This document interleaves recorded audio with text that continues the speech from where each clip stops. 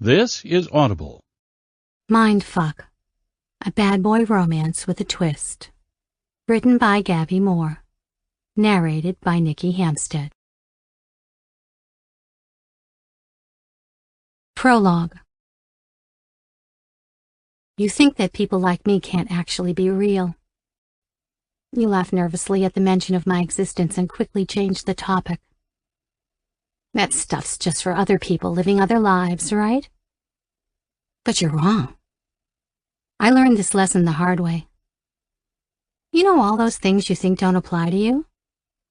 All those weirdos and perverts in the world doing shocking things you could never imagine yourself doing? Well, you're more like them than you know. Believe me. The story I want to tell you is a story like all other good stories. It has good guys and bad guys, scary parts and naughty parts. And it has me, someone who thought they knew how the story would end, just like you think you do right now. This story is about nakedness. As you read, I ask you to undress with me. I'll go first if you like, but you must trust me and do as I say. Take everything off. Take off your clothing and your shoes and your underwear. Strip down to what you are underneath human decency, underneath all your assumptions and habits. Come down deep with me. Don't be scared. Do you feel uncomfortable? Good. Let's take off more. I want you to peel off all your doubts, all your expectations. Forget about who you think you are and who you tell yourself I am. Let's be naked together. We can always come back to our costumes later, can't we? Look at yourself now. Look at your flesh and the way it breathes and pulses with the waves of sensation that pass over it. It has memories and desires, this flesh. But try to forget those now. Isn't it interesting how it swells and responds to touch, to pleasure, to pain? But let's not linger here. Your bare flesh is lovely, but it's also a barrier to me, to our connecting, to all the dark and exquisite things I want to show you. Where we're going, you won't need your flesh, so take it off too. Our game is played deeper down still, underneath the flesh. Will you go there with me? Your bones and organs are not needed here either. I'm interested in what lies underneath even that. I want to flirt a little with the being wrapped all the way at the very core. Do you remember that being? I hope you've listened closely. Have you taken it all off? Look with me now at what remains. Can you see it? Can you feel how delicious it is to behold this raw, hot seed at the very center of you? How delicate, how strange this little kernel. We can't stay here for long, but be brave. Hold on with me. Do you see it? I see it. I didn't used to. But now I do. This is the story of how I learned to peel everything away, to be more naked than I had ever been before. If you're ready, if you can let go of your fear, then come with me now, and I'll show you exactly how it all happened. Chapter 1. Myth. It's all about sex. Reality, it's all about control. Foreplay begins well before the client walks through my door. He only ever sees the end result, the perfect, total picture of everything he had, until then, only fantasized about. It's overwhelming for many of them at first. They see their darkest, most disturbing fantasies come to life, and the squeaking PVC of her cat suit is more real than anything that's happened to him in years. Her scent is so intoxicating he can almost taste it at the back of his throat. My clients pay a lot, because they get a lot. I'm an artist, and the first brushstrokes I lay down are some of the most important. I spend at least 30 minutes primping my outfit before anyone steps a foot into my dungeon. I wouldn't want a wayward eyebrow hair or a rough hangnail to destroy the illusion, would I? Around 2/3 of all the men I see are roughly identical. They all have the same haircuts, the same pale indents on their ring fingers, the same nervous hunger in their eyes. They pay me upwards of $700 for a half hour of my precious time, and for the mind-blowing thrill of being told what disappointing little scum they are, and how if it pleases me, I might decide to allow them to lick my boot. I am not a prostitute. In fact, whatever the opposite of a prostitute is, that's what I am. I make my own rules, do as I please, and earn obscene amounts of money in the process. I'm a pro-dom, to use the lingo, but I'm more than that. For me, it's not much of an illusion at all. I've already played at being weak and helpless in this life, and I like my current game much, much more.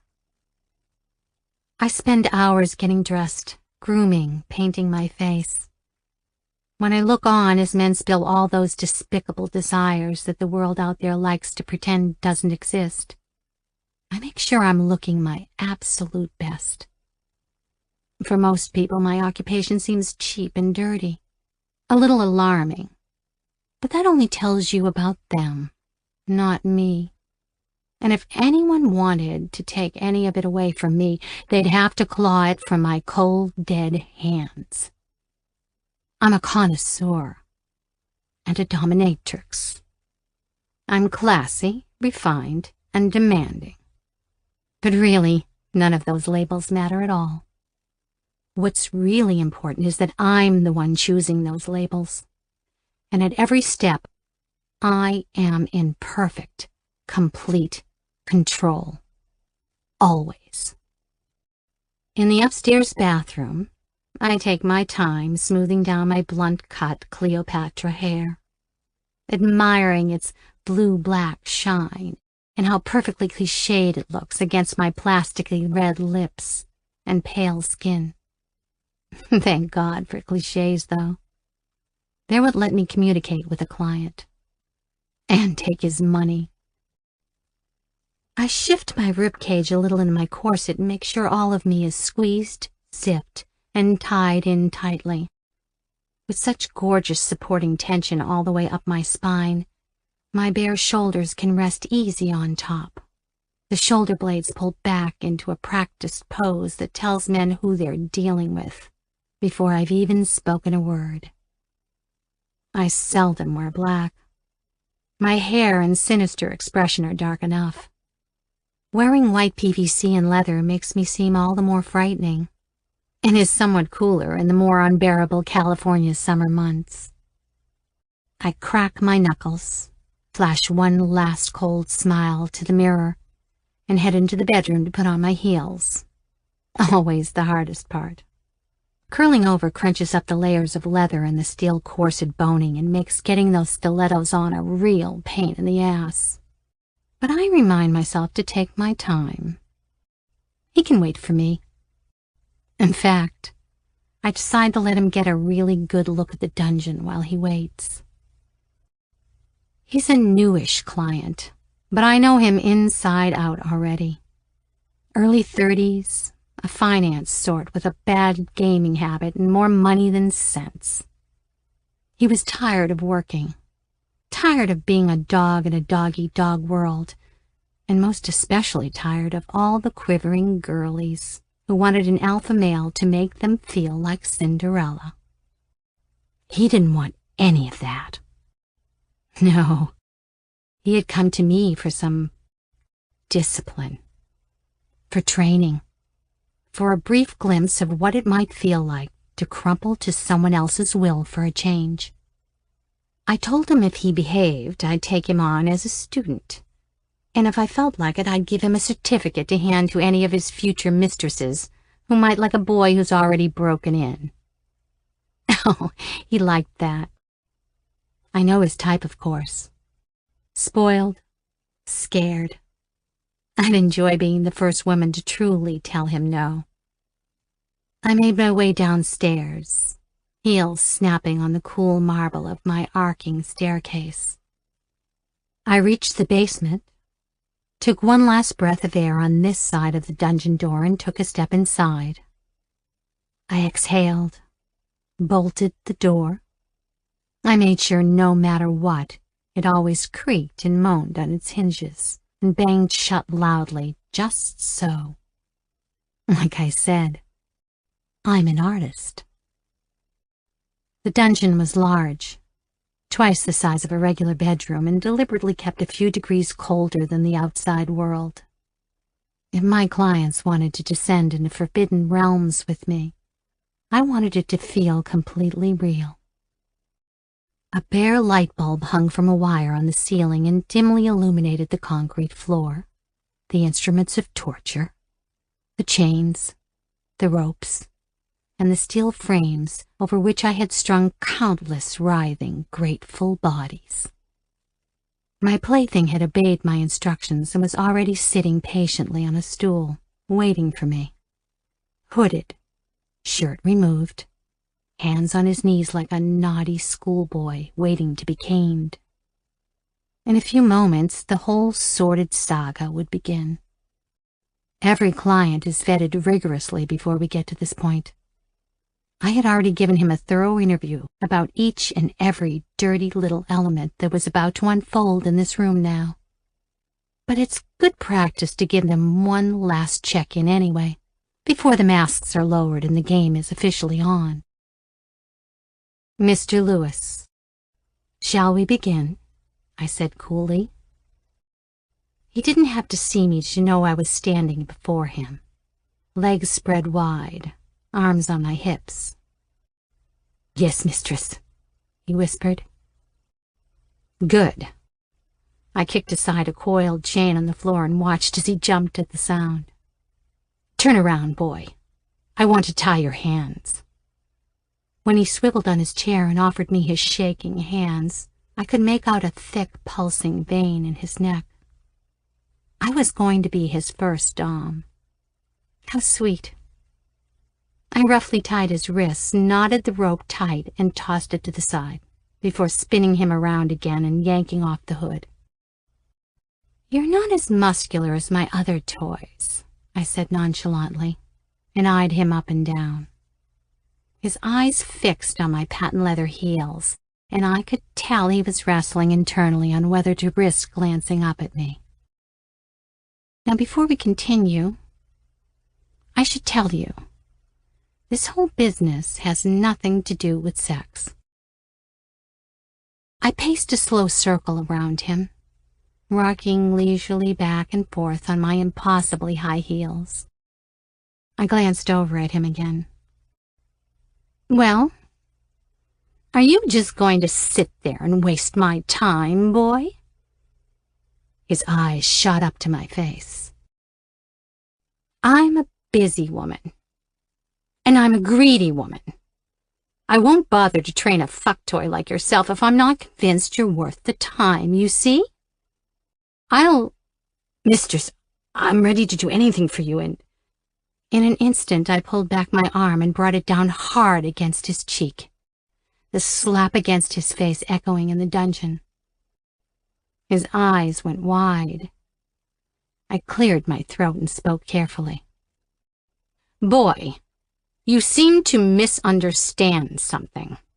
You are not to speak unless spoken to. You are here to please and amuse me, nothing more. If I have to remind you of this twice, the second time will be a lot more painful for you. He swallowed so hard I swear I could almost hear it. Then he nodded vigorously, the skin on his cheek turning a mottled pink. My own hand stung from the slap. I started to pace again, but he was frowning and shaking his head.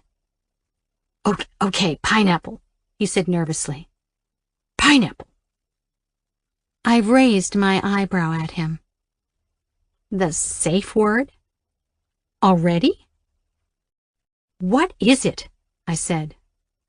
I crouched onto my haunches and looked him square in the eye.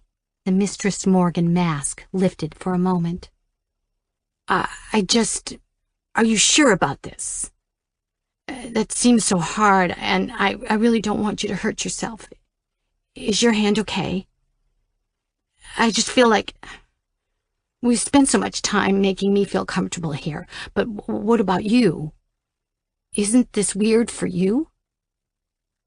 I sighed. Mr. Lewis, I'm a professional. I have been doing this for years. You're in safe hands, and you don't have to worry about me, ever. I promise. He didn't look convinced. It happens sometimes. Social programming can run deep. I knew how it went. There was a savage deviance somewhere in Mr. Lewis, and I understood that he was squeamish about letting it out. I keep thinking, though, do you really want to be doing this? Not just with me, but in general. Is this kind of thing, I don't know. Doesn't it bother you after a while? I smiled at him slowly. He probably had daughters close to my age. Poor bastard. What about your emotions, you know?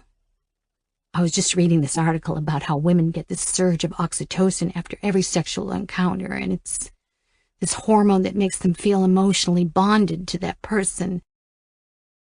Here he looked imploringly at me. I chuckled under my breath and gave him a wry smile.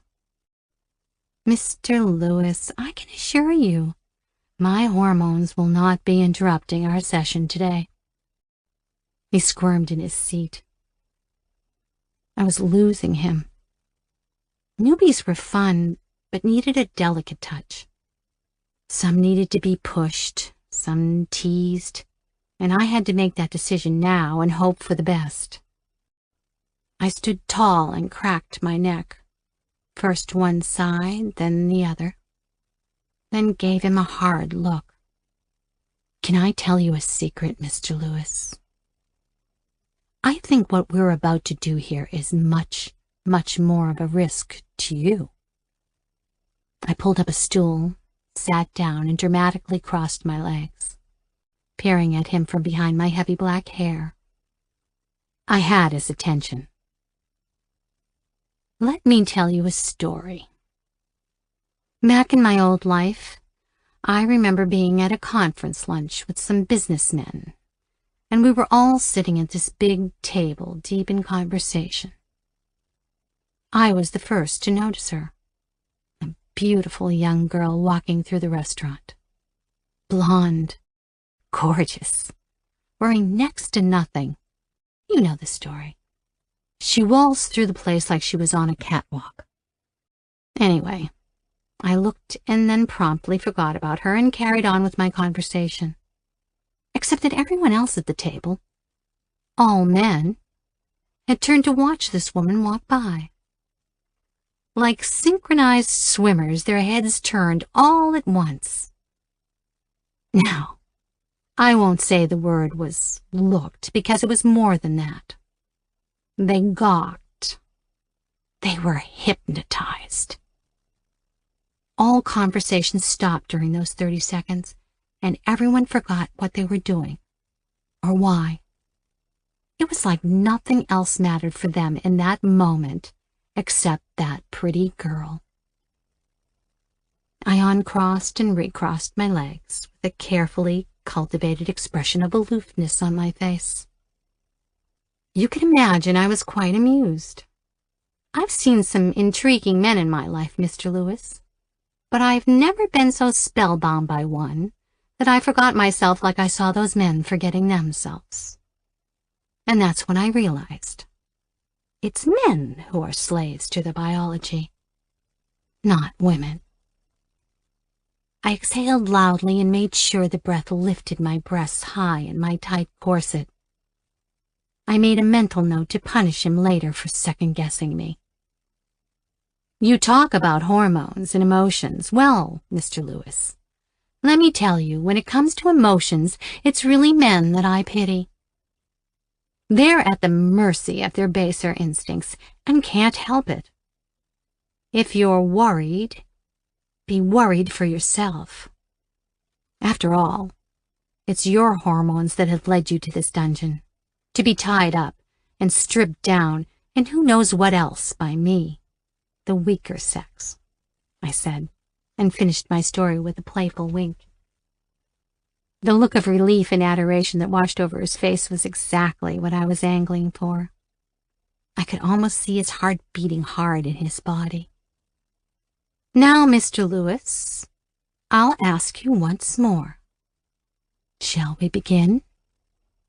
He swallowed again, hands pulled back. His toned chest was on full display. His eyes were calm and focused, but by now I knew that to really read a man, you need to look lower down. A woman keeps her feelings in her eyes, but a man? Look for that telltale tension in the jaw, those fleshy ropes in the neck that hint at some delicious torment going on beneath. Naturally, the fact that his cock looked ready to rip through his trousers was another clue. He nodded and hung his head slightly. Good. Like I said, I don't usually take on a plaything if he's as scrawny as you are. But on the upside, I won't feel too guilty when I eventually break you, I said, and paced over to a steel tray laid out with whips, dildos, and restraints. I wouldn't use even half of this today, but I didn't need to. The impact of him merely seeing them there was enough. I ran luxurious fingers over each tool and settled on a long, thin leather riding crop. I loathed going to fetish stores to buy gear like this, so it's just as well that it turns out some of the best whips and crops come from actual equestrian stores. The woven leather handle felt firm and sane in my grip. I took some practice swings and sliced the air a few times, then raised a bored eyebrow as I examined the small tab of raw leather on the very end. Yes, it would do nicely. Soon this little flap of raw leather would go whistling through the air and bite brutally into my slave's naked flesh. He'd have to be properly naked first, though. I extended my arm and used the tip of the crop to tap the belt loops of his trousers. Take these off, I barked. He scrambled to his feet and clumsily worked to pull them off, but his hands were still tied and he struggled to pull down the cotton boxer shorts underneath. I stood tall and looked on like a cat watching a wounded mouse flail around. Eventually the trousers came off, but the boxers remained. He was decently sized, and the rod of his swollen cock lay neatly across the top of his leg. My file upstairs on Mr. Lewis listed cock humiliation, worship whipping, and orgasm denial in the activities box. There aren't many women in this world who can look at a strong, imposing figure like Mr. Lewis and know that all he really wants is to be laughed at and teased. But then, I'm not just any old woman. I took 2 menacing steps towards him and nestled the tip of the crop into the waistband of his boxers, then pulled down, revealing a tightly coiled mass of hair at the base of a well-defined V on his abdomen. You dirty boy, take this off. And for your sake, I hope I like what I see. It's hard to describe that particular facial expression, that gentle kink in the eyebrows, that sweet suggestion of pain, but with the lips still soft and adoring, the mouth a little open, the eyes glazed over the way one stares at fire or a hallucination. What do you give the man who already has everything? You give him the one thing he never thought to pay for. agony, surrender, oblivion. The loving and brutal constraints of a relentless dom can turn a man into a mystic, ready to ruin himself entirely for a moment of fleeting sweetness at the altar of her leather boot. Twisting his bound arms to the side, he managed to slide off his boxers and release a thick, purple-tipped cock that was as crude and angry-looking as its owner was clean-cut. I curled my lips as I stared at it, then burst out laughing. Yes, even laughter can be an instrument of torture, if the part you want to torment lies in the softer inner meat of your slave's psychology. His face flushed a deep, excited shade of red. I marched over to him, pushed him so he collapsed backwards down onto his seat again, and looked down with amusement at his cock pointing straight up. "That's it? You have the nerve to come here to my private chambers and bring this measly thing as tribute?" I dragged the rough end of the leather strip slowly across his engorged shaft and smiled inwardly at how this seemed to stop his breathing. I never touched them. Ever. Like I told you, it's not about sex. There is at all times a barrier of leather, PVC, or even silk and brocade between me and my dirty boys. How could it be otherwise? I have sensitive, delicate skin, and I don't need their filthy bodies to irritate me any more than they're going to irritate me already. Now I know what you're thinking. These scenes don't exactly look like the skillful, beautiful transfer of pleasure.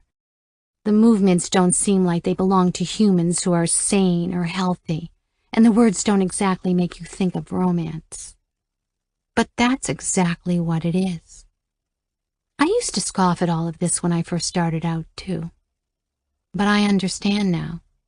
And understanding men is one of the sexiest things you can do for them.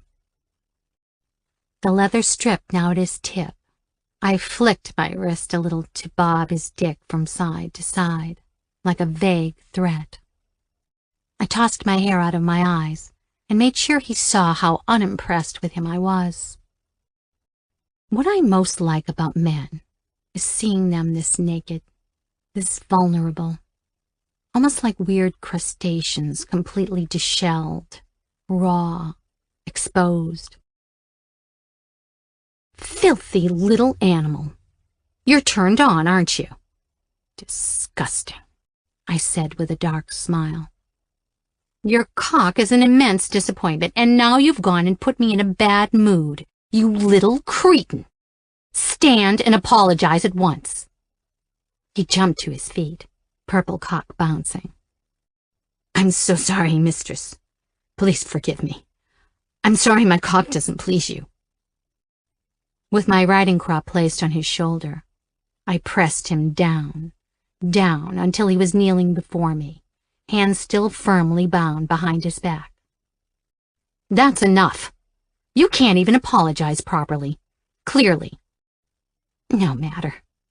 I might have considered fucking you if you weren't such a worthless little shit. But now I'll have to find another use for you. I laughed as he tried unsuccessfully to stifle his whimper. I don't particularly want to torture you, boy. But you've brought it on yourself by having such a pathetic little excuse for a cock. On your knees, I said curtly. He obeyed. Towering over his crumpled form, I stepped closer and carefully placed the pointed toe of my boot against the base of his cock. It only took the slightest stroke, and he was harder still. So hard it looked like he was already about to explode. The gesture itself wasn't important, though. What counted was the threat coiled up inside it. All the potential violence, the cruel possibilities that came with pairing his most vulnerable part to my harshest. I watched as a shiver pulsed through him, and I watched as his eyes flickered back a little in his skull. He was close. Are you kidding me? I scoffed. Little pig. You misunderstand again. You don't get to come in here. I caressed my boot over the tender end of his cock. You can see how easy it is to get carried away in the role when your slave is so willing to come at the thrill of merely being grazed by your boot. If you make a mess in my chambers, boy, I shall have to punish you. This isn't about you and your hopeless little prick. It's about me. Understood?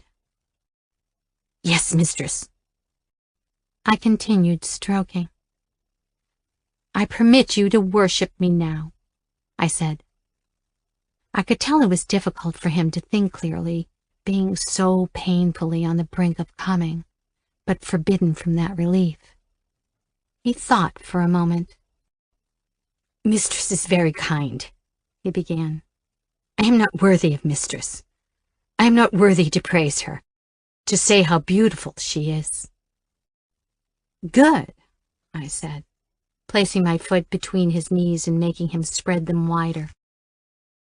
I only want to serve mistress, he whispered quietly, with that expression. You know the one I mean. That's enough. Don't grovel, I said. I know you're completely untrained, and honestly, I don't believe you have what it takes to be one of my fuck toys. But I am kind, and I'll forgive you for having such a miserable little cock.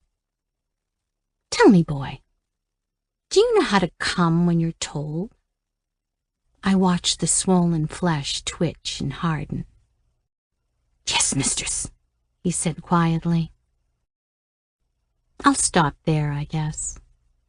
You don't need to know what I whipped him with exactly, or what I did to his poor, undeserving balls. You don't need to know that I had him hanging on to my every word, so he knew exactly the moment he was allowed to finally squirt his little load, and then thank me for the privilege.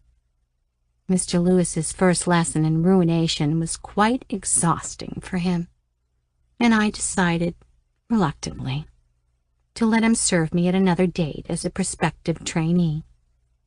But you don't need to know about all the other horrible things Mr. Lewis gets off on. Perhaps what you really want to know is, why do I do this? What could the appeal possibly be? And do I enjoy any of it? Maybe you have questions. Maybe you have judgments. To most of them, I have a simple response.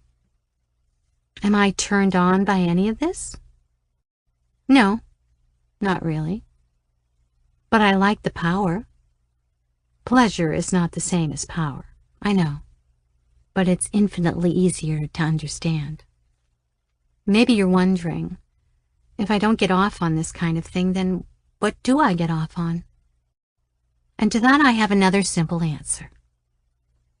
You see, my orgasm is well and truly delayed, in all cases. My thrill comes in the days and weeks afterwards, where I get to blow the money I make in these sessions on paying for a lifestyle more luxurious than you can imagine. My pleasures are more refined. I own property and expensive cars and dresses worth a month's earnings by the common sort of girl who would rather have a husband than an offshore investment portfolio. I've tried to play at love before, at the rigged game they call relationships.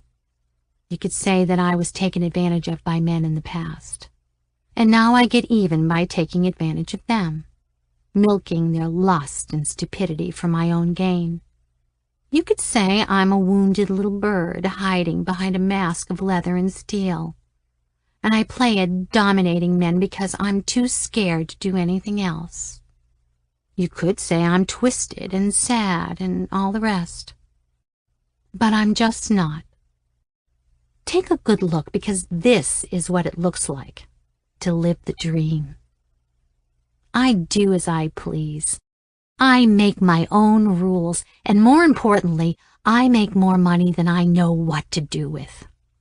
The fact that I've never had an orgasm of my own has long stopped being a worry for me.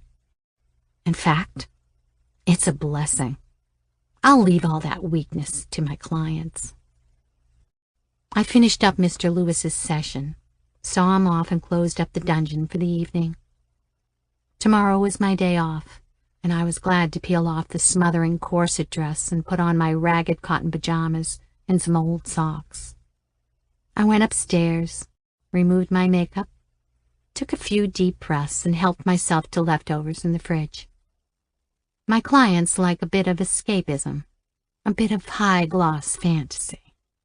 But their fantasy is my hard work, and my real treat is to just be ordinary.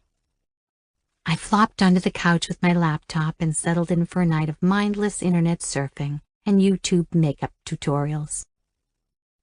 I am Mistress Morgan, professional dom and proprietress of pain and all things dark and delightful. But I am also Nora Smith, a businesswoman, an introvert, a girl just like any other, on the couch in her unremarkable pajamas. I'm not a prostitute. I offer a valuable service to some of the country's wealthiest, most powerful, and most complicated men. But in all things, I have complete control and power.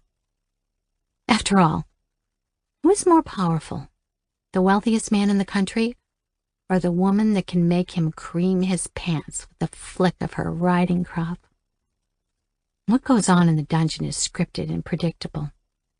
But the story I'm about to tell you is about what happens outside the dungeon.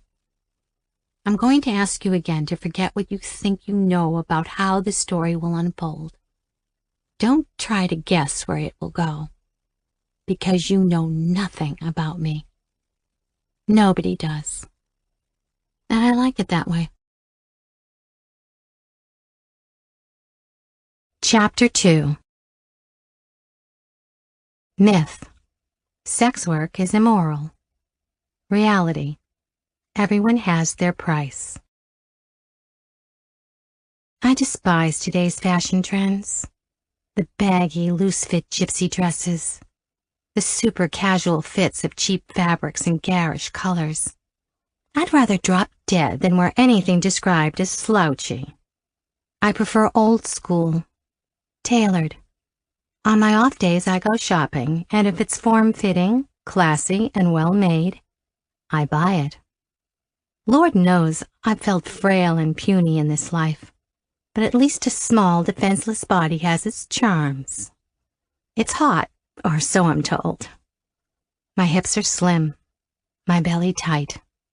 My feet always fit into the most expensive, narrowest Italian heels, and I have a neck that looks slender, even after you knot a little silk scarf around it. I will never completely appeal to the kind of man that wants a flouncy, full, fluffy girl. But luckily, I've yet to meet a man that hasn't been willing to alter his tastes once he sees me in a thong and suspenders. I was making my way down Rodeo Drive, a few designer shopping bags in my hands, when I realized I had skipped breakfast and was hungry. I lifted my sunglasses to peer around and settled on a cute-looking bistro that I'd always passed but never tried. A few people cast sidelong glances at me as I walked inside and found a seat, placing myself and all my purchases down carefully. It was a beautiful, clear, easy California day, and just the thing to make you forget about all the debauchery that happens just below the surface. I scanned the menu. Of course, in the past, I used to mind when people stared at me a little more than what I felt sure was normal, as though they could almost smell something deviant on me, like I had forgotten to scrub off some dirty clue that told them I wasn't one of them, or my cover was blown because I stared a little too deeply into someone's eyes, or held my head just a little higher than any decent woman should. I used to care, but now I take it as a compliment. What can I say? When you spend hours of every day acting like you're a literal sex goddess, sent to Earth to be worshipped and served by lowly men, it's hard not to get a little swagger in your hips when you're out of character and just at the gas station or sitting in a cafe ordering lunch. Ma'am, what can I get you? I placed the menu off to the side and caught the waiter's eye. I'll have the steak tartare, please, and some iced tea. Lemon. He smiled, shyly. He knew I saw him, and I did see him. He had the face of a man begging to be told what to do, and how. I briefly pitied him all the girlfriends he'd have to go through before he'd finally realize that he could come and see someone like me instead, and get what he really wanted. But that wasn't any of my business. I wasn't working today. Oh, and a big glass of water, please. No ice, I added, handed him the menu, and flashed him a megawatt smile. He looked as though I'd just given him an expensive birthday gift. In fact, he was so bashful he completely ignored the woman at the next table, who tried to catch his eye and wave him down. But he rushed off, and I was left staring at her instead, her hand still frozen in the air mid-wave as her eye caught mine. I saw her, too. She was with her husband and toddler, and her poor posture and her tired crochet sweater and her mom hair. In that millisecond-long glance, we understood one another. The look on her face went a little sour. She realized she'd been ignored, and she also realized that I'd witnessed the whole thing. I could tell she'd already done a complete inventory of my face, full of high-quality, expertly applied makeup, my firm figure, and my white jeans that looked as though they were painted directly onto my ass. Her child and husband were oblivious to this miniature drama unfolding at the table, and in a heartbeat, she tore her eyes away from mine and went back to her life. It's okay. I judged her right back. She thinks there is something immoral about me, something brazen. She doesn't think people like me really exist. Not really. The women who are disgusted by the idea that I am selling my sexuality are only embarrassed because they didn't realize they could have asked a higher price for theirs. Trust me, I've done some dirty things behind closed doors, but I've never sunk so low as to wear a crochet sweater like that out in public.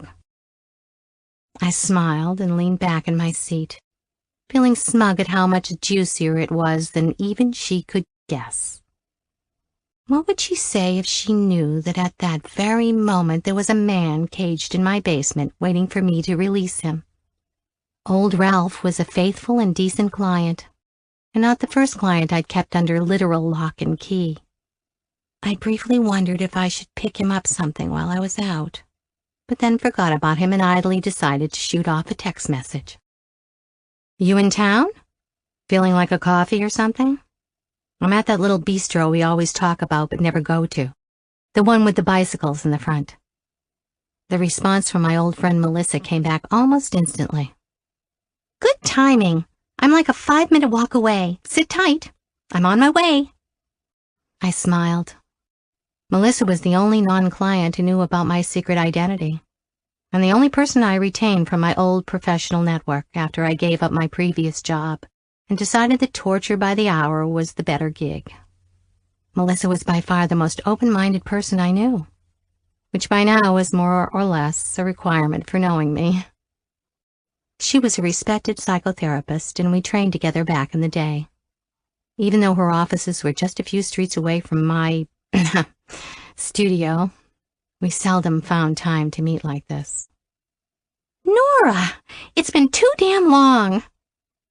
I turned to see her come through the door and make a beeline for me.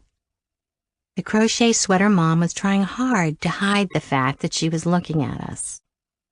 I got up, gave Melissa a big hug, and she sat and placed her order. She smiled broadly at me and looked down with amusement at my shopping bags. Do you want to know what Melissa looked like? That's an easy one.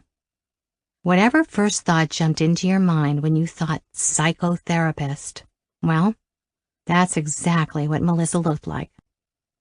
Kind, crinkled eyes, and a warm and comforting demeanor that made you feel like you were talking to your cool aunt or a kind classics professor who bought vegan shoes and made quilts.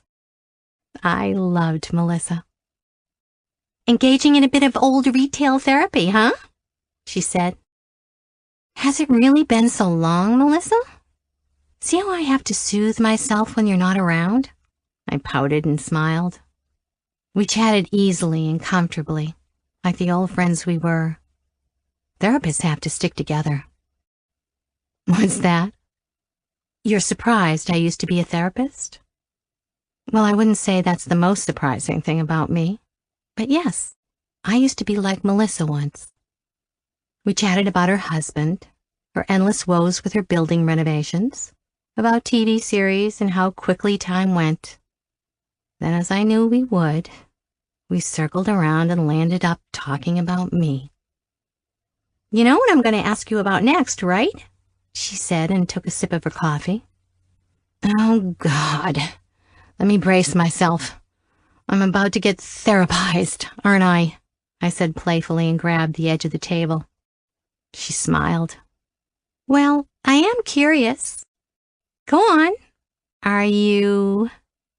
Yes, I am still. And is it... I'm good, Melissa. It's all good. She gave me that look. I'm serious, I said. She sighed and fidgeted with the sugar packets. That's it? I don't get any details? I laughed. I've tried to tell you details before and you're always freaked out. That's not true. It is. What do you want me to say? I still beat business executives for fun and profit. Yes. Still not a prostitute. No. Her ears pricked at my use of the P word. We had had a near argument once before, Melissa and I, when I tried to explain why I was finally trading in my therapist license for leather thigh-high boots and a whip. She hated that word. I didn't. Still, prostitution wasn't what I was doing. I didn't expect people to understand my motivations, not even Melissa. She flopped back in her seat, sighed loudly, and began stroking out a lock of her hair in the way she always did when she was in deep thought. Okay, there's no need to use that word. Anyway, you know you had me thinking a lot after our last conversation. But I have to admit, I still don't get it. You said you're calling all the shots, that you have the control. That's right, I do have control. And you say you get to take charge? That's right, I do as I please. But don't you only do that because someone's paying you to? She stopped twirling her hair and caught my eye. I mean, I don't want to get into a big philosophical argument, but it still seems to me that you're always doing what someone else wants. And at the end of the day, they're always paying you for that. So you're in charge, but only because you were paid to be, you know? When she saw I didn't have a response for her, she continued. It's like you're still submissive to them, even though you play at being dominant. It was my turn to flop back in my seat. But that's not the whole picture, Melissa. There are plenty of women who do this work and genuinely love it. Nobody's forcing them. But are you one of those women? I sighed and stared at the mom at the next table, who I just knew was straining her ears to eavesdrop on our conversation. God, Melissa. Now I remember why we haven't hung out for so long. Besides, it's not even about sex. It's about power. You need a shrink, she laughed, and I smiled warmly at her. A shrink? No, thank you. I know how that sausage is made, and speaking of which, if you want to talk about prostitution, I was way more of a prostitute then than I am now. I took a sip of my drink. The mom at the next table couldn't help casting us astonished glances as she dabbed up her kid's spilt ketchup from the tablecloth. Nora, you know I love you, right? And I adore and support you in everything you do, right? Naturally, I said and gave her a wink. Well, Then I have to say, aren't you curious about what happens in the long term with all of this? Where does it all go? What? Why do I have to have a big grand plan? Do you? I don't know where it goes. I adore you too, Melissa, but I'm getting bored of this same conversation, you know? Okay, so let's have a different one then. Stop telling me you're fine and everything's under perfect control. Everything is fine. Everything is under control. She laughed good-naturedly. Suit yourself, Nora. But seriously, I'm always here, okay? People like us should stick together. People like us? Yeah. I think your methods are a bit weird, but at the end of the day, you're still a therapist in my eyes, she said and smiled. Thanks, Mel. And at the end of the day, you're still a prostitute in mine, I said breezily. She stopped laughing and raised her eyebrow at me. I told you, don't use that word. You know I hate it, she said with mock seriousness. Yes, ma'am. What do you think? I hope you're intimidated. Do you think I'd make a good dominatrix? I couldn't help but smile as she tried to pull her kind, soft face into a scowl, and failed miserably to be anything remotely intimidating. Nah, not even close, I said, just as the waiter came around with the bill and placed it gently on the table. Melissa stared down at it, then up at me. Go on. Pay for me. You lousy girl, you. I command you, she said in her best dominatrix voice and crossed her arms. I laughed and reached for my purse, happy to pay the tab. We both giggled together as we walked out the restaurant, but as far as I was concerned, I had gotten the last word. Melissa could say what she wanted, but at the end of the day, I paid, and she let me. I made more in a month than she did in a year. And as for the mom next to us, she would never in her life know the financial freedom I did. They wanted moral superiority? Fine. They could have it. I popped into a few more stores after I hugged Melissa goodbye, but I wasn't quite in the mood for shopping anymore. It was getting late and I was feeling the pull to go home, alone, where I could enjoy my precious free time and do nothing at all. No appointments, no red lipstick, no schedule book, no client folders, no ceaseless parade of men with endless games of push and pull, all so different, and yet all exactly the same. No, just me in my pajamas. Let me take a moment to tell you about my home, okay?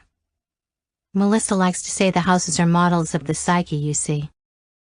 I know that you and I don't know each other very well, because I'm not about to share all my secrets with a stranger just yet. But I don't mind telling you about my home. You already know about the dungeon, custom built into the cold, compacted earth under the house. A room that's a part of that hidden second city that the perverse among us inhabit on a part-time basis. The house on top is light and clean, though, elegantly empty. The hand-blown glass vase in my entrance hall was on the cover of a decorating magazine once, and I have silk flowers on my bedroom dresser that have gold and crystal stamens. And they were made by women artisans in Mongolia who preserved the craft since before the Han Dynasty. Anyway, the room I spend the most of my time in is the library, which is a shabby room away from the central part of the house and was never renovated. It's small and the carpets smell a little. I'm not sure why, but I like it here the best. I read, nap, and while away hours online in this room, and I like to do it with the doors and windows closed, with a blanket. I kicked off my shoes, dropped my shopping bags in the entrance hall, and made my way immediately for this room. I passed the kitchen, grabbed a banana from the fruit bowl, and padded over in bare feet to my little sanctuary. Then my phone pinged. I froze, and momentarily considered ignoring it. What if it was Melissa? What if it was an important new client? I sighed loudly and headed back to the hall to pull my phone from my bag. And then my heart sank. It was him. I stood there for a moment in my pristine white house, banana in one hand and phone in the other, and my good mood instantly shattered. He only wanted a session tomorrow, so why did I feel so upset? Tomorrow was an eternity away. I could still retreat to my special room just like before. But somehow just seeing his name on my phone screen made me feel like he was right here with me, spoiling everything. Fuck.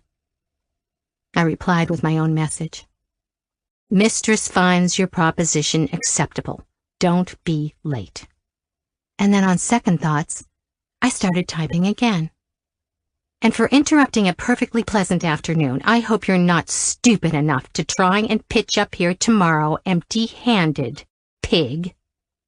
I sighed, sent the message, and watched as my words floated off into the ether and presumably landed out there somewhere in his grubby hands. Melissa was right, of course. My life made no sense. I flung my phone back into my bag and walked back into my den, determined to scrub the thought of this man from my mind and enjoy my afternoon off properly. But of course, he followed me right in there. Are you wondering who he is? Well, you already know him. That laptop you used this morning? That phone in your pocket? Yes, him. Entrepreneur, businessman, inventor, billionaire, and tech revolutionary, the man behind the devices that the world runs on. Are you surprised I have such a high-profile client? I was too, until I understood why he picked me. He may have been a genius, one of the wealthiest men in the country, and certainly the most influential, but he was also a fucking pervert. I could handle him, of course. I just didn't like the idea of having to use my day off to prepare mentally for his bullshit. I closed the door in my little room and flopped down onto the sofa, munching my banana angrily and burying underneath my favorite blanket. Now, before you go ahead and make assumptions, let me explain that this guy is not the usual sort of client. Not at all. He has all the usual markers. He's older, slightly graying, a little intimidating, but that's just an illusion. I could never quite put my finger on why, but something about Jeff Kane always put me on edge. Maybe it was the way he moved. It wasn't like a robot or machine exactly, but more like a reptile, like a snake, who freaks you out because even though your eyes can see one thing, your brain tells you that that kind of motion shouldn't be possible, that something weird is going on. Jeff Kane was like that. You weren't sure what was really happening behind the scenes or what powered him, and that made him feel dangerous somehow. I grabbed my sketchbook and began idly dragging a pencil over a fresh page, waiting for the random curves and arcs to suggest something to me and come to life as a coherent image. The graphite scratched quietly, but all I could think about was him. I wrapped myself more tightly in the blanket and kept scratching. I know what you're wondering. So to answer your question, he's into humiliation, lots of violence, exhibitionism. He pretends he's an innocent little boy, and I pretend I'm an all-powerful, domineering older woman. Not his mother, of course. I spare him the embarrassment of ever pointing out the obvious. But him and I both know what the vibe is. His name is Pig, or sometimes just Boy, and I punish him for each and every little tingly feeling he gets down there. Sometimes he'd get off on me forcing him at random hours to don some embarrassing piece of clothing or nothing at all, and then take a photo of himself in some public but quiet place and send me the photos as proof that he'd completed his punishment. Doesn't sound so bad, right? Just wait. You'll see. I looked down at the nest of dark gray scratches on my page and was irritated that I couldn't seem to pull out a shape from them. I tore the page off, crunched it into a ball, and tossed it aside. Then tried again. The same thing happened. I realized after my fourth failed attempt that Mr. Kane had taken over my off day and ruined it completely. You could even say, dominated it. I threw the sketchpad aside and snuggled deeper into the sofa, deciding that I'd just have to nap to get away from the thought of him. Melissa, God damn her, was annoyingly right about everything. The most annoying thing about Melissa was how spot on she was about people, and she was spot on about me. I was still the one taking orders, and nobody drove home that point better than Mr. Kane. I tossed my blanket off in a huff and decided that there was no point pretending I could relax. Not now. I left my den and headed out again. I could go to the gym, take a walk, or go shopping again. I could even check on Ralph to see if he was still alive. Anything, really. Out there, it's easier to be the pulled-together, stinking rich Uber babe with the world in the palm of her hand. Better than moping around indoors stewing over nonsense. But I want to tell you a secret, dear reader. One you can probably already see coming. My life is a mess. It's all a lie. You know why I'm good at treating men badly? Because I mean it. Because I'm more messed up than they are. When I first realized I could charge money for treating men like dogs, it almost seemed too good to be true. In the beginning, it seemed like a solution. I could turn the tables and be the herder for once. I could get my own back. That was the plan, at least. I don't know when I started to lose it, but things never quite worked out that way. Shall I tell you another secret? The best place for a sad, sexually insecure girl to hide, the one place where she can truly be invisible, is as a dominatrix. She can become a bossy seductress who makes all the rules before they can be used against her. When you zip up that uniform, you realize what powerful armor it is. And then you don't want to take it off again, even though your skin can't breathe under the rubber and you're hot and uncomfortable. It's probably obvious to you that underneath it all, I'm a timid, weak little thing. You'll have to take my word for it that everyone else out there buys the facade. Except maybe Melissa. But you're still listening. You're still here, aren't you? I'm showing you all these ugly things now so you'll really understand what happens next. I've told you the truth so far. Not pretty, is it? Don't worry. I didn't like myself much back then either. But keep reading. You'll see. Chapter 3. Myth. Submissive men are psychologically damaged. Reality. Everyone is damaged. Quick, I dare you. Think of 5 men you know right now off the top of your head. Yes, even him. If I weren't already filthy rich, I would bet you anything that of the men you're thinking of, at least one of them is a complete and utter deviant. And there are more Ralphs in the world than you would think.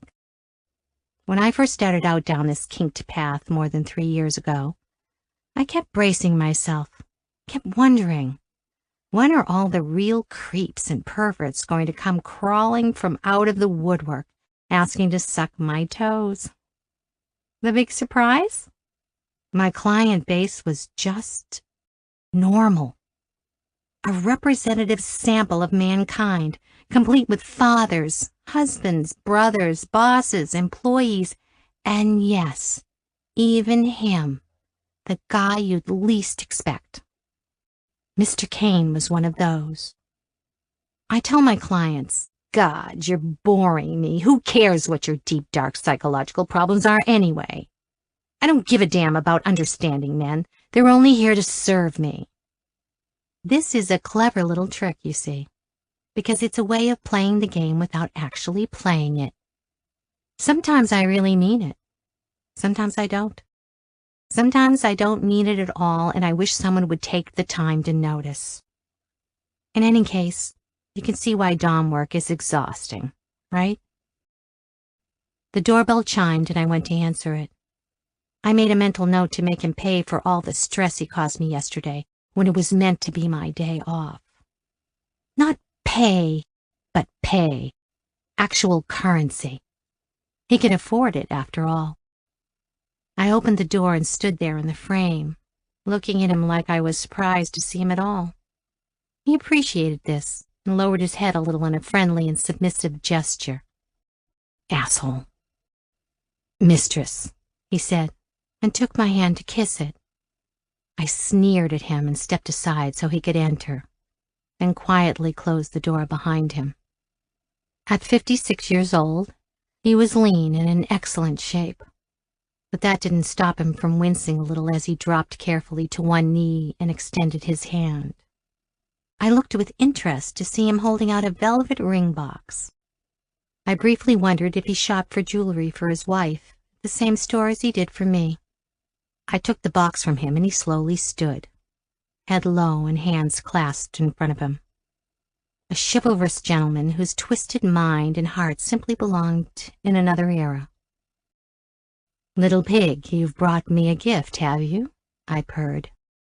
Without bothering to open it, I walked over to a side cabinet where I made a show of cramming the box onto a shelf already bursting with similar jewelry boxes, making sure he got a good look at all the other gifts my suitors and admirers had given me.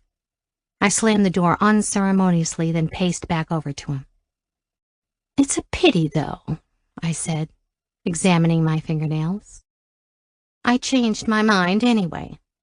You didn't have to bring a gift. I'll still keep it, though.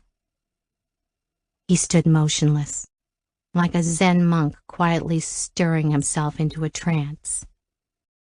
The last I read, the man before me was worth more than $12 billion. But in my chambers, he was just another piece of meat. Another weak, blubbering fool just begging for a smack. Or at least that's what he paid me to tell him. Mr. Kane was my third ever client, and the one who had stayed with me the longest. Still, the game he liked to play never, ever changed. It was a game we both knew well, and one that required me to dress in an over-the-top 50s frock, opera-length gloves, peep-toes heels, and pearls. I sighed, cracked my knuckles, and walked off. Follow me, pig, I said, and he scuttled obediently behind me. The front room is for nice people, not you. Come into the other room so I can get a better look at you, and don't you dare track mud onto my carpets. I hissed and glared at his feet. He followed me into a room I reserved for all my clients who are more titillated by plush upholstery than by steel, and he stood attentively on the rich white carpet. I looked him up and down. Have you been a good boy, little pig? I said quietly. I was proud of how much restrained violence I could squeeze into those thin words. I should be able to by now, having said them so many times. For a moment, I could almost believe it myself. I could see how this 6'5" billionaire tycoon was, in fact, a boy who had tried very hard to be good. He nodded. I stepped up close to him, grabbed his chin in my hands, and yanked him so he was forced to stare straight into my eyes. Why don't I be the judge of that, I took a step back to peer at him, from his feet to his head. Then I froze. Your shirt! Mistress? Oh, don't be so pathetic. Your fucking shirt is untucked, I said, my voice getting quieter but more vicious. I watched as his face turned red. I exhaled loudly and paced up and down the room. You're a slovenly little pig, that's what you are. But never mind. If you want to learn the hard way, then you'll learn the hard way. Go and get your cane, pig, I said, as though just the thought of having to punish this worthless scrap was irksome enough. Gingerly, he walked over to a wood-paneled cabinet to the side, slowly undid the latch, and took out a long, thin cane before closing the cabinet door again. In days gone by, I once brought down a world of suffering on him when he failed to treat my cabinet with the respect it deserved, and he well knew that I would beat him again if he so much as left a smeared fingerprint on anything I owned. He came over and handed the cane to me, palms held open, head hung low.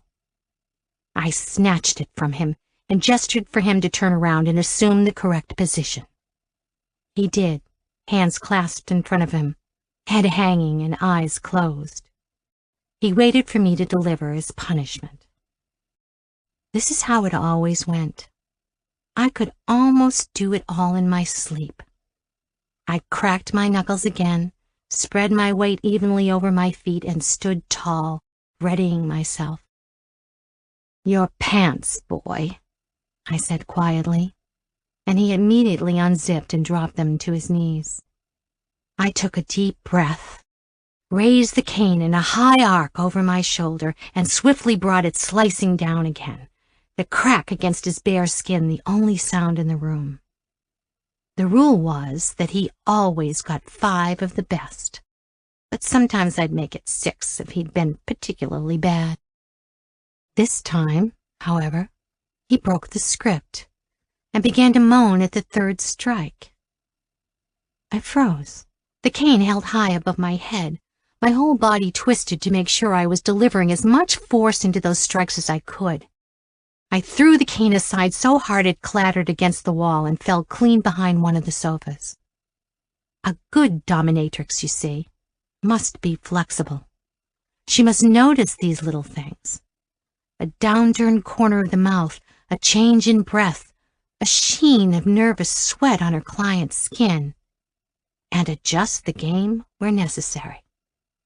I could tell it was already time to kick things up a notch and move to the next part of the performance. I grabbed him by the shoulder and spun him round to face me, keeping my fingernails dug in his flesh just slightly longer than was decent. I looked down at his raging erection, poking through the slit of his expensive shirt, and laughed softly. What the hell do you think you're doing? Disgusting. This kind of thing only happens to dirty boys, you know. And you know full well that I don't permit this kind of filth in my house. Well, what do you have to say for yourself? He was silent and kept staring hard at the floor, his cock standing straight up, looking even guiltier than he did.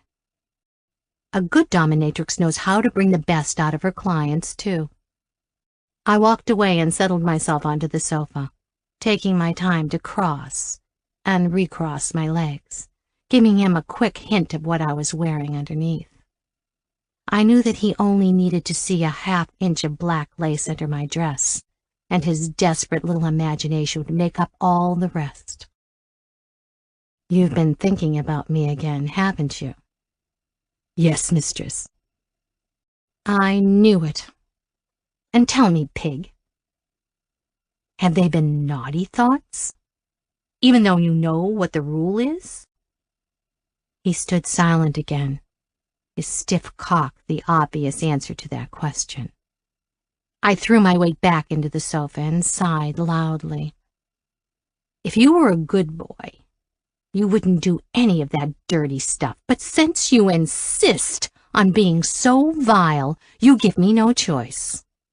That nasty little thing between your legs keeps appearing, and there's only one way to get rid of it. Isn't there? You may stand in the corner now and relieve yourself. Once you've jerked off, maybe you'll finally have some hope of behaving for once." Like he always did at this part of the game, he shuffled over to the corner, trousers still bunched at his knees. There he stood, slightly hunched, and secretly began to jerk off. I stood up and moved over to him silently, watching how only the muscles in his neck and shoulders gave away the furious movements happening away from my sight. I positioned myself behind him so I was mere inches away from his body, then breathed down his neck as I said, "There's a good boy. Get all that nasty stuff out." Act 3 of our game moved swiftly on from this moment. I switched over to the sweet and accepting mother figure, praising my boy for obeying me, for standing in the corner and disciplining himself in his shameful body. It's all in the tease, though. I make sure he can still feel my breath on his neck as I tell him that he may only come when I give him permission. Then he comes. I humiliate him a little by making him clean up in front of me so I can be sure that he hasn't missed a spot, and then I make him promise he'll never have dirty thoughts about me again. But just as I was sure we were on track, he switched things up again, changing the script. I nearly jumped back in surprise when he turned around to face me, full on. A million thoughts burst into my mind. I was alone at home with a half-naked man, and the only thing keeping me safe was the mutual agreement to play one kind of game and not the other. In a split second, I regained my composure and took 2 careful steps back. A good dominatrix is flexible, always in control and confident, never breaking her character for even a moment. "Don't hide from me, pig. Let me see exactly what filthy things you're doing to yourself," I said, trying to think on my feet. But the moment the words left my mouth, I was already sure they were the wrong ones. What good is it to command something that your subject has already done themselves? Facing me, I watched as his thick fist worked quickly up and down his cock. But when I looked to his face, his gaze caught mine, and I couldn't look away. He usually cowered. He never looked me in the eye. My mouth felt dry, and I couldn't think of anything to say. Twice he had broken the script, and now I was floundering. All at once he seemed like a different man entirely. I couldn't explain why, but he was no longer playing the timid schoolboy. His gaze was fierce and challenging. He was daring me. I stammered on my words as I realized that I didn't know what he wanted from me. I had been Mistress Morgan for more than 3 years, and for the very first time, I faltered. "You're a dirty boy," I whispered again, the words immediately turning stale on my lips. But the script was failing me now, too. I'm going to." "Watch me," he hissed, and smiled at my embarrassment. My face burnt hot. I had no idea what the fuck was happening, but it wasn't supposed to be happening. I was supposed to jump down his throat now and threaten to whip him for speaking out of turn, for defying me. But all of that felt like flimsy words, like nothing at all compared to how hard and steely his gaze on me was. He stroked harder and faster. I felt glued to the spot. "Come closer," he breathed, still riveting me with his eyes. Against all better judgment, I did just that, and came to stand in front of him, the hem of my dress just grazing his shins. "Now I'm going to come all over your pretty little dress, and you're going to watch me," he said, so quietly I almost wondered if he'd spoken at all. My ears whined with the disbelief that this was really happening. I watched, astonished, as the fat red knot of his cock pulsed in his fist and spat a few thick strings of white onto my dress. Jaw clenched, breathing deeply, he squeezed the remaining drops from the tip and reached forward to wipe his hand clean on me. We locked eyes again, and in that moment I could tell that he could tell that my facade had crumbled. It wasn't a game anymore, and it felt dangerous, truly dirty, not just pretend dirty. I swallowed hard and tried to think of what to do next. I wasn't angry that he had shot cum onto me. I wasn't angry that he broke the script and put me on the spot. No. I was angry because as he stared at me, he seemed to see it all. See too deeply. He wasn't meant to see that I was... No, turned on is not the right word. I don't get aroused in sessions, ever. But whatever it was that I was feeling, I knew that he had seen me feeling it. I gathered myself, tore my gaze from his, then drew back my hand and slapped him hard across the face. If you ever pull a stunt like that again, you are going to regret it for the rest of your life, I growled. He hung his head again. Good. Back to the game. The game was twisted and embarrassing and unwholesome, but it was safe. I reached out, grabbed him by the ear, and pulled him from the corner, forcing him to come staggering into the center of the room. I reached behind the sofa to retrieve the cane and returned to him, unsure if I felt angry or scared or aroused. No, I couldn't possibly feel aroused. Bend over, I barked, and he complied instantly. I think I must have caned him 40 or 50 times at least.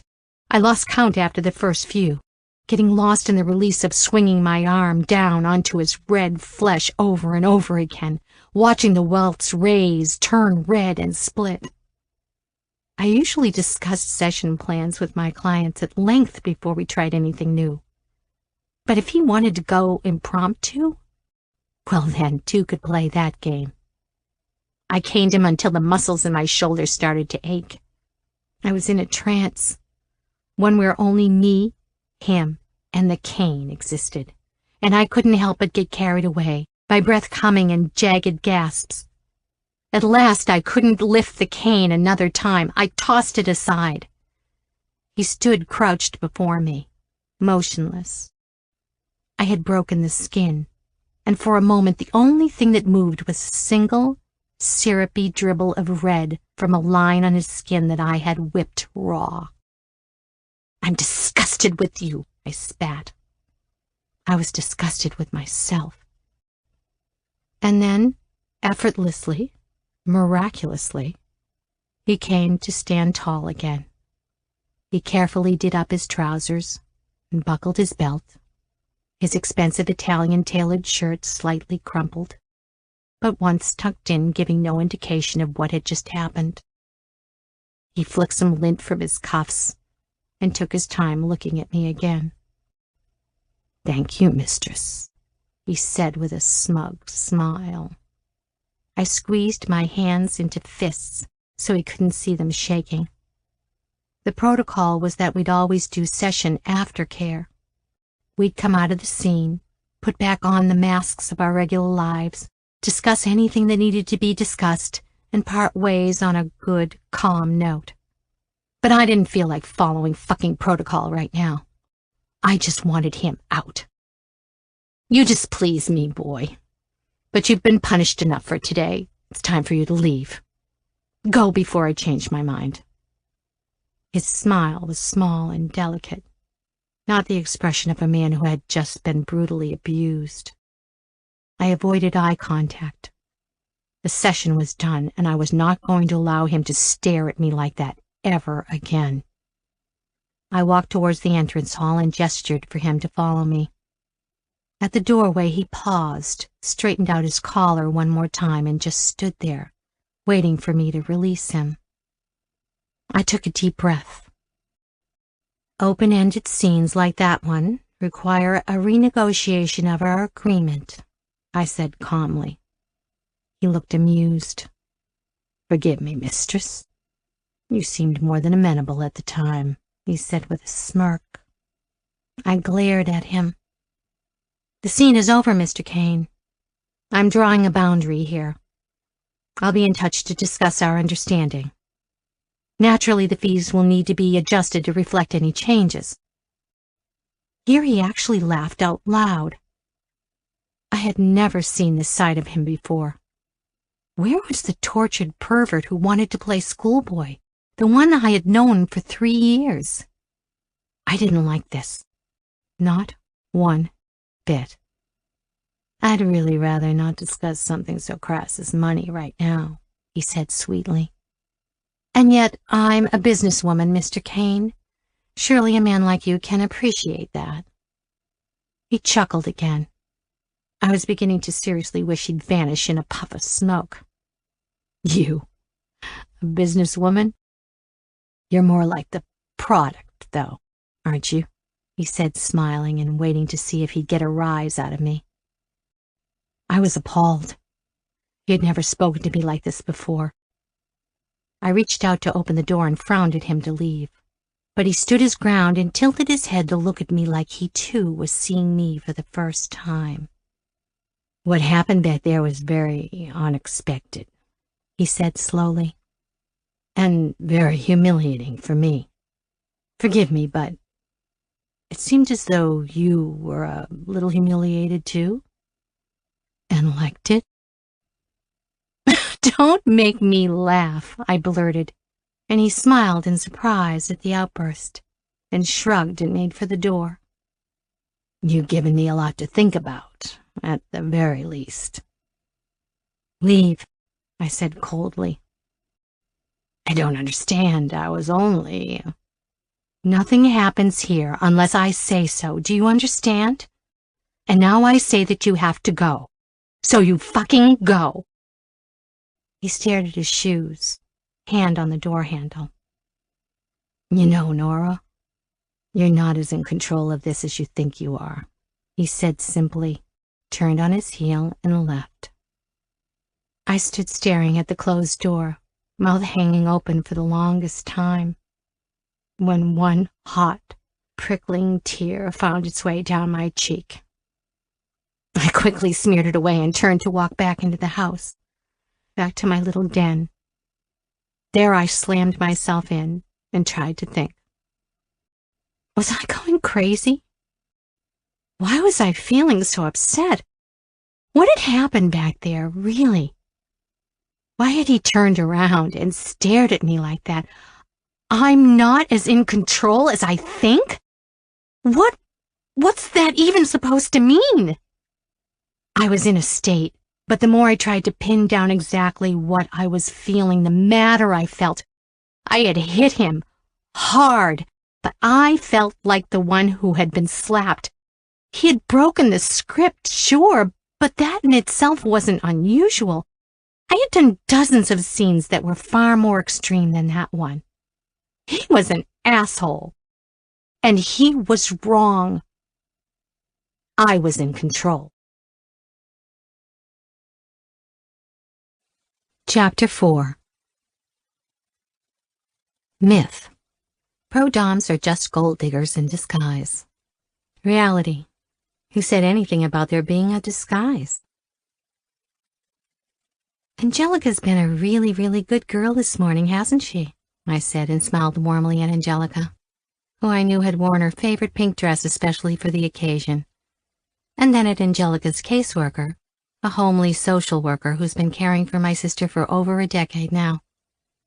My sister never got to meet our mom, but if Mrs. Maeve Williams, MSW, PhD, and I had any say in the matter, we were going to make sure she never felt the lack.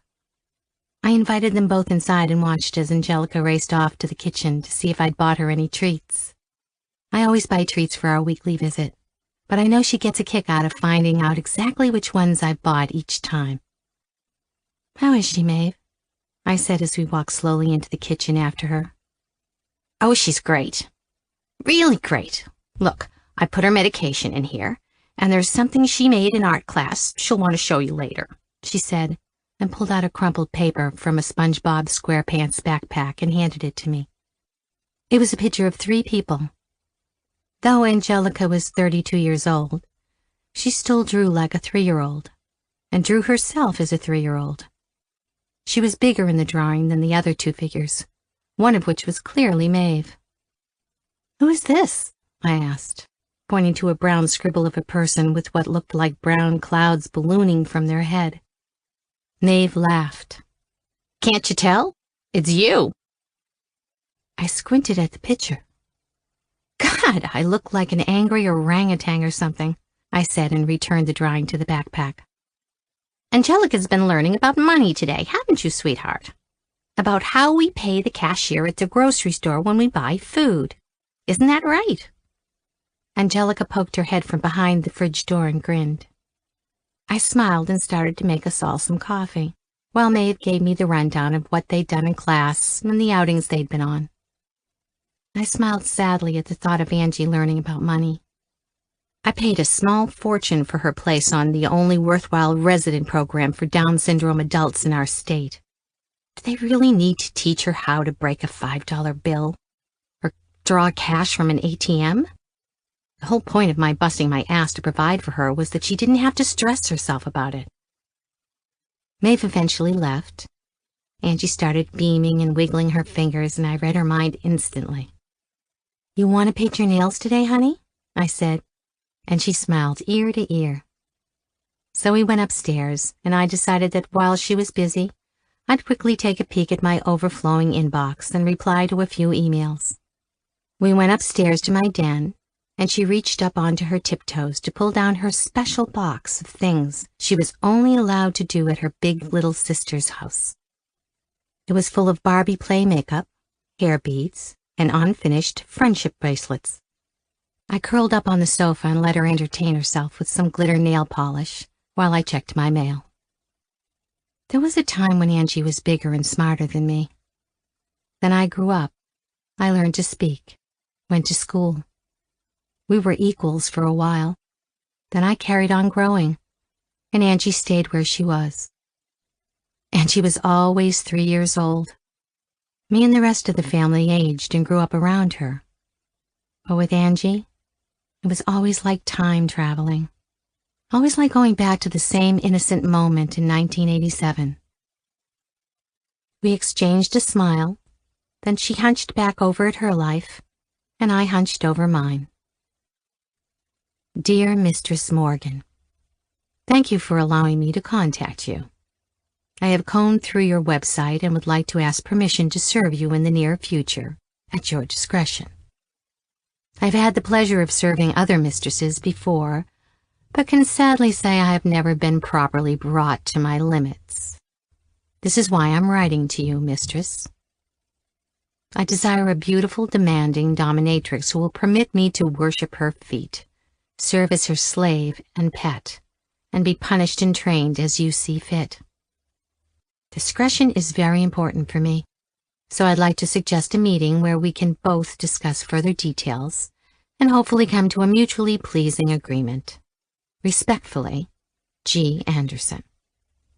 I read the email through once more, picked out a few telling phrases. Demanding is always a giveaway, as is the use of the word discretion, twice. Then I closed it and made a note to make him wait a few days before I responded. I opened the next one. Beautiful mistress, I am captivated by your charming smile and beautiful figure. Does mistress long for the company of a sophisticated gentleman? If it pleases mistress, I could offer a foot massage this coming Thursday at our usual time. I know you work very hard and must want a little pampering, which I'm happy to provide. Ever yours, Byron. This one made me groan out loud. Can you tell the difference between this and the previous one? Just read both of them again and see if the pit of your stomach doesn't feel a little more uneasy with the second. Byron is a newish client, and one I'm figuring out how to drop. He's precisely the kind of man who profoundly misunderstands the dom-sub relationship. The company of a sophisticated gentleman? I don't require a gentleman. I require a slave.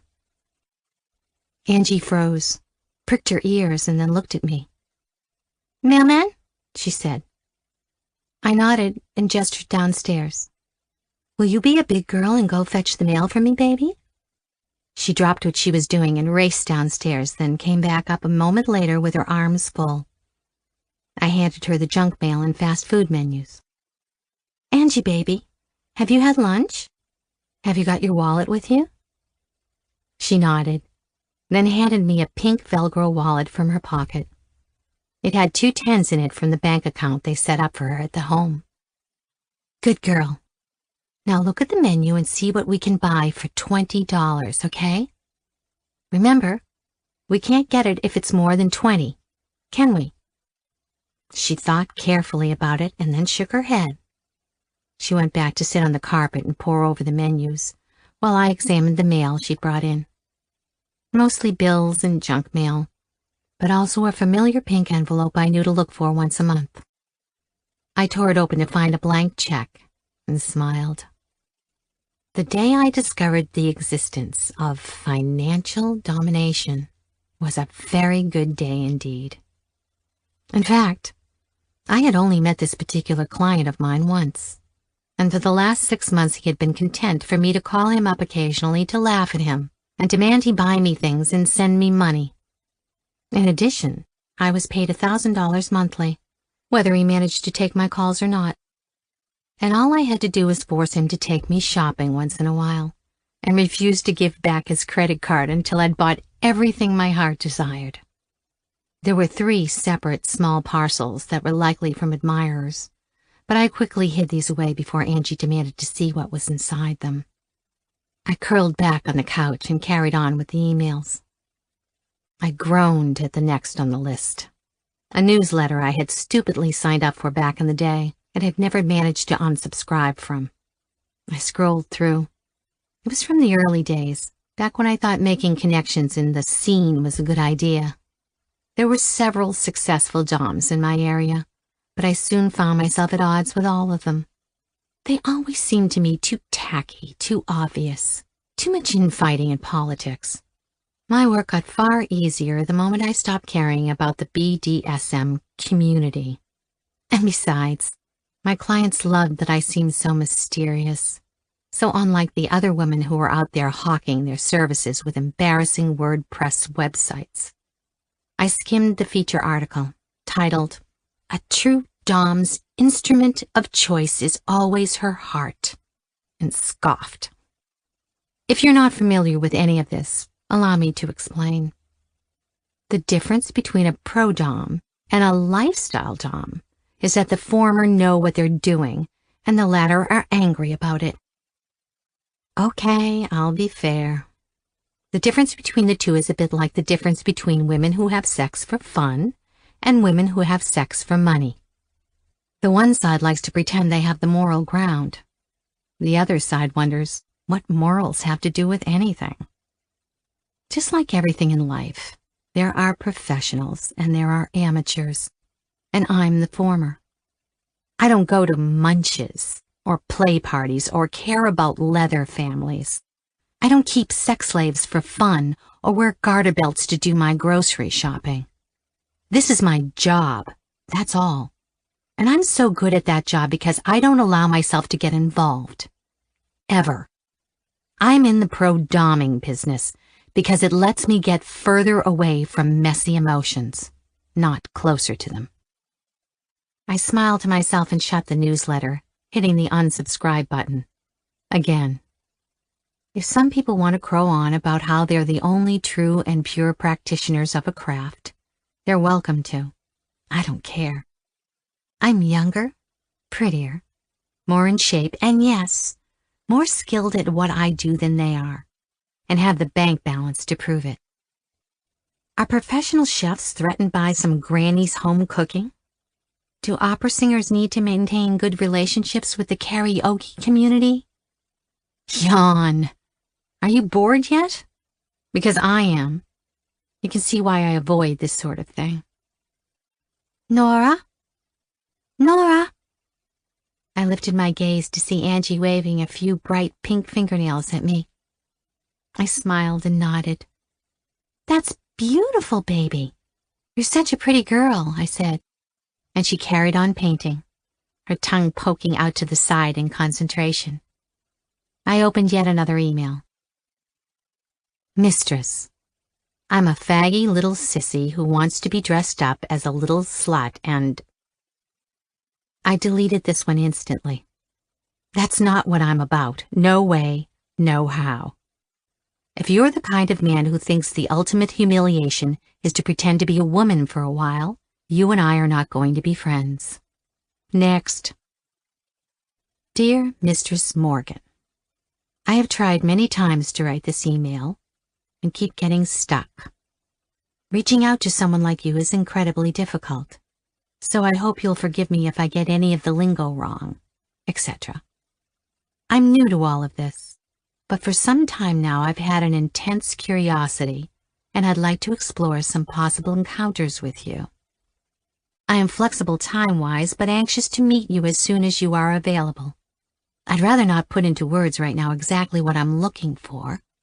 My kink is quite complicated, but I'd appreciate the chance to meet and discuss it with you anyway. Kind regards, D. Interesting. I read it again. It was sent from some bogus Hotmail address, and yes, it was certainly unlike the kind of messages I was used to. My eyes focused on how the word kink had been placed in quotation marks. Now, I've always loved a nervous newbie, but there was something else about this letter that I couldn't put my finger on. I replied quickly with a suggested date and time to meet, and chewed my lip in thought for a moment. My intuition about men is usually spot on, but with a message as hard to read as this one, I decided it was best not to keep him waiting. I stared again at my inbox. Nothing at all from him. Bastard. I looked over at Angie and again at my screen. I was sure yesterday that I never wanted to lay eyes on that man again, and yet now I was sitting here, wondering why he hadn't messaged me at all. No apology. Nothing. I was still struggling to understand what had happened, but I was more and more sure that it was something he should be ashamed of. Angie and I eventually ate pizza, watched some TV, and later that afternoon Maeve came to pick her up again, and I hugged them both goodbye. Another irritating realization was dawning on me. Mr. Kane's direct monthly debit order had not come through this morning, as it should have. I tried to convince myself it was a coincidence, and nothing to worry about. A man like him must have countless things on his plate, and can certainly afford the few grand I take from him every month. But the more I thought about it, the worse this line of reasoning became. If it was such a little thing, then why hadn't he done it? My clients never pay late, and the last person I'd expected from was him. Now, not only had he humiliated me the night before, he was doing it all over again by putting me in a position that no serious dominatrix ever wants to be in, having to beg. It was obvious. He was making a point. I wasn't sure what that point was exactly, but it felt hostile. It was a strange, crooked little empire I had built for myself over the years, but it was mine. And I certainly didn't want someone like Mr. Kane undermining it. I idly flipped through the TV stations for a while before getting bored, and then I got up and decided to have a long bath to try and soak his ugly memory out of my mind. I carried my phone to the bathroom and played around online for a few minutes as the bath filled up, and my screen soon slicked over with steam. I threw in a generous glob of foam bath, dimmed the lights, and tried to force myself to unwind a little, as the white mounds of bubbles grew higher and higher. I don't use this great big bathtub often, but when I do, I like to take my time with it, stay in as long as I can bear, get really hot and sleepy, and forget about everything for a while. I slowly lowered myself in, the hot water first to sting on my skin, and then a delicious embrace, a big watery hug that warmed me right through. I exhaled loudly. It was all fine. Not every client was as easy as Ralph, who was more or less becoming the weirdest tenant ever.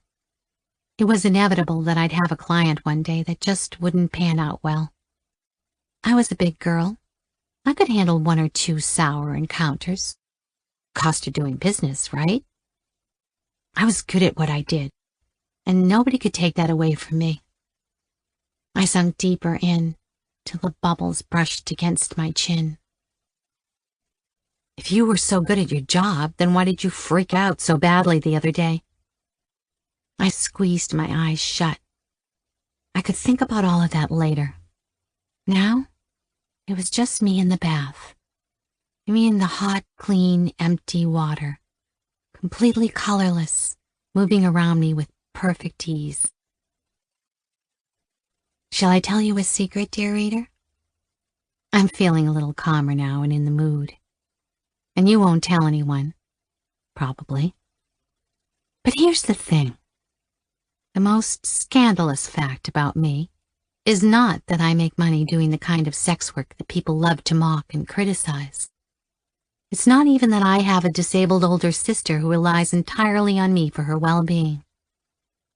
I let my head fall back heavily against the bathtub and surrendered to the weightlessness of my floating limbs in the water.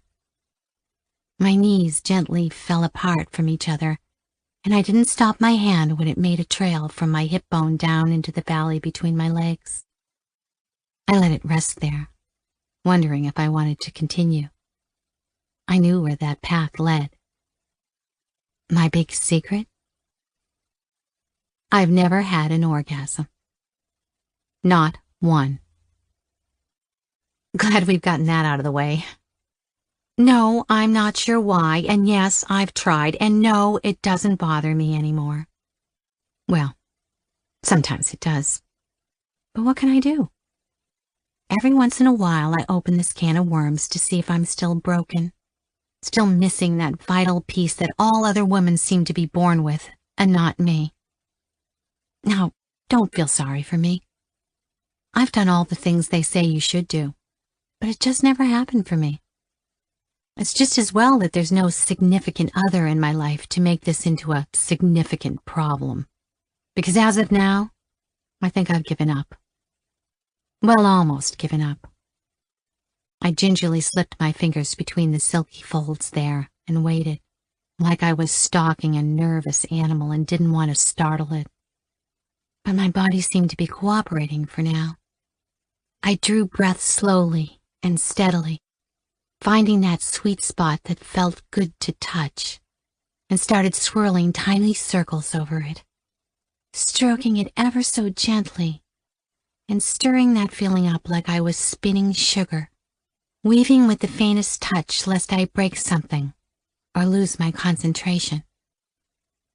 Being unable to orgasm is like having an important word on the tip of your tongue but never, ever being able to think of what it is.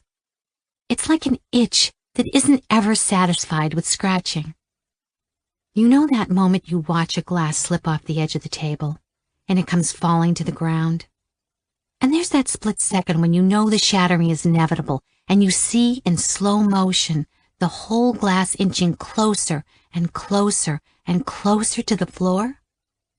Well, not being able to come is like being stuck in that moment forever, and never having the relief of one big, fat smash. Being in the bathtub made it easier, though. I got much further when soaked in the warmth of a hot bath, as though it's easier to melt myself when I'm literally submerged in liquid. I stroked tenderly, chasing quivering little spots over and around my clit, watching the sensations dart away from me and disappear only to reappear somewhere else, teasing me. And all at once I thought of the email. That one. The kink one. Without trying, strange frothy images bubbled up into my mind, and I was too dozy to resist them. I saw a vision of myself, but I was different. No makeup, no costume. Just me. Naked. Very naked. "Watch me," said a disembodied voice. And as I continued to stroke and tease, I realized the voice is coming from Mr. Kane. fully clothed, standing far off on the horizon of my little fantasy world and giving me orders. My fingers paused and my eyebrows nodded. No, that's not right. Mr. Kane's image dissolved, but his voice remained. That too floated away, but it still left behind something. Something. Fucking watch me. Do as I say, the voice said, all on its own. My eyes snapped open. Where the hell did that come from? All I knew is that my fingertips were moving again, desperately, and this time I felt a velvety hot ribbon of my own wetness. The glass felt so close to the floor I was sure it would smash into a million pieces any moment now. I heard the voice again, but this time even the words themselves had disappeared, leaving only the feeling behind them. I was being ordered, commanded, spoken to roughly but firmly. Come for me, the voice said, and my hips tilted upward to taste more of that sweetness from my fingers. Come, Nora. Let me see you come, the voice whispered, and it was bossy and impatient and greedy, and all I wanted to do was obey it with every little twitching part of me. Bzzzt. I froze and took a moment to realize what was happening. My phone was ringing. I cursed under my breath and sat up quickly in the sloshing water. I grabbed a towel to dry my hands and picked up to see who the hell could be calling me at a time like this. Then my skin washed over with goosebumps, and I just knew. It was him, an unknown number, but I just felt it, just knew. I sat up straight. How the hell did he get this number? Mind reeling, my finger hovered to answer, but I couldn't think quickly enough. On the fourth ring, I knew I had to answer. Was this about his insultingly late payment? I answered but said nothing and waited to hear what he had to say for himself. Nora, came his voice on the other end of the phone. It was him. I was immediately turned off, my little thread of spun sugar a distant memory the moment he spoke my name, a name he didn't even have permission to use. This is a private number, I said curtly. I swear I could almost hear him smile. I know. I recoiled at how confident his voice sounded. How dare he? How did you even get this number? You know what the rules are. You're meant to email me first, and then... Hey, Nora, I called you, so sue me. I don't care about the rules. Oh, you don't? Well, that's a relief, as long as you don't care about them. Look, what happened the other day was unacceptable, and I've been thinking.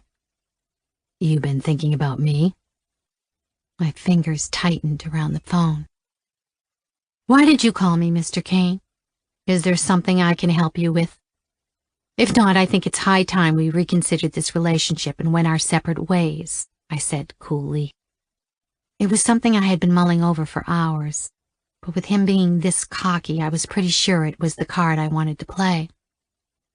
I waited for a response. When he spoke, he did so clearly and slowly, like he was explaining a very difficult concept to a child. Nora, I've been thinking about you too. I know it's easy for you to jump to the most extreme conclusion, but why don't you put aside the dominatrix act for a second and hear me out? I'm sorry? Dominatrix act? I hissed. I'm going to hang up now, Mr. Kane, and after I do... See? Look how predictable that is. Do you really want to keep playing that game, Nora? Don't worry. I thought I did too. But then I saw something. In you. You made me want to try something else. To break the rules. I want to break the rules with you, Nora. Again. I don't know what you're talking about. You and I haven't broken any rules, and frankly, I don't form romantic relationships with clients. You flatter yourself. I'm not asking you for a romantic relationship, he blurted. I exhaled loudly and realized I was beginning to feel too warm, too claustrophobic. Then what the hell are you asking for? I said, voice hot with sarcasm. He waited a while before answering. The same thing you do. I want to change roles. What? I'm not a submissive Mr. Kane, and I don't switch. He laughed.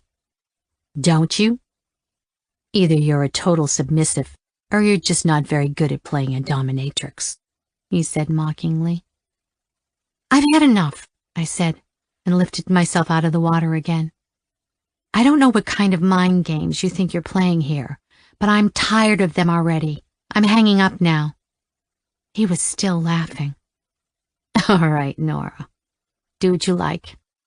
It's worth a shot. If you're not who I took you for, that's fine. But I know what I saw the other day. I beat the living shit out of you, that's all that happened, I said. And even after that little performance, you still couldn't quite hide it. Could you? Hide what? You liked losing control. You liked it when I forced you to stand there and let me come all over. Okay, stop. Admit you liked it. I told you, I'm not a submissive, never will be. Then pretend, if it's all the same to you. That's what I want, Nora. Name your price. I couldn't help but scoff. I'm not a prostitute, Mr. Kane. It doesn't work like that, I said, voice shaking. It was like I had slipped into some nightmare. And you're harassing me. If you ever contact me again, I'm going straight to the police. Do you understand? He was silent for a moment. But when he spoke again, his voice was so cold and sharp it felt like it could cut me. Nora, let's clear a few things up, shall we? I pay you, and you do as I say. You're not just a prostitute, you're a fucking whore. Are you kidding me? What else did you think was happening here? I was stunned. The world around me spun and crackled like it does just before you faint. And if you break the non-disclosure portion of the contract you signed when you met me, my team of lawyers will have you and your family ruined by noon tomorrow. My throat went dry. This had to be a joke, a mistake. I don't know what you want. Shut up, Nora. I'll tell you what I want. The whips and chains spiel is getting old. I want to do something truly kinky. Something really out there. I'm sorry, I can't. Oh, yes, you can, and you will. I asked you nicely once, but now I'm telling you. I want to do something dangerous with you. I gulped, trying to think of something to say. Something really dark. I want you to be scared, Nora. I want it to be a life or death kind of fear for you. I want to see you cry. My hands were shaking. No, that sounds crazy. I don't consent. His laugh cut me off. Your consent is irrelevant. I'm going to the police, I said in a faint voice. Good. I've been meaning to call in a favor with the chief for ages now. Make sure you cry when you go, okay? You're crazy. I'm hanging up. You're a common whore, Nora, and I'm paying. What's the problem? When you come around, which you will, we'll speak again. And now, I'm hanging up, he said, and did just that. My mouth hung open as I scrambled to find a retort, then realized he had cut the call and left me hanging. It took a while to realize how enraged I was. I sunk back down into the water, again feeling like I had just had my whole world scrambled for the second time in as many days. Fuck him. I had no idea who the hell he thought he was, but fuck him. I was too shocked to break down into tears, too sad to scream out loud. My mind scrambled for something, anything. Then it found it. What if all my clients were just like Mr. Kane underneath? What if there was no such thing as a submissive man? Only a man who wanted to try on submission. The same way trust fund kids take a gap year and try on being poor abroad, knowing full well they can go back to their rich lives any time they like. What if everything I thought was wrong? A fucking whore. I had never felt so stupid, so humiliated in all my life. The realization that Mr. Kane had never thought of me as in charge in any way was sickening. I had never let a man speak to me like he had just spoken to me.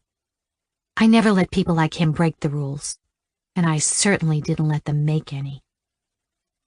But it was as though he had found a weird thread in the whole fabric of who I was and was gleefully unraveling it. I had no defense. Melissa had been right. As long as they pay me, I'm always the slave, no matter how you dress up the transaction. I felt like I wanted to puke. What did I want from him? An apology would mean nothing, and I didn't want his stupid money anymore. That would just reinforce his power over me. No, there was only one thing that would satisfy me now. I wanted to make him suffer. For real. Alone again in that silent, too-hot bathtub, my mind began to open up. Whatever slurs that asshole threw at me, one thing was certain, and that was that losing control was simply not an option. I would not be insulted. I would not be threatened, and most of all, I would not have some idiot tell me what I wanted and didn't want. I would have to get revenge. I wasn't sure how yet, but it would happen. I wasn't the one that was supposed to be humiliated. He was. And as I sat and thought, a scheme took shape in my mind. If he wanted to play this game, well, I had some lethal moves of my own. Chapter 5. Myth. BDSM skirts a fine line with abuse. Reality.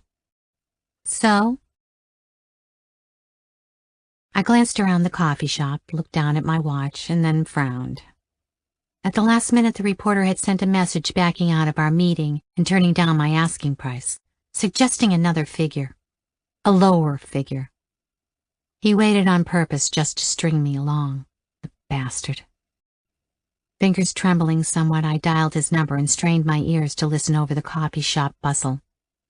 As it rang, a dozen thoughts whipped through my mind. Was I enjoying this? Perhaps I was more of a dom than I thought. This was some next-level dominance that even I felt a little weird about. But he had it coming. The reporter picked up. That figure is very low, I said immediately. Mr. Morgan. Yeah, it's not that low, honestly. A headline of this kind carries a lot of risk for us. You have to understand. Risk? What about the risks I'm taking? I hated his tone. Ma'am, I do understand.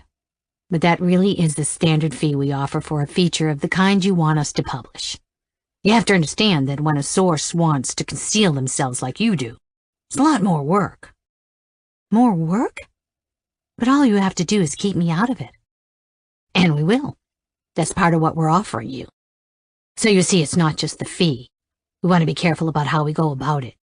And so should you. I sighed and tapped a painted fingernail against my teacup.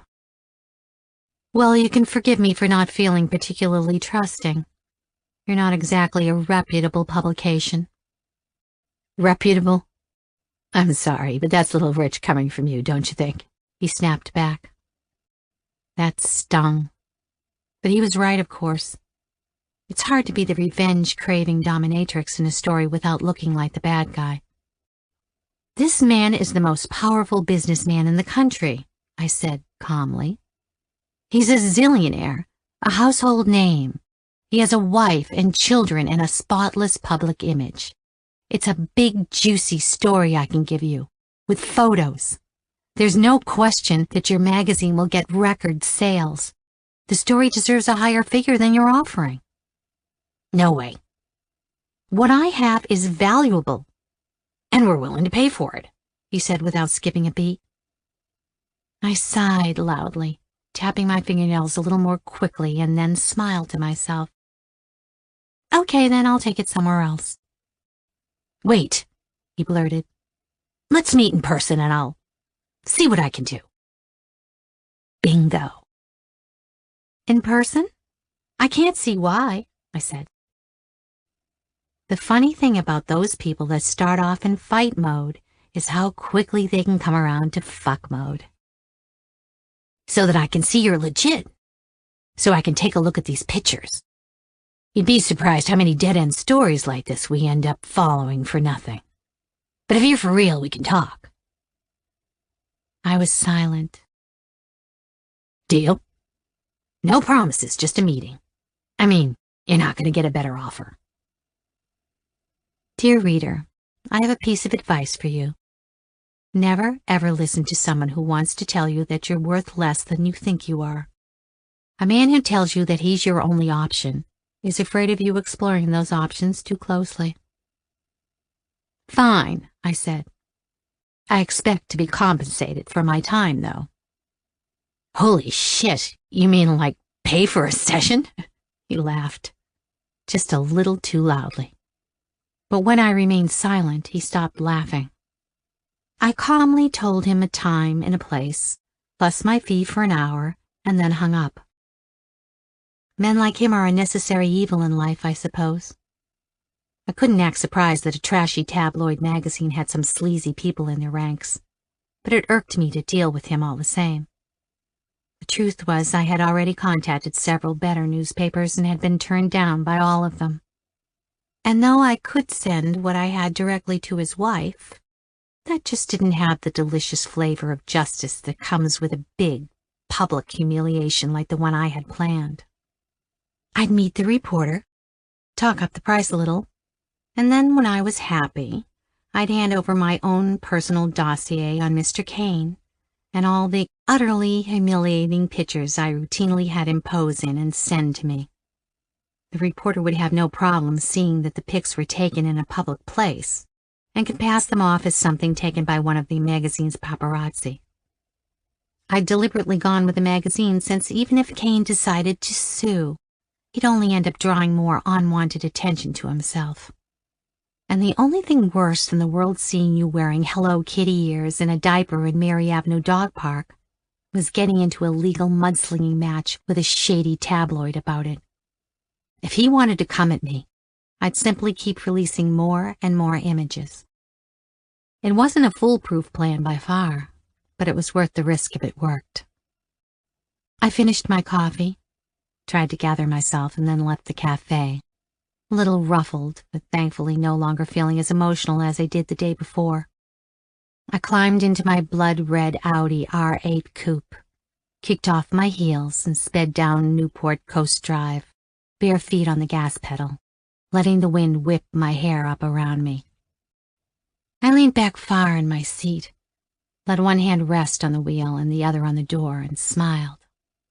Yes, now I was feeling better.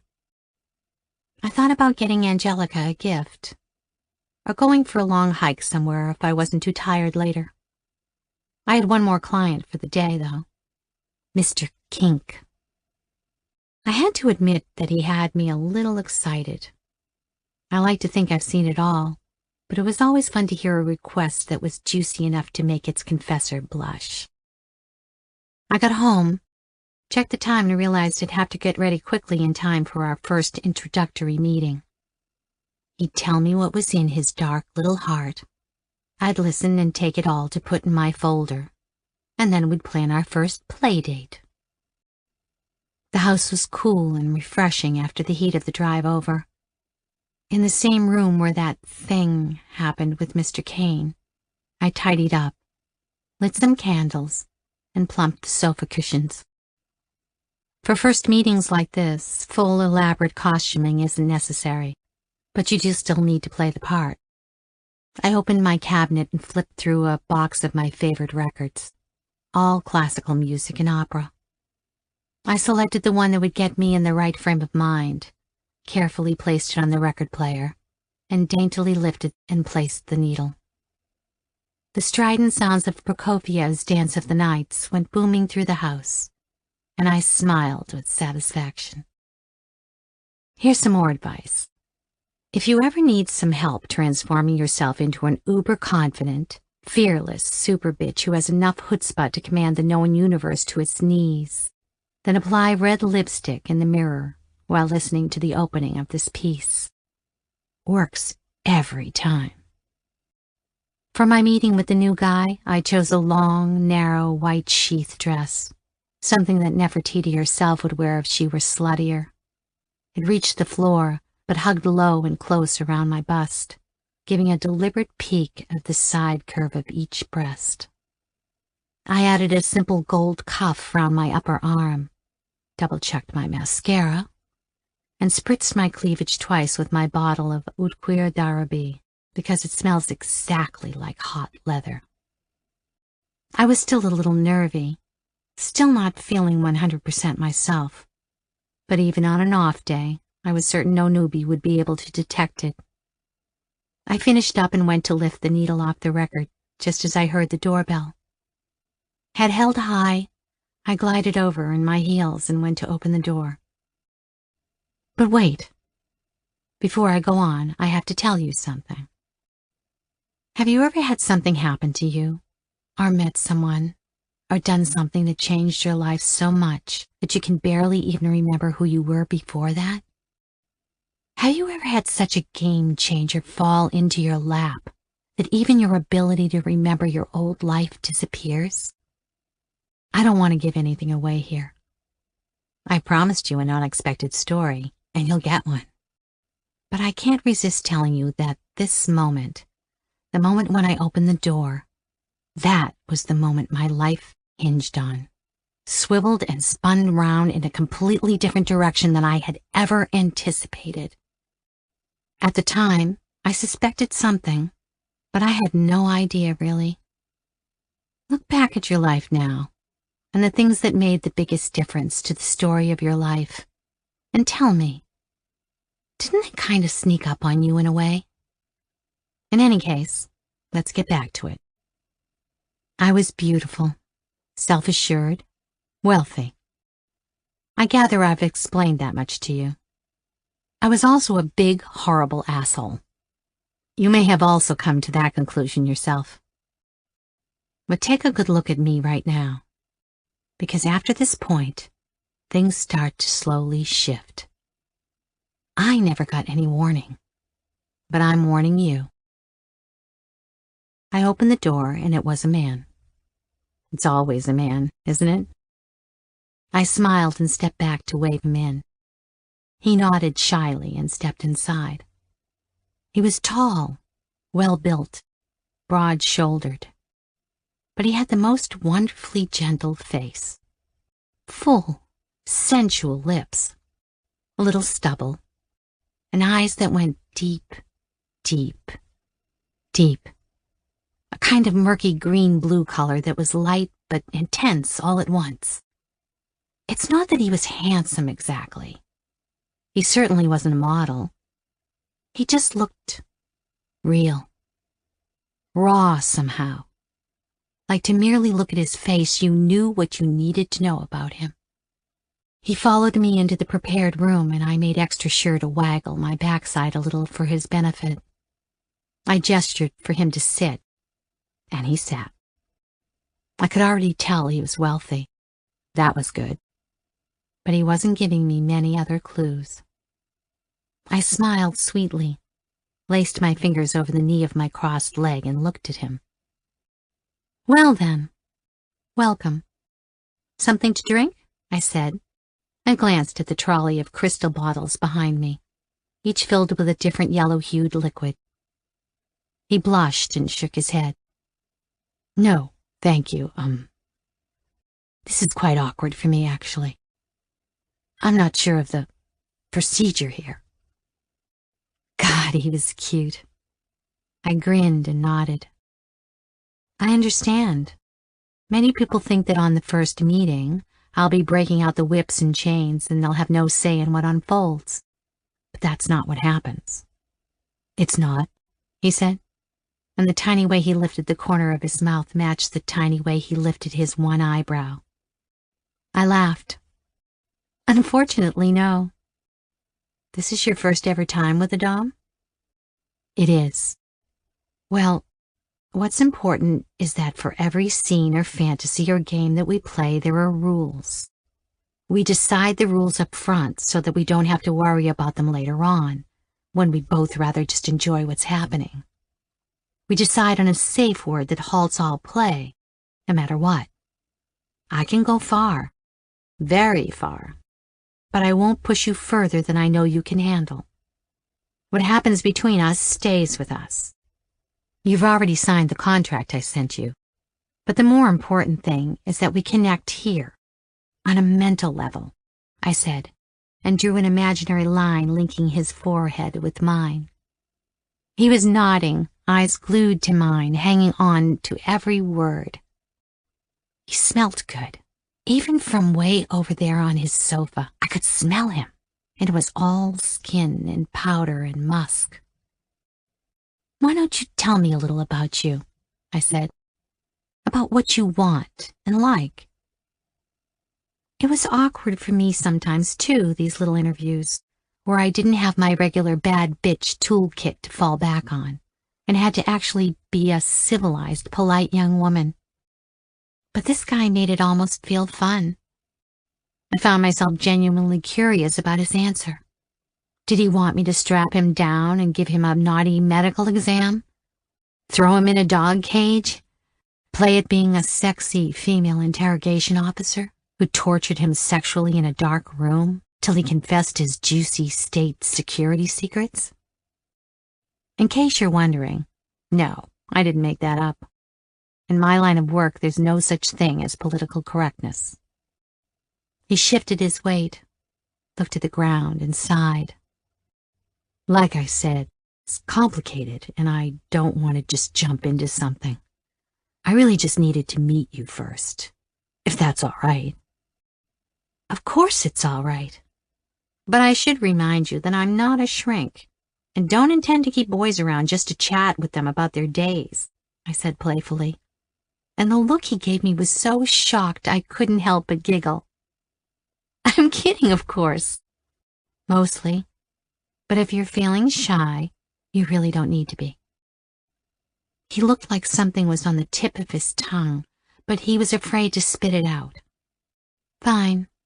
Not everyone can be as brazen as I am. By the way, I didn't catch your name. It's Dean. Dean? Well, Dean, let's try something quickly, and you tell me whether you enjoy it or not, okay? You mean right now? Again he flashed me that same shocked look. I smiled.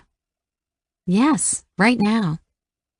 Don't worry, I don't bite, I said, giving him a little wink. I cracked my neck first one side, then the other, then cleared my throat. Come here, I said coldly, changing my entire demeanor. His eyes were wide as he contemplated this order, but he was soon on his feet and standing in front of me, hands hanging awkwardly at his side. Get down on your hands and knees, my feet are tired, I said casually. It took a while for him to catch my drift, but he dropped to his hands and knees before me, offering up his back as a footrest. I plunked my heels down onto him and adjusted my weight. You know what I really need in my life, Dean? I said, adding a little sarcasm to his name. I'm tired of idiot men who can't keep up with me.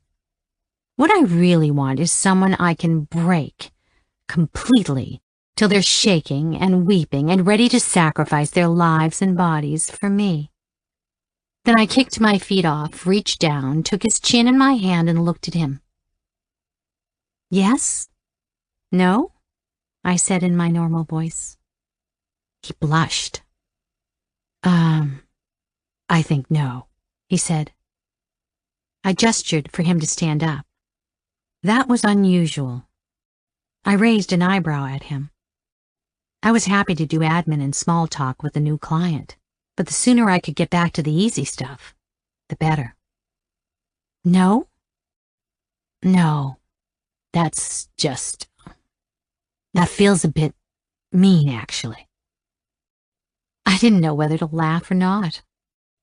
I sat back down again, and so did he. I was losing my touch, clearly, and had read him completely wrong. Mean? I said. Honey, you know who you've come to see, right? I said, smiling warmly. He laughed, put his hand to the back of his neck, and shrugged. I told you, I don't really need that kind of thing. To be yelled at or spoken down to, that's not really my thing at all, he said, slowly and almost as though he was worried about offending me. Then? He sighed and looked uncomfortable. Yeah, I know. Then what do I want, right? Oh, fuck. I was worried this was going to be strange. No, not strange. Just talk to me, I blurted. I wasn't usually this kind. If some joker came in here just to mess around or push his luck, I would have thrown him out 10 minutes ago. But something about this sweet stranger's smile was truly endearing. Like I said, looking back, I know why. But then I was clueless. I just knew I didn't want him to leave, that's all. Would you like to have a look at my dungeon, perhaps? I said confidently. It's easier for many people to show rather than tell. If he was so infuriatingly bashful, surely you could point out what he was after and spare me the guessing game. But he was shaking his head again. No, dungeon. I won't be requiring instruments. Are they called instruments? Tools, I mean, or devices? Jesus, I'm messing this up, aren't I? A little. He laughed, but was soon on his feet. I think I'm done, actually. I'll be leaving now. I was genuinely surprised. Leaving? But why? Like I said, what I want here will take some time to explain. I guess I just needed to come here and, I don't know, see that you were for real. And I'll admit that I'm glad you haven't made a big deal about who I am, he said. I'm sorry? Who you are? I was standing now, too. He gave me a quizzical expression. Wait, do you even recognize me? He said, the juiciest smile on his face. I didn't. I had no idea who he was, and he had spent less than 15 minutes in my living room. He chuckled and shook his head. Dean Kane, he said, and waited for my response. My thoughts galloped. Dean Kane? Son of... It couldn't be. I looked at him more closely. He was right. I had seen his face around before. Yup. There he was, heir to the Empire. I tried to think quickly. Did he have any idea that his father knew me? I had to play dumb.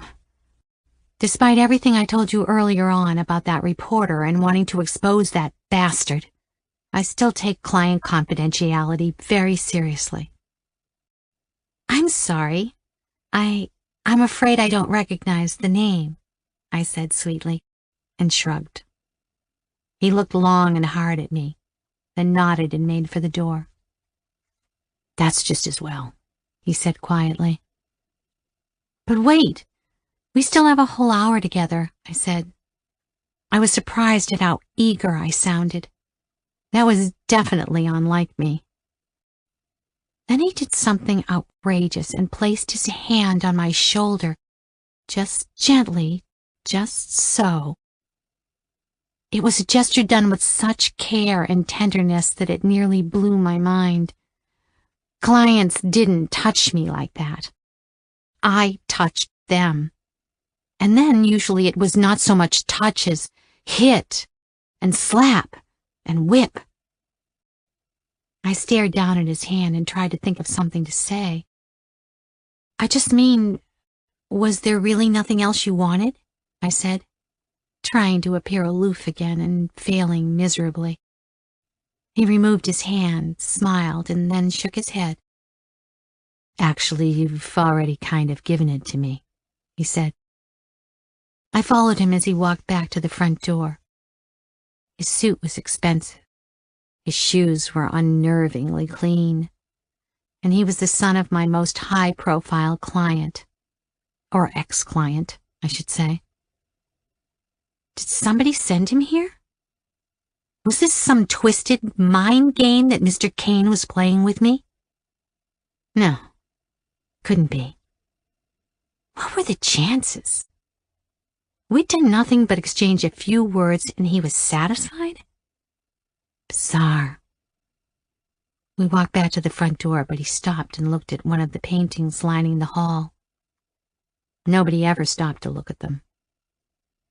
These are nice, he said.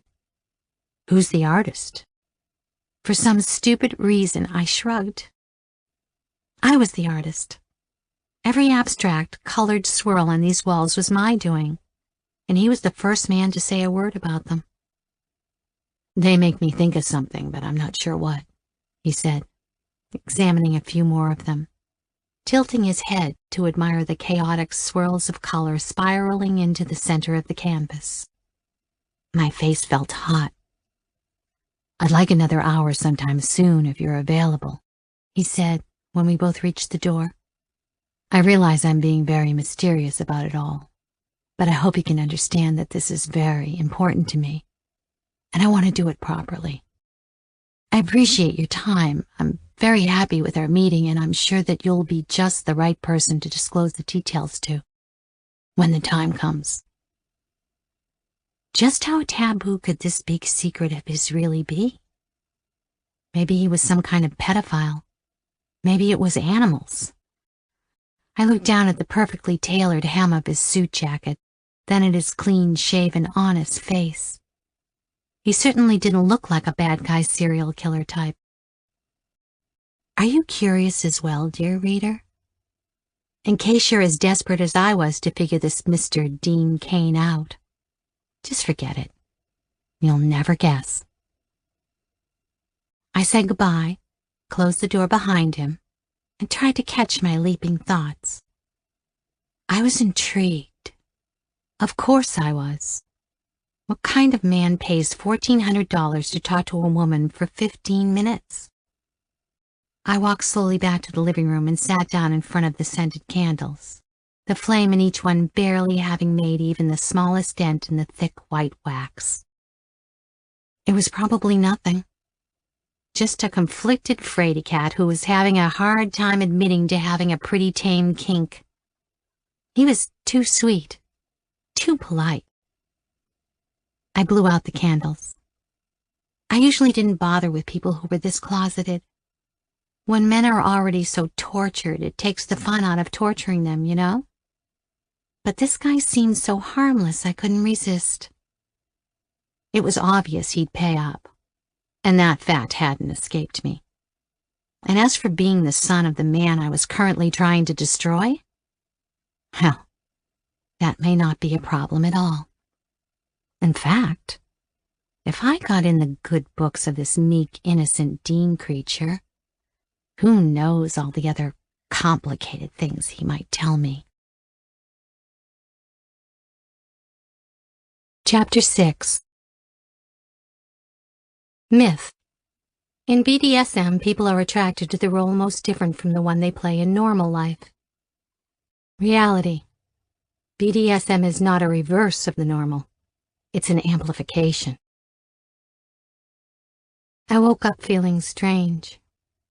2 mascara smears blinked back at me from my pillow, and I had a vague sense of having had nightmares all night, but couldn't remember any of them. Groggy, I crawled out of bed and checked my phone. I examined my face in the bathroom mirror. My hair looked less like a chic Cleopatra bob and more like a Barbie doll after a toddler's taken the kitchen scissors to her. I looked ragged. It was Saturday, which meant I had morning clients, and then Angie would come over in the afternoon to stay the weekend. My website had lurid details about how I spent my free time. I painted myself as a mysterious, in-demand socialite who was all non-stop bacchanals and international shopping sprees. Funny truth was that I had no real friends to speak of, and my free time was usually shared with my last remaining family member, Angie. I slinked downstairs to make myself a bowl of cereal and then went further down to the dungeon, still in my pajamas, mascara smears, and knotty hair. I kicked the door a few times. "Avert your eyes, slave," I shouted, and pressed open the heavy door and stepped inside. Ralph had obediently turned and now had his back to me, hunched in his cage, naked. Chatting to Ralph like this wasn't in our original agreement. But fuck it. I was the boss here. Plus, I had nobody else to talk to. I took a spoonful of my cereal and chewed thoughtfully. "Slave, answer me a question," I said at last. "Anything for mistress," he said instantly, his voice hoarse. Good old Ralph. Retired, loaded, and with more issues than all my other clients combined. I was pretty sure we routinely broke state health and safety laws fulfilling these little fantasies. But it worked. And if he minded these chatty interludes in the middle of his regular incarcerations, he never said so. In fact, many times Ralph seemed like the most sane person I knew, and was happy to listen. He was chained in a cage, sure, but he listened. "Tell me, what does it actually mean to submit?" I asked and took another spoonful. "Mistress knows," he said simply. "Slave doesn't understand these things. He trusts mistress to know what he needs." "So it's about your needs, then. Does submit just mean sit back and let someone else take care of it all?" He was silent. "Mistress is displeased?" "Damn straight mistress is displeased. Mistress wants to burn everything to the ground and run away and never come back. What do you think of that?" I said, leaning against the concrete wall and staring at his naked back. "That would make slave very sad." I sighed, put the bowl to my lips to slurp up the milk, then placed it with a clink on the surgical table. "Mistress is having breakfast?" he asked tentatively. "Mistress is drinking the blood of her enemies," I said, and shifted my weight. He was silent again. "Actually, mistress is in some trouble," I said. I watched the bones along his spine expand and close again as he took a deep breath. "Mistress will find a way," he said at last. "Hey, Ralph." Silence. "Yes, Nora?" "Do you think of me as a whore? A prostitute?" Again I watched the skin on his back as he inhaled and exhaled. "I think of you as an artist." "Shut up, slave," I hissed. "Yes, mistress." "You're staying in here another hour if you think you can get away with not addressing me properly." "Of course." I turned to leave, but just as I was about to close the door, I paused and looked over at him again. It's easy to laugh at a man like Ralph, or pity him. I'll admit, I don't much understand what makes him tick either. "Hey, Ralph." "Thank you." "Thank you," he replied, and I went back upstairs. By the time I found the energy to shower and dress and sit down to look at the day's schedule, I was decided. I wanted to cancel all my morning appointments. I didn't do it often. but I just knew my heart wouldn't be in it anyway. I had 3 clients, excluding releasing Ralph from his cage in an hour, and then Angie would come over. I cracked my knuckles and began to type when I noticed one of my appointments this morning was with that Dean guy. Him of the squeaky clean shoes and complicated kink. The other 2 I could ditch, but on a whim I decided I still wanted to see him. He was scheduled to be the last of the day, just before Angie came over, and I admit, I was still pretty curious. I poured myself another cup of coffee and went to check the mail, then scowled at what I saw in my driveway. A new car with a giant red bow on the top. Ugh. I walked outside to examine it, peeled off the note stuck in the wiper, and saw it was from Mr. Kane. How tacky. I tossed the card aside, took a sip of coffee, and looked at it. I would sell it, just like I sold every one of his other stupid gifts. He didn't get to say what he said to me and then simply apologize. For a man like him, buying an expensive car is nothing at all. But I sure could think of a few charities who wouldn't mind the money. I waltzed back inside and called up the dealership I usually work with whenever I have gifted cars to sell. While I was on hold, I took a look through my closet to find the perfect outfit for my session with the other Mr. Kane, the one who I was currently finding a little more intriguing and a little less predictable. I would meet the reporter tomorrow to drive up the price, but in the meantime, sussing out his son might be fun. If you're wondering whether I maybe secretly, possibly liked him a little bit, well, yes, I admit it. He was an attractive man. Of course I was interested. But it's no exaggeration to say that I don't even remember the last time I had a crush on anyone. So don't think I was into him in the least. I just found him less loathsome than some of my other clients. That's all. As I chatted on the phone, I pulled out a skin-tight white PVC dress with sharp sci-fi looking sleeves and a cutout diamond right at the chest. Yes, that would go nicely with the little flecked fur capelet I had just bought, and my new favorite earrings, tiny silver swords that hung straight down as though they'd pierce my collarbone. I ended the call, took my time getting dressed, let Ralph loose, and then organized the folder drawers in the upstairs office for a few hours. Before I knew it, the doorbell rang. He was here. I took a deep breath, then went to answer. All the nightmares from the night before flat-ironed out of my hair, and my lips gleaming with fresh purple gloss. I opened the door and tried to hide the fact that my heart was skipping beats.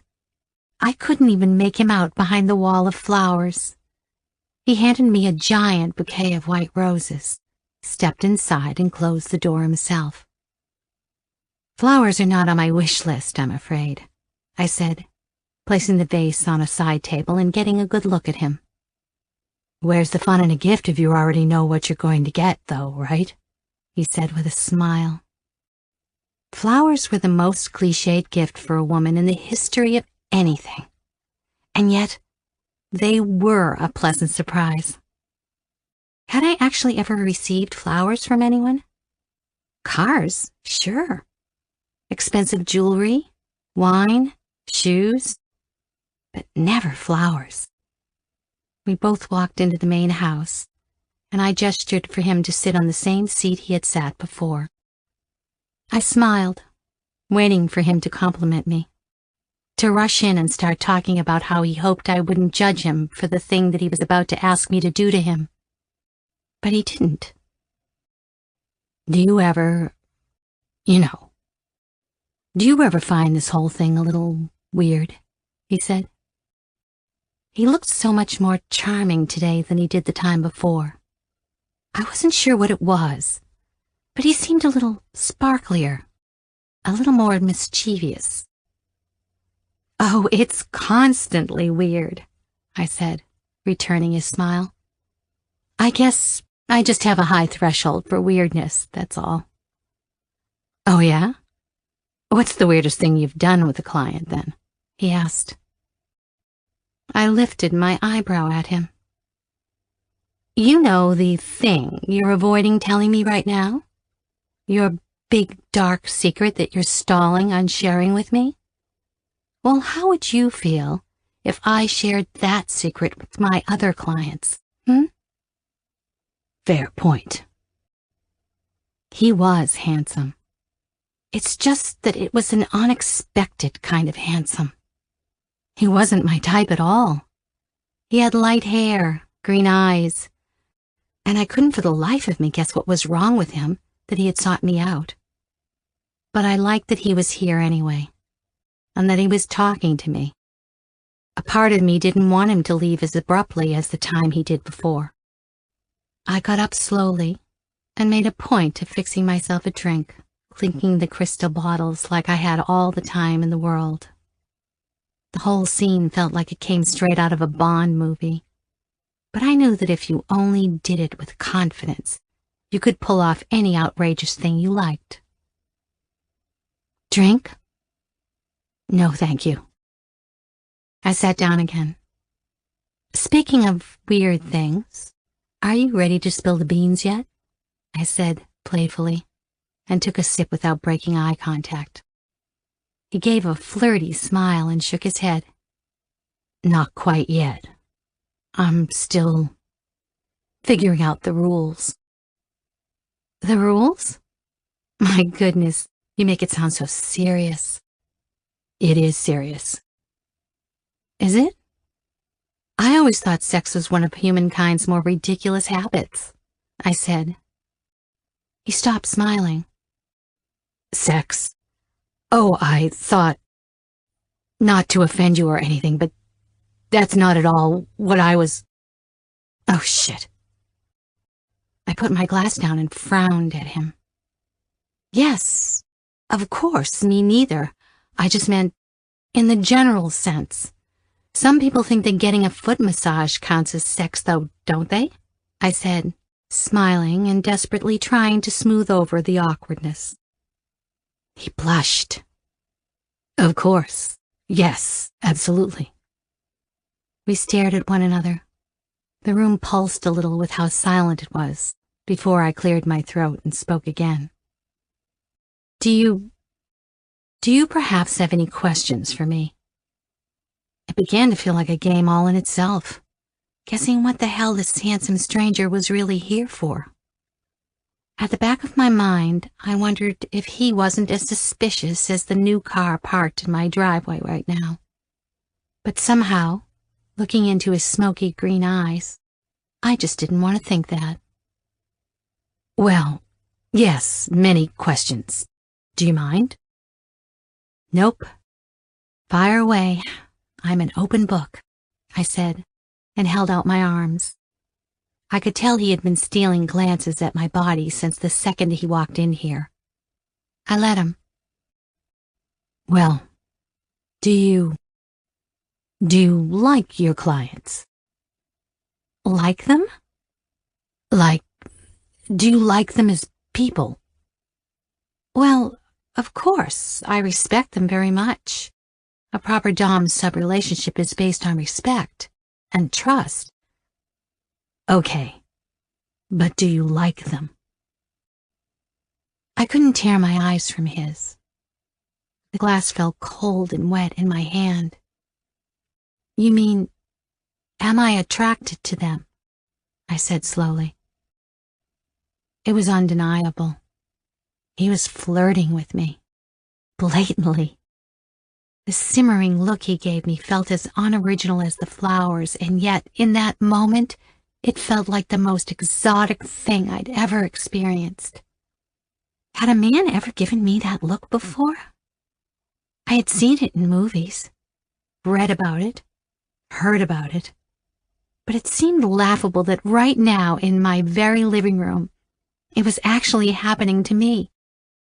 He was undressing me with his eyes, and I was so astonished by what it felt like that I didn't have time to stop him. I finally squirmed my eyes away into the floor. I don't form romantic attachments to my clients, no. It was a sentiment I had taken care to put all over my website. He must have read it all, so why ask me now? You've never once had a favorite, he pressed.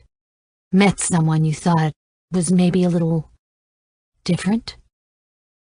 You, I wanted to say. You aren't my regular sort of client at all. You're different. But I held my tongue and shook my head. No, I'm a professional, Dean. It's important to maintain boundaries. I understand. Will you do this work forever? What if you meet someone one day that wants to marry you? I nearly choked on my drink. Marry me? Not likely. Never say never, of course, but no, I'm not the marrying type. What type are you?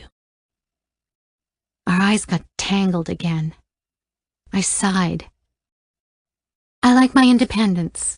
I don't want anyone telling me what to do. The words felt harsh, but I couldn't help smiling.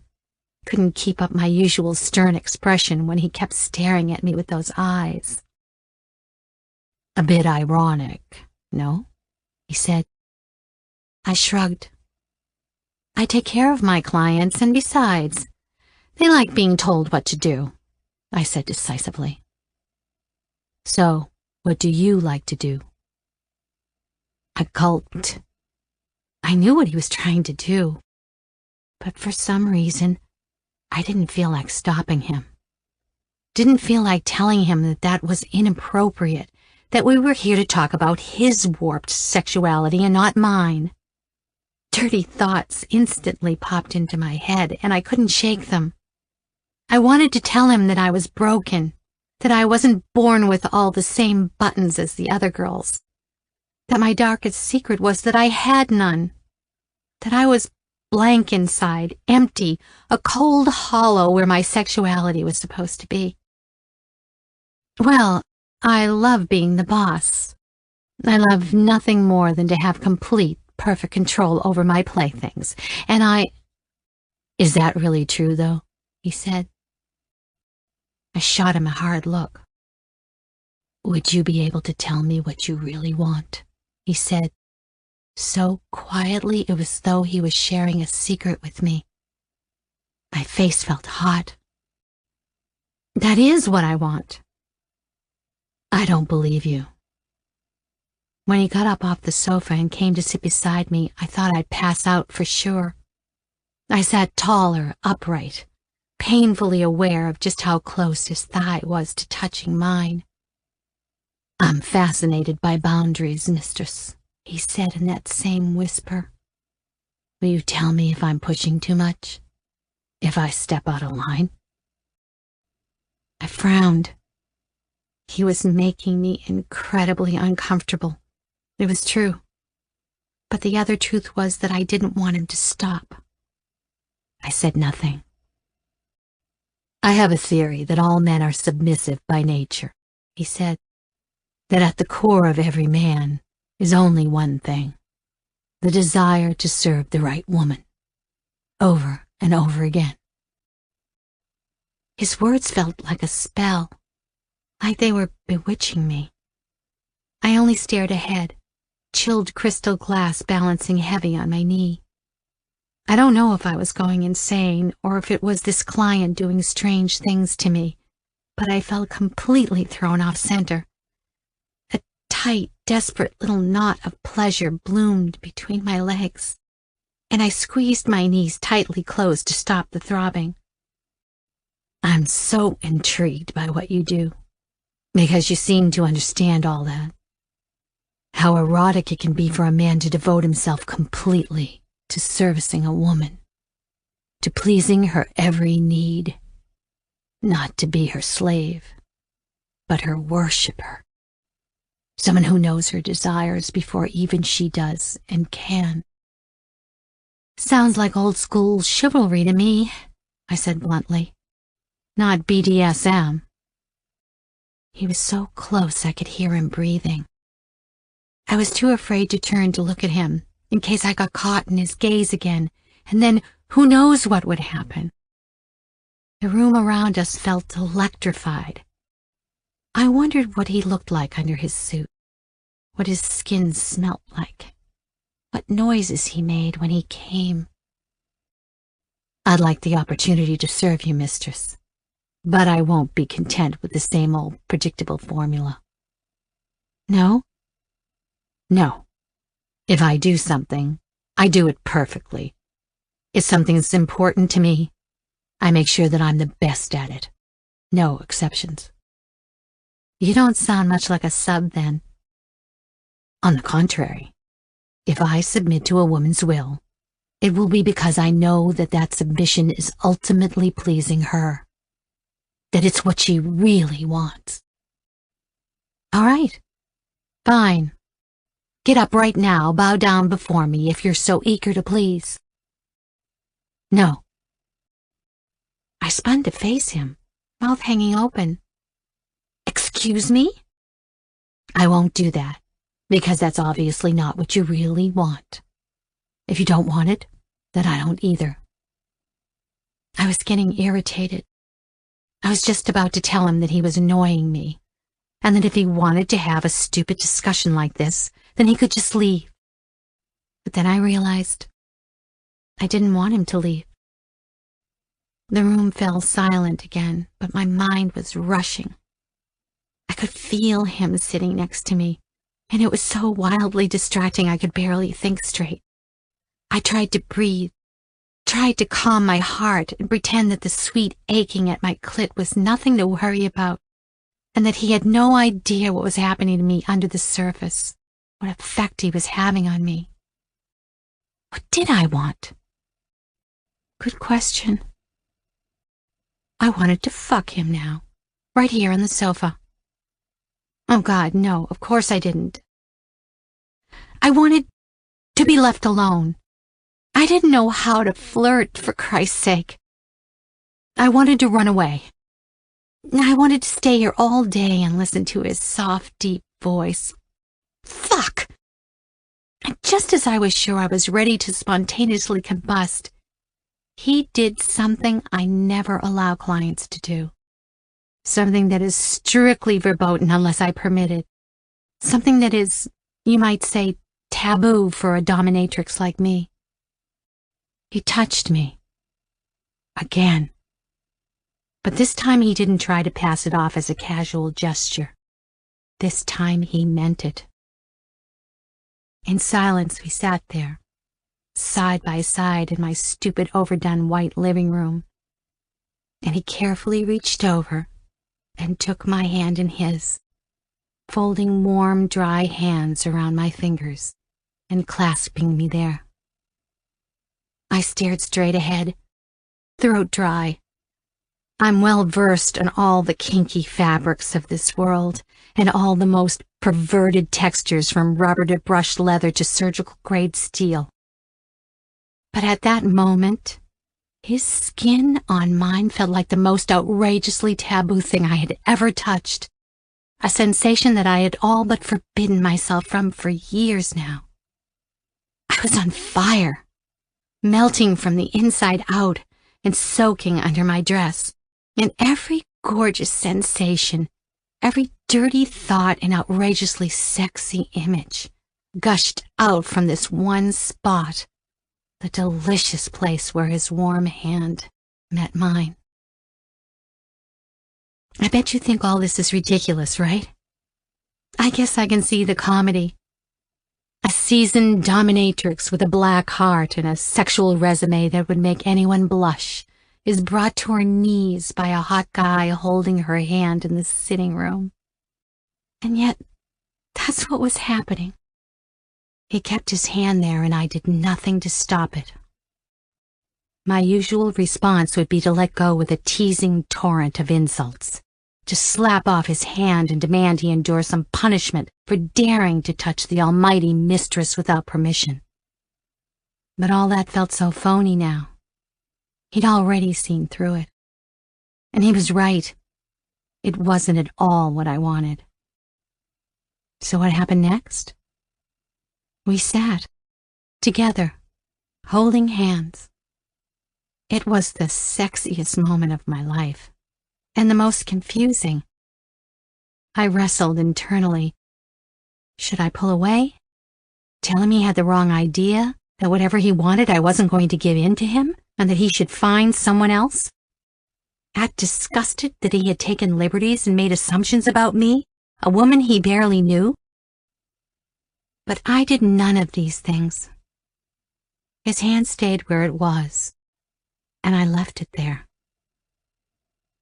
Eventually, enough time passed that it officially became weird, but I didn't want to stop.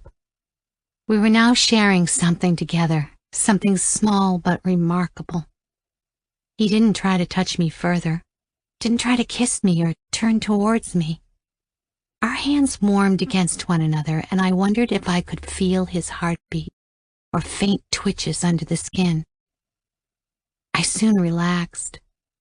I was waiting for him to say something, to break the spell and make a demand. But he didn't. Could he possibly be enjoying this as much as I was? What was he playing at anyway? It's not like I wanted him to suddenly reveal himself as a serial killer, only that him being one would have made a lot more sense to me then. Perverts I know what to do with. Sweet men who want to hold my hand? Let's say my circuits were completely fried. I had no idea how much time had passed, but when the doorbell rang, I nearly leapt out of my skin, jumping up and realizing with horror who it was. Angie. Fuck. I checked the time and couldn't believe my eyes. Surely not. Had we really run through more than an hour? Plus, Angie was early. Oh, fuck. The doorbell chimed again. He got to his feet calmly, put his hands on my shoulders and stared at me. Expecting someone, he said, suave as can be. I shrugged him off. It's my sister. Shit. You aren't supposed to be here, I said, and started to panic. You're here to look at a broken boiler or something, okay? I said, and he nodded, a little sideways smile on his plush lips. I rushed to open the door, already hearing Angie's excited chatter. Maeve! Please, come on in. She entered, peered over at Dean behind me, and smiled. This is just a plumber. He's here to fix the boiler. My, boiler broke, I said, sounding like the worst liar in the world. She looked at his black suit and glossy leather shoes, then at me, but said nothing. Angie smiled and ran over for a hug, and I threw my arms around her. I hated anything from my work life touching my life with Angie. That I had her and a client in my home at the same time riddled me with guilt. The fact that I still felt wildly turned on was not helping either. No, he had to go. Okay, honey, Maeve said. I'm going to go now. You be good for Nora, and I'll see you tomorrow, okay? Angie nodded and took the backpack from her, but her face scrunched up as she took a closer look at it. Now, honey, we spoke about this. Your other backpack broke, remember? So we got you another one. You like this one, remember? We all watched as Angie's face twisted up into a scowl and then burst into angry tears. She began shaking her head and threw the backpack down. No, wrong. Not this one. She sobbed. One look at Maeve's exasperated face told me this wasn't the first backpack fight they'd had today. I tried to intervene. Honey? Angie, baby? You want another SpongeBob one? I can get you another one. How about we go shopping right now and get you the one you want, huh? I said quickly, but she was inconsolable. Dean was standing off to the side, watching everything unfold with interest. Not only had we had the most awkward encounter a few moments ago, but now he was meeting my 32-year-old little sister. and she was having a tantrum about a SpongeBob SquarePants backpack. It was too much. I caught his eye with an apologetic look, but to my surprise he was smiling. "Hey, Angie." "Is it Angie?" he said. She kept bawling, looking as though she was ready to throw herself on the ground and raise hell. Easy as you please. Dean knelt down, picked up the offending backpack, and turned it over in his hands, looking at it with curiosity. Angie stopped screaming for a moment. In fact, both Maeve and I froze and watched him. He simply crouched and kept staring at it like it was some alien artifact. I'm sorry. This is just... I think this is the nicest backpack I've ever seen," he said, with a face that could win an Oscar. Maeve and I exchanged looks. He hugged it to his chest like a long-lost love. "It's so cool. It's so colorful, and look, it has these awesome side pockets. I know I can never have it. It's just..." Here he cast me a secret wink, and then went back to waxing lyrical about the backpack. I couldn't help smiling, but quickly caught on. "No, I'm sorry, sir. You can't have that backpack. It belongs to Angie," I said. I could tell we had caught her interest. Dean looked up at the ceiling in total anguish, still clutching the bag. It was hilarious. "Really? Are you sure I can't just hold it for a little longer?" Maeve caught our drift and jumped in. "Oh, don't worry," she said. "You can keep it. Angie doesn't even want it. Do you, Angie?" We all turned to Angie to see if the ploy had worked. She stopped crying, was staring hard at Dean, and then shyly shook her head. "Sorry," she said sweetly, and pried it from his arms. I gave him a consolatory pat on the back. "I'm sorry, but not everyone can have such a cool backpack, you know." Angie beamed and ran off to the living room, backpack in hand, and we all smiled after her. "Nice work," Maeve said to him, still eyeing his crisp black suit. And it was nice work. I had never seen someone so effortlessly diffuse one of Angie's oncoming temper tantrums, and he had done it in a minute, without breaking a sweat. He shrugged and smiled. "Yeah, a little trick I learned at Rainbow House. Nothing like creating the illusion of scarcity to drive up market value, huh?" "Rainbow House?" Maeve stepped closer to him. "You worked at Rainbow House?" He blushed and looked at his shoes. "Sure. My partner and I established it more than a decade ago. It's a nonprofit designed to get kids with learning disabilities to experience the arts, you know. Painting, needlework. Have you heard about it?" Maeve looked like she was about to explode. "Heard about it?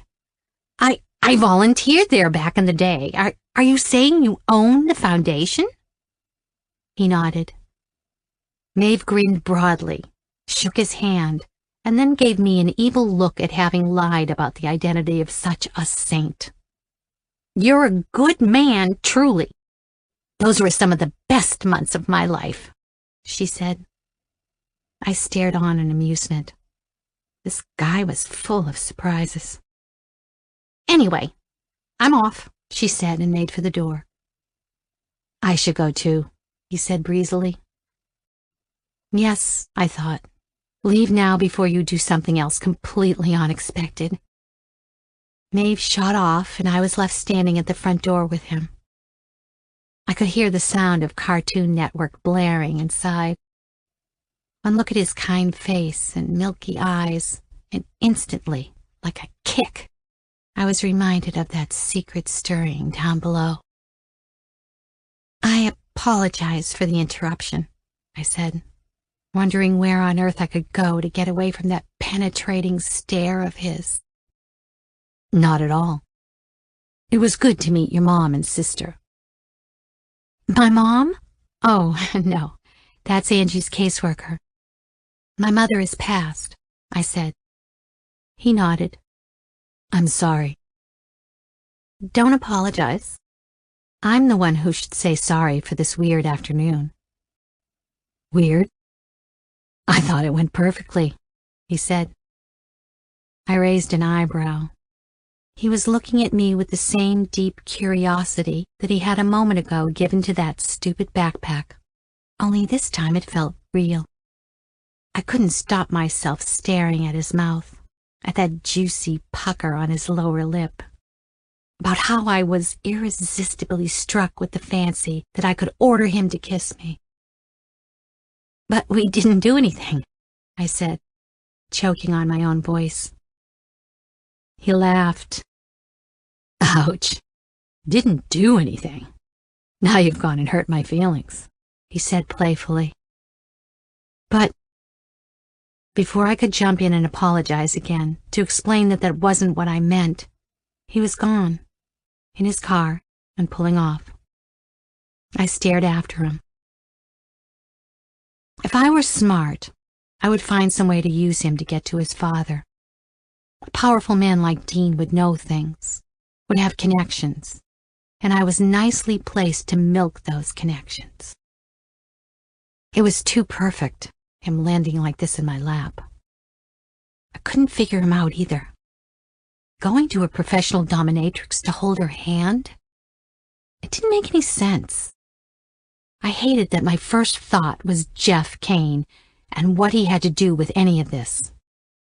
He had already shown me a side to him I never thought existed, so who knew what else he was capable of? If I were smart, I would figure out a way to get a handle on this. But I didn't feel smart just then. I stared down at my hand, and it felt cold and empty now without him. I touched my own palm and tried to make sense of the strange twinge I felt. Not just that disquieting pulsing between my legs, but somewhere deeper inside still. Have you ever walked in a forest and found a log or a stone and thrown it over only to discover a whole pale world of wriggling worms and bugs underneath, hidden till that point? And you feel like you've stumbled on a whole separate unfolding drama, tucked away from the rest of the forest? That's what I felt right then, like I had unearthed a patch of my mind and was surprised to find strange, wriggling life inside. There were parts of me that I never knew were alive, parts that hadn't seen the sun in a very, very long time. Chapter 7. Myth. BDSM is all about pain. Reality. BDSM is all about pleasure. Pain is just one kind of pleasure. Open your hand, he said. I stared at him, tears in my eyes. I can't. Yes, you can.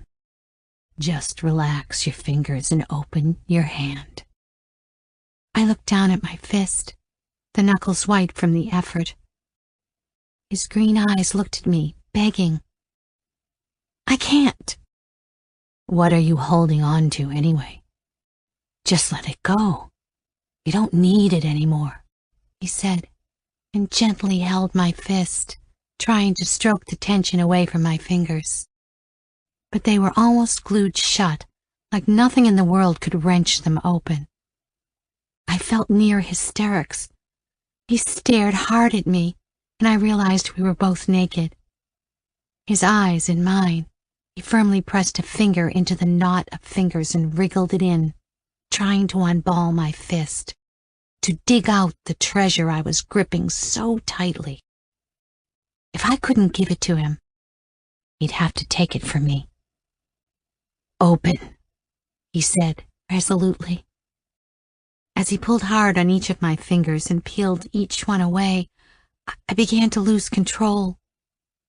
Oh, God, please. His strong hands pulled apart the next finger and then the next. I was at his mercy.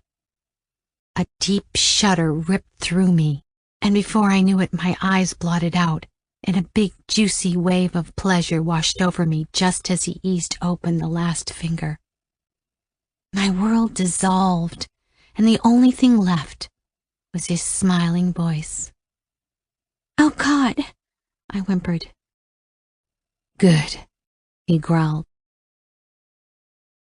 I shot upright in bed. Fuck! It was just a dream. My hand shot down under the blankets and under the hem of my pajamas. I recoiled when I realized how dripping wet I was. Heart pounding, I wiped the sweat from my brow and tried to catch my bearings. It was 4 a.m. Just a dream. I couldn't remember what it was about. I just knew that it had rattled me badly. And something else. I fell back down into bed and automatically touched myself. My clit was swollen, hot, and nearly bounced at my touch. Fuck, that felt good. Being half asleep made this feel so easy. Had I come in my sleep? It was a thrilling thought. My fingertips tented to that trembling little nub, and I closed my eyes and tried to recall whatever delicious thing had done this to my body while I was asleep. But I couldn't remember any of it. And soon, that thick swell of pleasure seeped away and I lost it, and my body felt cold and ordinary again. I stopped stroking and got up, angrily tossing the covers off. I hadn't been myself lately. I never got upset about things, never had bad dreams or let people get to me. So what the fuck was going on? As I stood, a deep ache radiated through my pelvis, stopped me dead in my tracks. That was new. I felt raw, hungry, but in my very cells somehow, like my limbs were starving. Maybe I was going crazy. Something possessed me to throw off my pajamas and stand naked. The ache glowed a little warmer. I stretched up high and admired the dim reflection of my breasts in the mirror on the dresser. I turned my body this way and that way to examine my shape. I was as sexy as I always was. That is, very. But this time it seemed to have a different effect on me. I wasn't just the picture of something sexy. The sexiness was inside somehow. Just looking at the curve where my abdomen flowed into my hip, and then thigh, and the neat triangle of fur where my thighs met. All of this made the ache deepen. Had he seen what I was seeing now? Had he liked it? Was he thinking of me now? I watched my reflection arch and twist before me like it was posing for him, trying to beckon him. What turned him on? What was it that pushed a strong, capable man like that right off the edge? What had him moaning helplessly? Thinking about him made the ache burn so much it nearly hurt. I went downstairs. Down the staircase I went in naked feet, in the dark, and pushed open the door of the dungeon. The instrument sat there, mute. My heart thumped, and to my astonishment, the ache in my pussy had reached fever pitch. In here? This was nothing more than an office, my 9-to-5 sweatshop. Nothing sexy about this place, surely. But my body disagreed. I obeyed the ache and closed the door behind me. I dragged my hand across the tray of instruments. I picked up the whip. The throb subsided. I placed it down again. My fingers went to a pair of handcuffs. Without thinking, I looped the steel curve around my wrist. The ache intensified. I tore it off again, sent the cuffs clattering to the table and left, slamming the dungeon door behind me. Do you want to know about a day in the life of a dominatrix? Okay, let me show you my typical schedule. This morning, I woke up, did 30 minutes of yoga, had 2 cups of coffee and a banana, and scoured our skincare addiction. I then watched a video of a goat playing the keyboard. I showered while listening to Bellini's Casta Diva. My outfit for the day was a white leopard print jumpsuit and silver heels, and I had chosen it to meet the reporter who would help me expose and humiliate one of the world's wealthiest men in a sick bid to get revenge on him for what I was beginning to think was a sexual assault. Okay, so maybe that last part was not so typical. I put my sunglasses on, grabbed my handbag and walked out to my car, practicing my speech. I had 2 home-printed photographs in my handbag, and more where they came from, and I wasn't going to budge an inch until he agreed to at least double what he had offered the last time we spoke. Plus, I'd make him buy my coffee, just to rub it in. The first picture was of a middle-aged man standing in front of a thick tree, hip jutted out to the side like a runway model, trousers unzipped and halfway down his thighs, revealing a baby pink adult diaper with the word princess emblazoned across the crotch. The man is clearly Jeff Kane, and behind him, out of focus but plain as day, sits the California State Capitol building in soft early morning mist. The second picture was the real treat, though. In it, Mr. Kane stared straight at the camera with a seductive smile. He was on his hands and knees, wearing a cheesy schoolboy shirt and cap, flaunting his bare ass. Or it looked bare, until you stared a little more closely and realized he was wearing a tight, glitzy purple thong. Women are physically weaker than men, yes. The average man can easily overpower the average woman. But when you do the work I do, you see just how much power a woman can really have on a man. A man can kill a woman if he wants, but a woman can do one better. She can arouse a man. Miss, please. I spun around to find the source of the voice, my hand hovering on the car door. First I didn't see her, but a short woman was rapidly walking over to me from the street, a worried look all over her face. I clutched the bag to my body. Yes? Are you Nora Smith? She asked, a little out of breath. I said nothing and watched as she approached me nervously. I know this is a little weird, but please, can I speak to you for just a moment? She didn't look like trouble. In fact, she was dressed even better than I was, which almost never happened. I kept my hand on the car door and watched as she nervously looked over her shoulder a few times. You don't know me, but I know you. Please forgive the intrusion. I can't talk for long, but I had to speak to you. I'm Elizabeth Kane, she said, and waited for me to respond. Fuck! What the hell was it with this family? Was his great-uncle Joseph, once removed, going to spring out from the bushes? I took a step back. Please, I'm not angry. I haven't come here looking for trouble, she said, looking as though it was hard for her to get her words out. But I have to ask you something. My husband comes to see you. Please, it's no problem, she quickly added when she saw the panic on my face. Please, I know. And I've always known. And it's fine, truly. In fact, I need you to keep seeing him. I can't give you details, and I don't know why you've dropped him, but I'd do anything for you to take him back, she said, tripping over her words. Her hands were clasped in front of her, and her eyes were wide. I didn't know what to say. I can pay you whatever you want. Just please don't stop seeing him. I know you understand him. You're very important to him. I hope you understand. Here she looked over her shoulders again, but this time I could make out something odd. A deep, angry purple bruise extended all along the side of her neck. She had smeared makeup over the skin there, but it did little to conceal the marks. I'm sorry, but your husband and I can't see him again, I said helplessly. It was as though I had slapped her.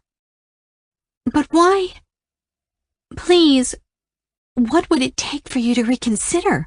She said, and all at once she was clasping my hand in hers. Had he given her that bruise? My head spun. Her eyes darted to a car rolling by slowly in the street, and she immediately dropped my hands. I have to go, she said, voice heavy with despair. I'm sorry I can't help you, I said. And I meant it. She seemed so small, so frightened. She was shaking her head like me refusing her was out of the question. Please, promise me you'll see him again. Please. I'm afraid of what will happen if... Again, she was distracted by the car in the street and simply took off, not bothering to finish her sentence. If what? What will happen? I yelled after her, but she was already gone. I tried to get a look at the car, but it sped off. My blood ran cold in my veins. What bizarre backwards land was I living in these days?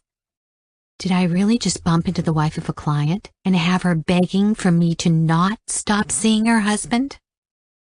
I quickly got into the car, strapped myself in and locked the door. I had entirely forgotten the speech I was going to give the reporter. I don't understand. Yesterday you swore up and down that you had pictures, and now this?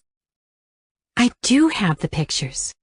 It's just that I can't do this story anymore. At least not yet. No? But you still haul me all the way out here and make me cough up $700? Fucking priceless, he said and rubbed his tired face. I'm sorry. I have more information now and I just don't want to risk anything. Bullshit. You don't have anything and you're wasting my time. He spat and looked as though he was ready to up and leave. Wait, I said. He eyeballed my cleavage. Let me show you, I continued. His expression changed and he sat down. I looked all around me, then slowly reached into my bag, pulled out the first photo, and showed it to him. His eyes went wide. As he reached his hand out to grab the picture, I snatched it back and stuffed it into my bag again. I want to publish these, I said. The plan is still the same. We just need to hold off for a little while, okay? He eyed me closely and then nodded slowly. I had to admit, they were shocking pictures. You have more? He asked quietly. Lots more. Give them to me now, and you get double. I cocked my eyebrow at him. Now he was talking. But still, it only convinced me that I should hold out and demand even more later, after I figured out what the hell was going on with his wife. Not yet, I said calmly. He frowned, and we sat in silence for some time. This card would always be there when I was ready to play it, but that woman's terrified face was still burnt in my mind and giving me the creeps. There was no harm in waiting. He glanced at his watch, and then me. You know, I paid for a half hour, and we're only 10 minutes in. Does that mean I get you for the other 20? I looked at him the same way you look at an unidentifiable brown smear on the bottom of your shoe. You've got to be kidding. He looked again at my cleavage. I'm not, he said, lowering his voice. For interest's sake, how much would it set me back to get a night with you, huh? I stood up and threw a bill on the table to pay for my coffee. More than you have, I said coldly, and walked out. I knew he was watching my ass as I left. I couldn't help that, and frankly, I didn't care. but I wanted him to understand the vast gulfs of money and prestige he'd have to cross to even get a chance at making such a crude suggestion to me. The oceans of difference between him and the sort of man I would even consider looking at twice were more immense than he could imagine. The cafe door tinkled as I walked back out to my car and left. The sky was like it always is this time of year. Blue, empty, and light, even though everything down on the surface feels about ready to burn up and evaporate. As I drove, my mind inevitably wandered over to its new favorite obsession, Dean Cain. I kept returning to him like an unsolved puzzle, but every time I left feeling like I was no closer to understanding him and what he was after. You, dear reader, probably think all of this is blindingly obvious. It was plain as day. I was seriously attracted to him. But you have to understand, at the time, I was like a person seeing after being blind all my life. I just had no idea what I was looking at.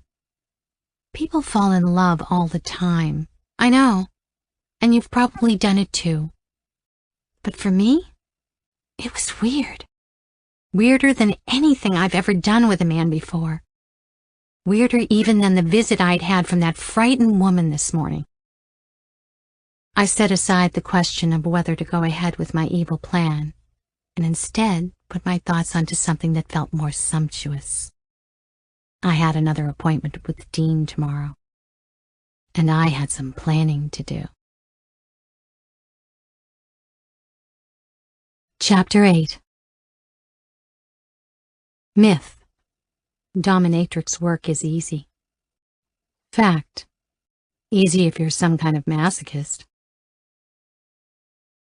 Mistress has decided she needs a shopping trip to Milan this week and won't be requiring your measly body to torture and humiliate, I said.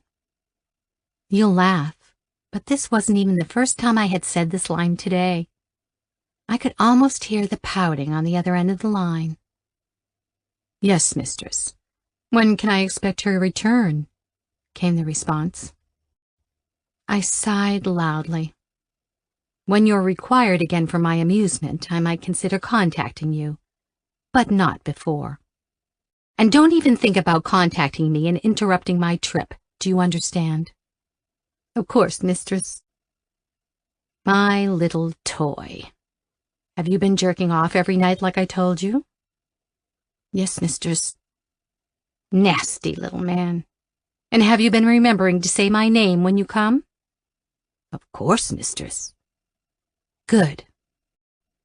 I think I am in love with mistress.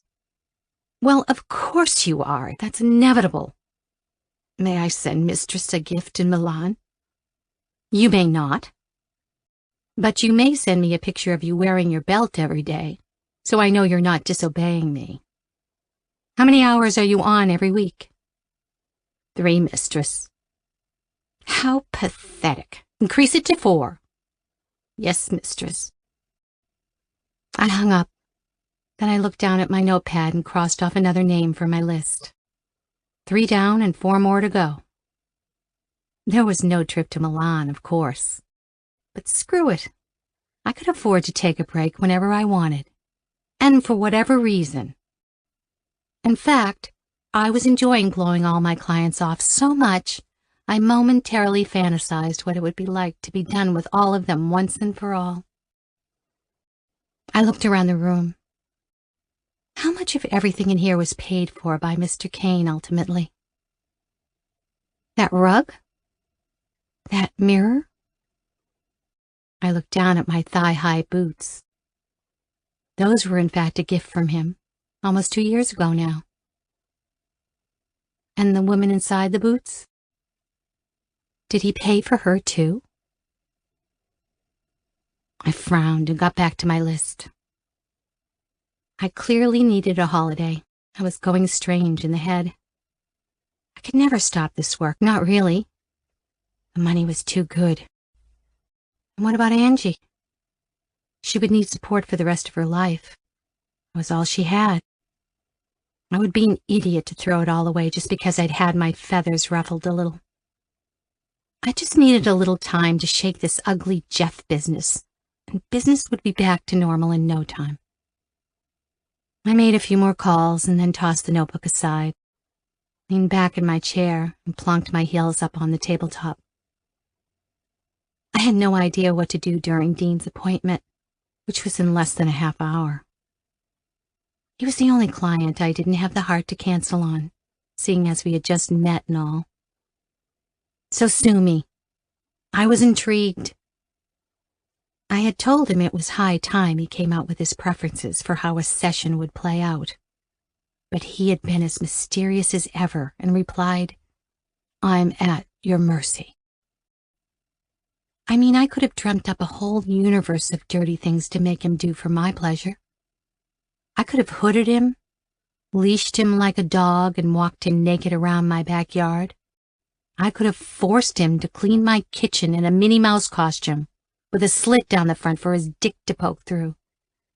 I could have done unthinkable things to unmentionable parts of his anatomy with an electrified rod.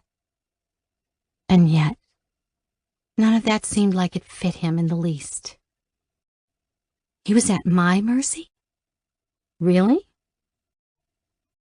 He was due to arrive in just a few minutes, and I couldn't stop my mind running all over the place. Maybe I wanted to kiss him. Maybe I wanted him to put that infuriating hand of his somewhere else. It was against the rules. It wasn't BDSM play at all. In fact, I didn't know what kind of kink it was. What was it called when a man pinned you to the ground and took care of that maddening itch you had somewhere deep in your body that you were too afraid to admit to? What was the name for him teaching you, for him showing you exactly what to do to soothe that ravenous ache in you? What if I ordered him to stay for as long as it took? If I commanded him to stay with me until it was done, until he found exactly the way to bury down inside, to get at that soreness inside me that nobody else knew was there? What if I told him to kiss me and fuck me as hard as he possibly could and teach me? Jesus, Nora, get a grip. I was horny, clearly. That was all that was happening. I wasn't going crazy. My hormones were just out of whack or something. It'd pass. And just at that moment, naturally, the doorbell rang. He was here. I planned nothing for our session. It was our third meeting, and we were one intense hand-holding session in, and I was about to lose my mind. You couldn't make this stuff up. We stood looking at one another in the doorway for a long time. "Mistress," he said finally. I said nothing, just looked at him and gestured for him to come inside. Could he tell just by looking at me? Could he see somehow through into the back of my eyes and at all the racy thoughts I was having about him? We sat in the living room again. The goosebumps under my clothing almost hurt. "So, have you given some more thought to what it is you want to do?" I said nonchalantly. His expression was devilish. "Yes, as a matter of fact, I have. I want to do precisely those things that would give my mistress most pleasure." God, not this again. I didn't know if I was more irritated with him refusing to play by any of the rules, or by the fact that I seemed to morph into a bitch in heat around him no matter what the hell he did. The most pleasure, huh? Okay, I said, and cracked my neck. "I want a gift." "Sure, what gift? You are welcome to anything I own." "Anything?" I said cynically. "Yes, anything." Fine, I'd call his bluff. I gestured to his wrist. "Give me your watch," I said. He removed it, and I could see that it was even more expensive than it had seemed from afar. I dropped it onto the floor, reached over to grab a Chinese vase from the side table, got to my knees, and in a second brought it thudding down onto the watch, crushing it into fine pieces. I placed the vase back on the table, then stood so I could crunch the broken bits of watch even deeper into the carpet with the sole of my boot. Now can you see what a heartless bitch I am? It had to be at least a few grand lying there in crumbles on my floor. I calmly sat again. But he was unmoved. It didn't seem to bother him at all. The wind puffed right out of my sails. In any case, gifts don't really mean anything to me. What do I care for gifts when it's so easy for you to buy any old trinket? I want the things that money can't buy, I blurted without thinking. He cocked his head at me. I hadn't meant to say it, but it came out like a confession. I was almost starting to feel embarrassed when I noticed him smiling. You're right. You're worth more than that anyway, he said plainly, and ignored the crushed watch. So, if not money, then what can I give you? He seemed to be enjoying himself. At least we were getting somewhere. I don't know where we were getting, but still. I want you to strip, I said, also without thinking. My heart was pounding. I never came into a session without a script or without a plan. Speaking impromptu like this felt so dangerous, but I liked it. He stood tall and looked down at me sitting before him. You can't hide behind fancy clothes here, I said, and it felt strange to say it. I had no idea if it's what he wanted to hear, but I liked saying it. Then I realized it was true. I did want him to strip, to take it all off. The whole house, in fact, the whole world could have come tumbling down around me at that point, and I wouldn't have noticed. He started by gently sliding his finger into the knot of his tie and pulling it loose. I didn't know if he meant to do it like that, or if it was just me, but the whole movement seemed so wildly suggestive. His hands were strong and large, but the way his fingers stroked gently over the silk of his tie as he unwound it from his neck and set it carefully aside was achingly delicate. It made me feel funny. With the same slow, careful hands, he went to work loosening the buttons on his shirt, one by one, each becoming a notch on a scale that seemed to measure the irresistible heat growing between my legs. By the time he had loosened the last button, I had seriously began to wonder what the hell was wrong with me. You would swear I'd lost my mind. I had seen so many naked bodies in my life, so many men.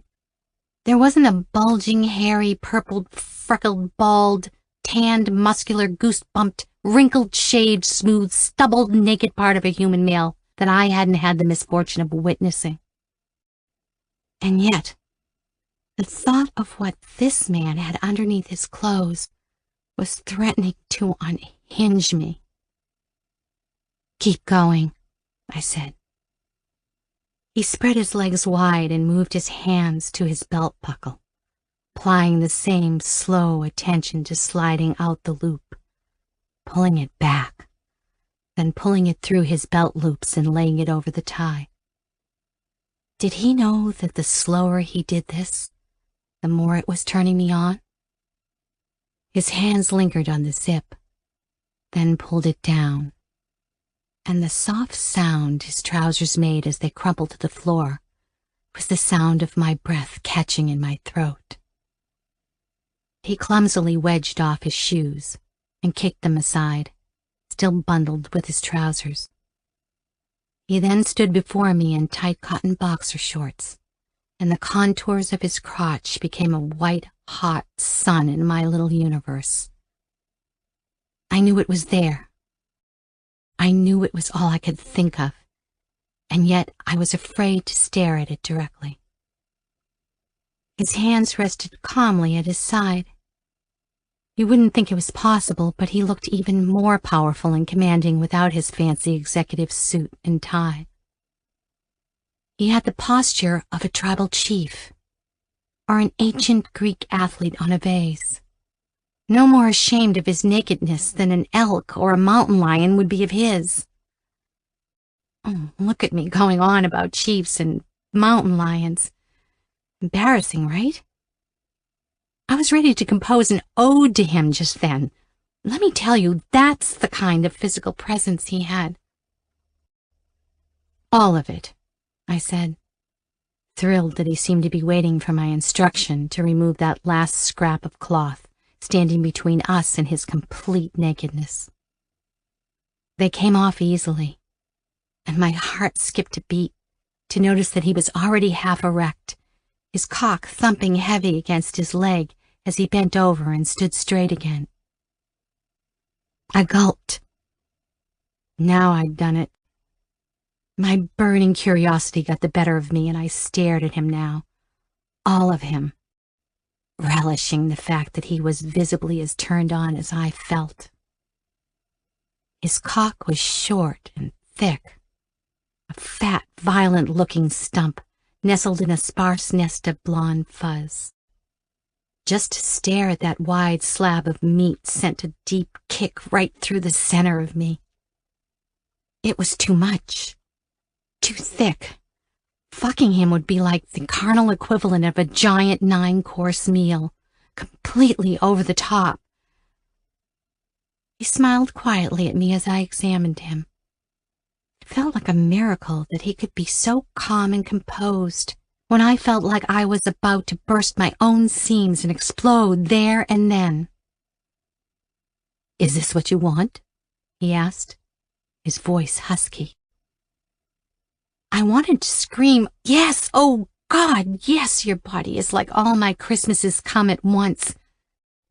But I bit my tongue. I wasn't about to show him what a quivering mess he'd made me. "It'll do," I said, with a cheeky smile, and cocked my head at him. Why wasn't he doing anything? Was he waiting for me to tell him? And yet I was all out of orders. I didn't want him to kiss my feet or say, "Yes, mistress," or any of that crap. But it was too dangerous to think of what I really wanted him to do. With me. To me.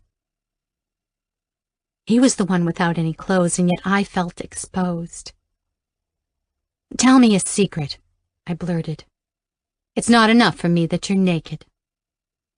His eyes lit up. "A secret? Any secret?" I nodded. "Tell me something you've never told anyone else before. Something that makes you ashamed." I had no idea where I was going with any of this. He thought for a few moments. "You must swear never to tell a soul what I'm about to tell you," he said. I pricked my ears. "Of course." He took a deep breath and his eyes glazed over, like he was looking at something that only he could see. "Deep down," he said at last, "I know that I'm responsible for my mother's death." What the fuck? I should have done more to protect her. Her passing is my fault entirely, and I'll carry that shame with me for the rest of my life. The mood in the room instantly dropped. Were you expecting him to confess to some dirty kink? Some sordid secret from his past? About how he cheated? Or that he had a crush on his secretary or something? Me too. But the moment he spoke, I instantly had a swell of respect for him. I had asked for a secret, and he had given me one. One look at his expression told me he was speaking from the heart. I suddenly felt awful. "I'm sorry, that was stupid. I didn't mean to." He shot me a look. "Don't apologize. That's what you wanted, wasn't it?" You wanted me to open up to you, to show you that I trusted you. Haven't I done that? We had gone from 0 to 60 in no time at all, and all I could do was stare at him dumbfounded. Yes, I guess that was what I wanted, I said absent-mindedly. So the scared woman that approached me wasn't his mother after all. I wanted to know why his mother died and what made him think he was to blame, but I already felt like I had demanded too much. For the first time in my life, hiding behind a bossy persona just felt wrong. Would he ask me to share a secret? What the hell were we even doing here anyway? This wasn't sex. It wasn't any kind of BDSM game, that was for sure. It felt more like two children playing a game of show me yours and I'll show you mine in a strange world they'd temporarily made for each other. Flustered, I gestured at his clothes and told him to dress again. I was embarrassed, but I didn't know why. All my usual lines, all my fallback moves just didn't seem appropriate for him. He dressed as quietly and carefully as he had undressed, and I sat opposite him, cheeks burning, trying to find somewhere to put my eyes. He sat beside me when he was done, but it didn't help much.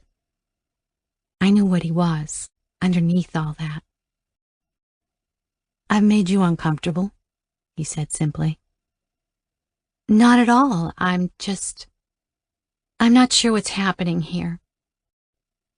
And wasn't that the God's honest truth? He reached over and touched my cheek, and I turned to catch his eye. I told you, I'm here to serve you. What's happening here is precisely what you want to happen. I laughed. But that's not... You're turning everything inside out, I said. With my other clients, I would make up punishments for them, and I'd take complete control over them, and what? Do you get any pleasure out of doing all that? What's in it for you? I laughed again and gestured around my luxurious living room. The priceless Chinese vases, the expensive furniture, this room in this neighborhood that only celebrities and tech millionaires could afford. That's all, he said. He looked unimpressed. You have these men, these powerful men at your disposal. You have their minds, their hearts, and all you ask of them is money? My embarrassment felt like a stone in the pit of my stomach. Haven't you ever thought of pushing that and seeing where it goes? Isn't there something else you'd really like from a man? But what else is there? I get to feel like I'm in charge. Nothing compares to that. He shook his head and smiled again. This time he seemed genuinely disappointed in my answer. You sound just like my father, he said quietly. I snapped to attention. I had all but forgotten that I had an evil plan at all. Dean was nothing like his father, and the fact that he thought I was like that horrible old man made me feel awful. I only meant, oh God, this all feels so awkward. This is how I make my living, Dean. This is what my customers want.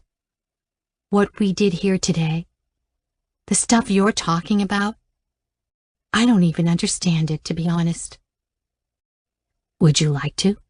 He said, and moved in closer to me. Yes, with all my heart, I wanted to say. But this was all too weird. I wasn't sure if I trusted him. Being Mistress Morgan was the game I knew, and I was good at it. I didn't want to play another game if I couldn't be sure that I'd win. So I said nothing. He stood to leave, and I mutely followed him to the door. There were about 4 million different emotions swirling around me at that moment.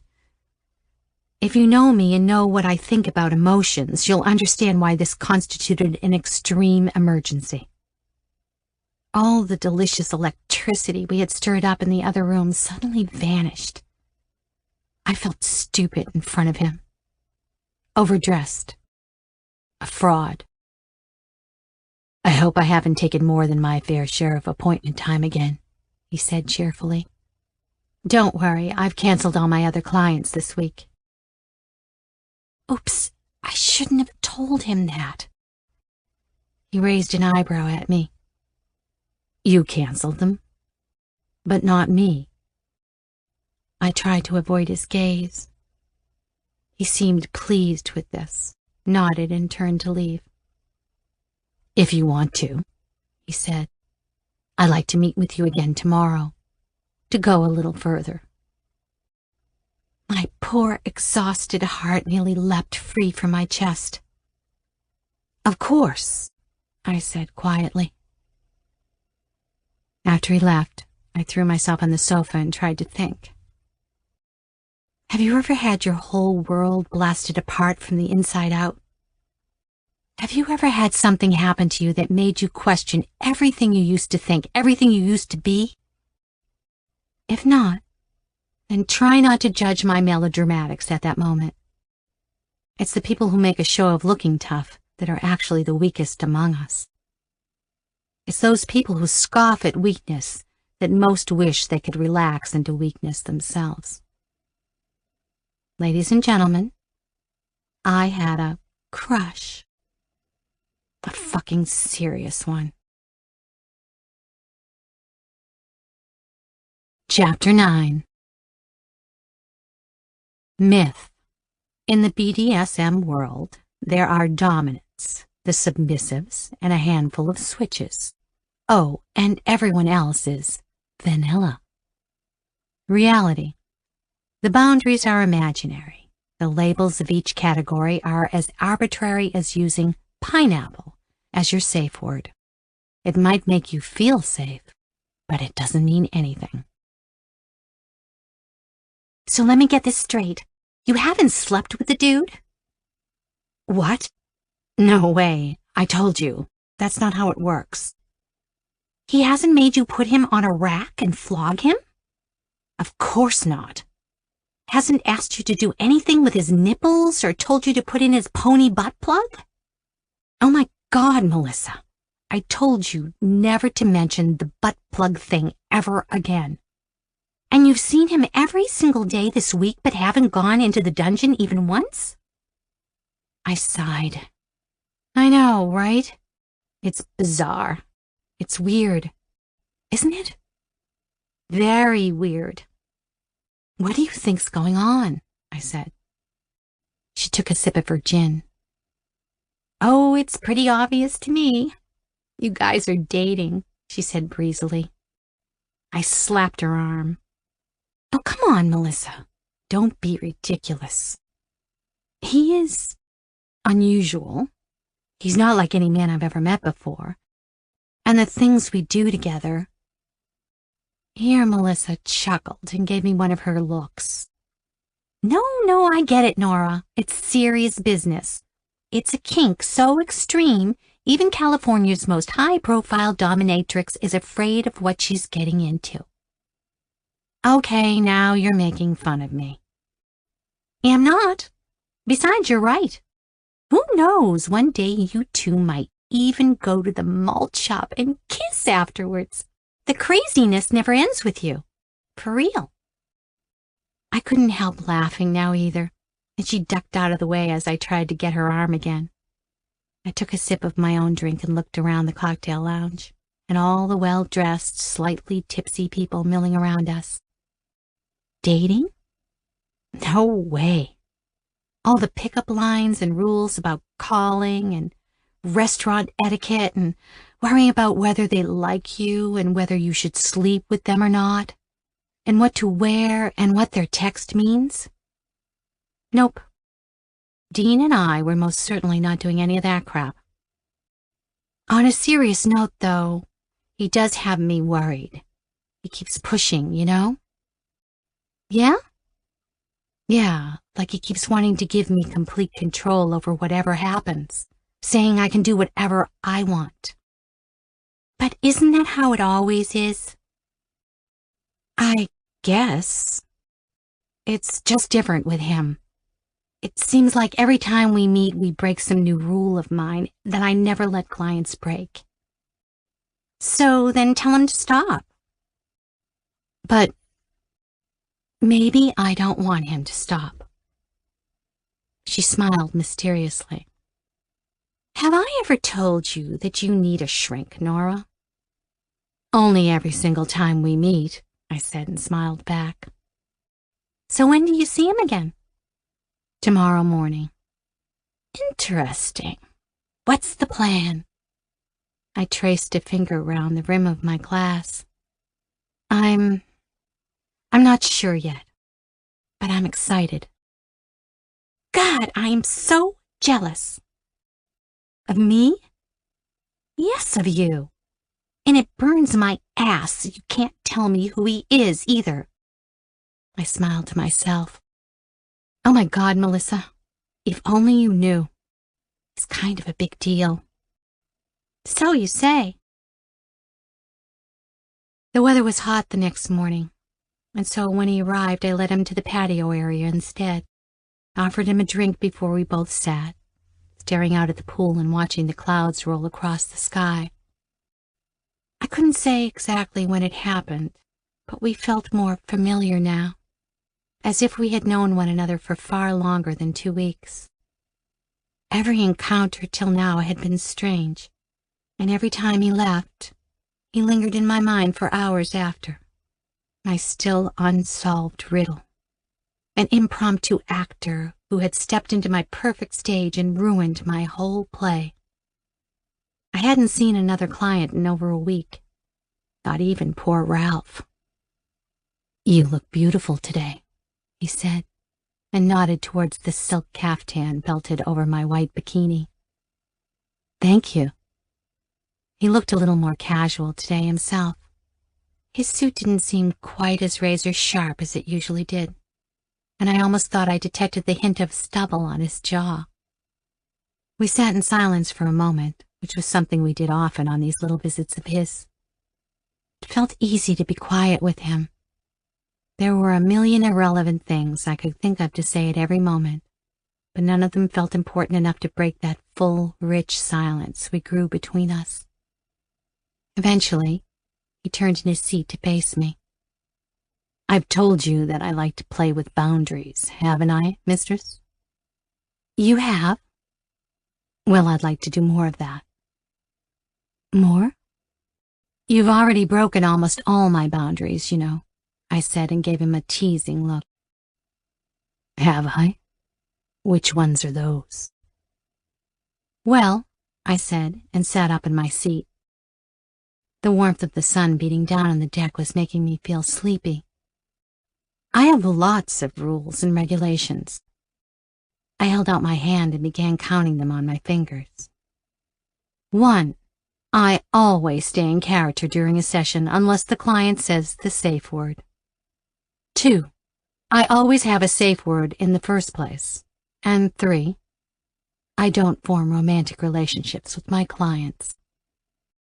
I paused as I realized what I had just said, but he didn't flinch. I looked over at him, staring thoughtfully out at the pool, watching the play of light the ripples made on the ceiling of the patio.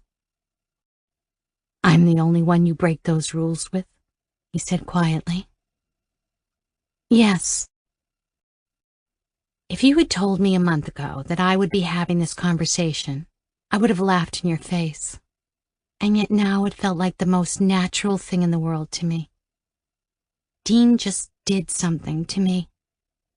I always felt on the back foot with him, always a little off balance. And most bizarre of all, this somehow felt to me like the ultimate safety. I think I just thought of something that I want, I said, keeping with the theme of our discussions this week. Wonderful. What is it? You must promise to do it just as I say. Nothing more, nothing less. You have my word, mistress.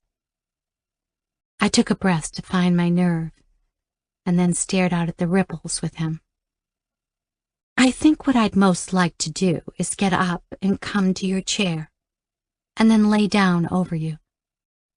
I don't want you to move at all, only if I say so. But then, if I feel like it, I might decide to kiss you, I said slowly. If you deserve it, naturally, I added. Naturally. Maybe you're judging me right now. Maybe you think I'm pitiable because this little scrap of human affection seems so mysterious to me, seems so scary and strange. And yes, completely prohibited. I know I'm not the most emotionally intelligent woman in the world, but I hope you can see that even though it didn't look like much, I was trying. I got up, heart in my throat. Sure, my panties were about to melt right off me from the anticipation. As gracefully as I could, I lifted one leg high and then brought it down over the other side of his deck chair.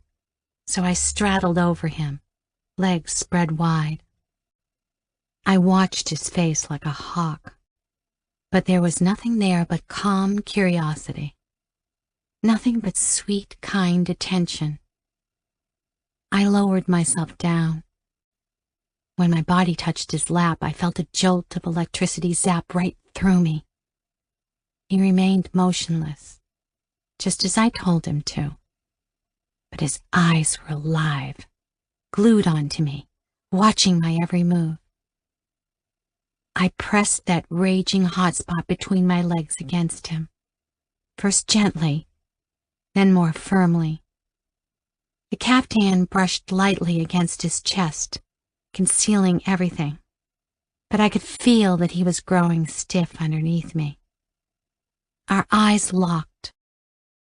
I placed first one and then the other outstretched hand onto his chest and let a little more of my weight press down onto him. His torso was strong and solid, so sure underneath my shaking fingers. I hadn't meant to, but once I started, I couldn't stop. My hips tilted an inch and brought my swollen pussy grinding into him. And then they moved on their own, rocking me back and forward against him.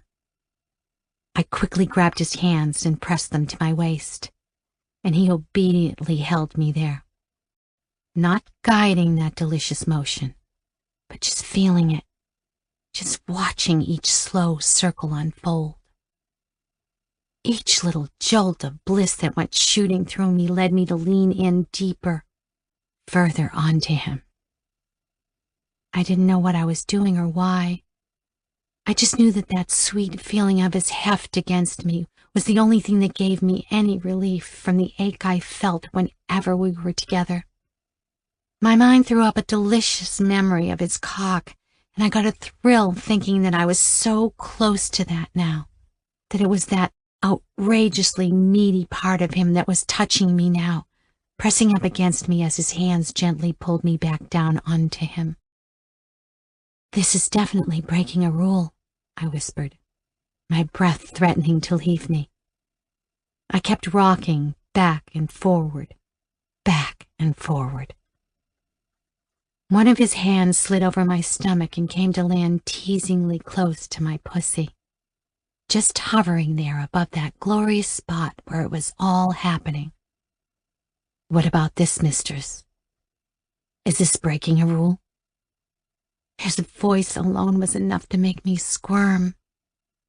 It's just my body, I whimpered. We can be sexual, but we can't be affectionate. He raised his eyebrow at me, but we both kept up the same slow, small rhythm. I couldn't stop. Mistress, forgive me, but that doesn't make any sense. Isn't sex affection? No, sex is just sex, just body. Affection is with me. But, mistress, where does your body end and you start? How can you open your body without opening the rest of you? The glass was inching closer and closer to the floor again, threatening to break. I wanted to come more than anything I wanted in my life. I was being tortured, and there was only one thing that would soothe me, save me now. Being able to come, once and for all, on this handsome stranger's lap. Behind my eyes flickered deep, swirling images of color. The same intense swirls I had tried over and over to put onto paper, sure that if I could catch that feeling in acrylic and charcoal, I'd be closer to catching it for real, in my body. He had seen those paintings. He had liked them. I stopped. Mistress? I awkwardly put my weight on my knees and leaned away from him. I got a bit out of hand just there. I see. Do you want to get out of hand? God damn it with this guy. And that's when I kissed him. I wanted him to stop talking, to stop asking questions I didn't know yet how to answer. I leaned forward, collapsed against him, and let my lips fall into his. He responded to me easily, hungrily, devouring my lips in a kiss that was half sugary sweet, half laced with the taste of something truly devilish. When I pulled away, his green eyes locked again with mine, and he smiled. It all felt too good to be true. He was too much, too kind, too sexy. I couldn't let him get close and see how fucked up I really was. What if he needed me to be this total vixen? What if he lost interest when he realized what a neurotic mess I really was? I hopped off his lap and straightened out my caftan. Dean Cain made me feel constantly, unavoidably drunk. He was an intoxication, and when he was around, I simply couldn't think clearly. Does Mistress need to be alone? He asked timidly. Yes. Leave me now. You've proved yourself useful for today, but I'm growing tired of you, I said, and gave him a haughty glare. He saw right through it. He knew I didn't really mean it, that I just spoke like that because I didn't know what else to say. Very well, he said, and rose to leave. Let yourself out, I said. He looked a little hurt. I wanted to run up to him, to apologize, to kiss him again, and press myself against the wall of his chest. But I sat there, icy, waiting for him to leave. He had scared me. I would have to be crazy to do shit like this. Soon I would come back from my shopping trip and pick up all my old clients, and life would return to normal. As for the ache at the tip of my clit, I calmly told it to shut up. I heard the front door close as he left and sat for a moment, getting acquainted to the sinking feeling in my chest. It didn't feel good, but it did feel familiar. Whatever happened to his complicated kink, anyway? Was I going to land up in a ditch one day? No. Clearly, I had better get my head straight. I got up and went inside into my office to look at the appointments I'd scheduled for the upcoming week. I flopped into my swivel chair and took a pile of mail off the desk. Now there's a nice head-clearing activity. Opening bills. I got to work opening up envelopes and landed on a familiar-looking one. I already knew what it was. A letter from Jeff. I frowned, opened my desktop drawer, and was about to toss it in there with the others, all unopened. But something made me change my mind. I opened it. There was nothing I could do about the many gifts that turned up at the house every day since that pig and I had our falling out. But these little letters felt like a can of worms I didn't want to open. I didn't care what he had to say. I just wanted him to go away.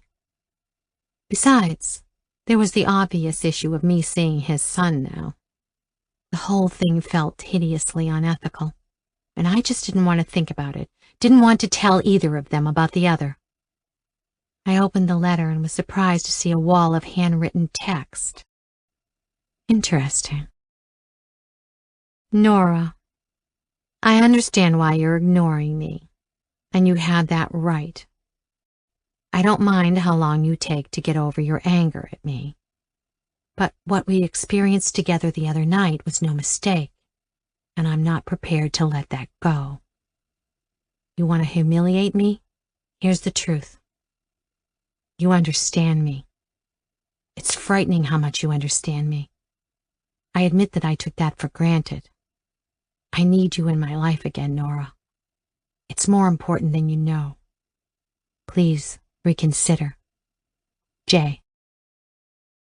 I dropped the letter like it had stung me. I was too afraid to see what the other dozen had said. Was he mad? I was the last person who understood him, and the thought of seeing him again made my stomach turn. I remembered the frightened woman again and groaned. Couldn't he just go away?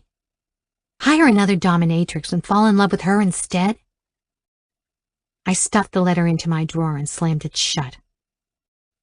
Damn him for ruining everything. Chapter 10. Myth. There was a recent study showing that people who engage in BDSM are more psychologically healthy and normal than those who don't. Reality. The last thing you want to tell someone who engages in BDSM is that they're normal. Thanks for letting me come along today, he said. Don't thank me. It's Angie who wanted you here, I said, and flashed him a naughty grin. It was true. When Angie realized we were headed for the market fair that weekend, she had all but requested him to come along by name, and kicked up a fuss until Maeve and I agreed to invite him. And now here we were, the heir to the biggest tech company in the world, an angsty dominatrix in white Doc Martens and a sundress, and a grown woman with a painted face and a handful of helium balloons. We weren't exactly the traditional nuclear family, I know, but it felt cute, and we were having a good time. California feels like the most generous place on the planet on days like this. The sky simply beats down blankets of warm, gorgeous sunshine. The air feels full and happy, and the whole community comes alive. I had taken Angie to the fair every year since forever, but it was always just the two of us.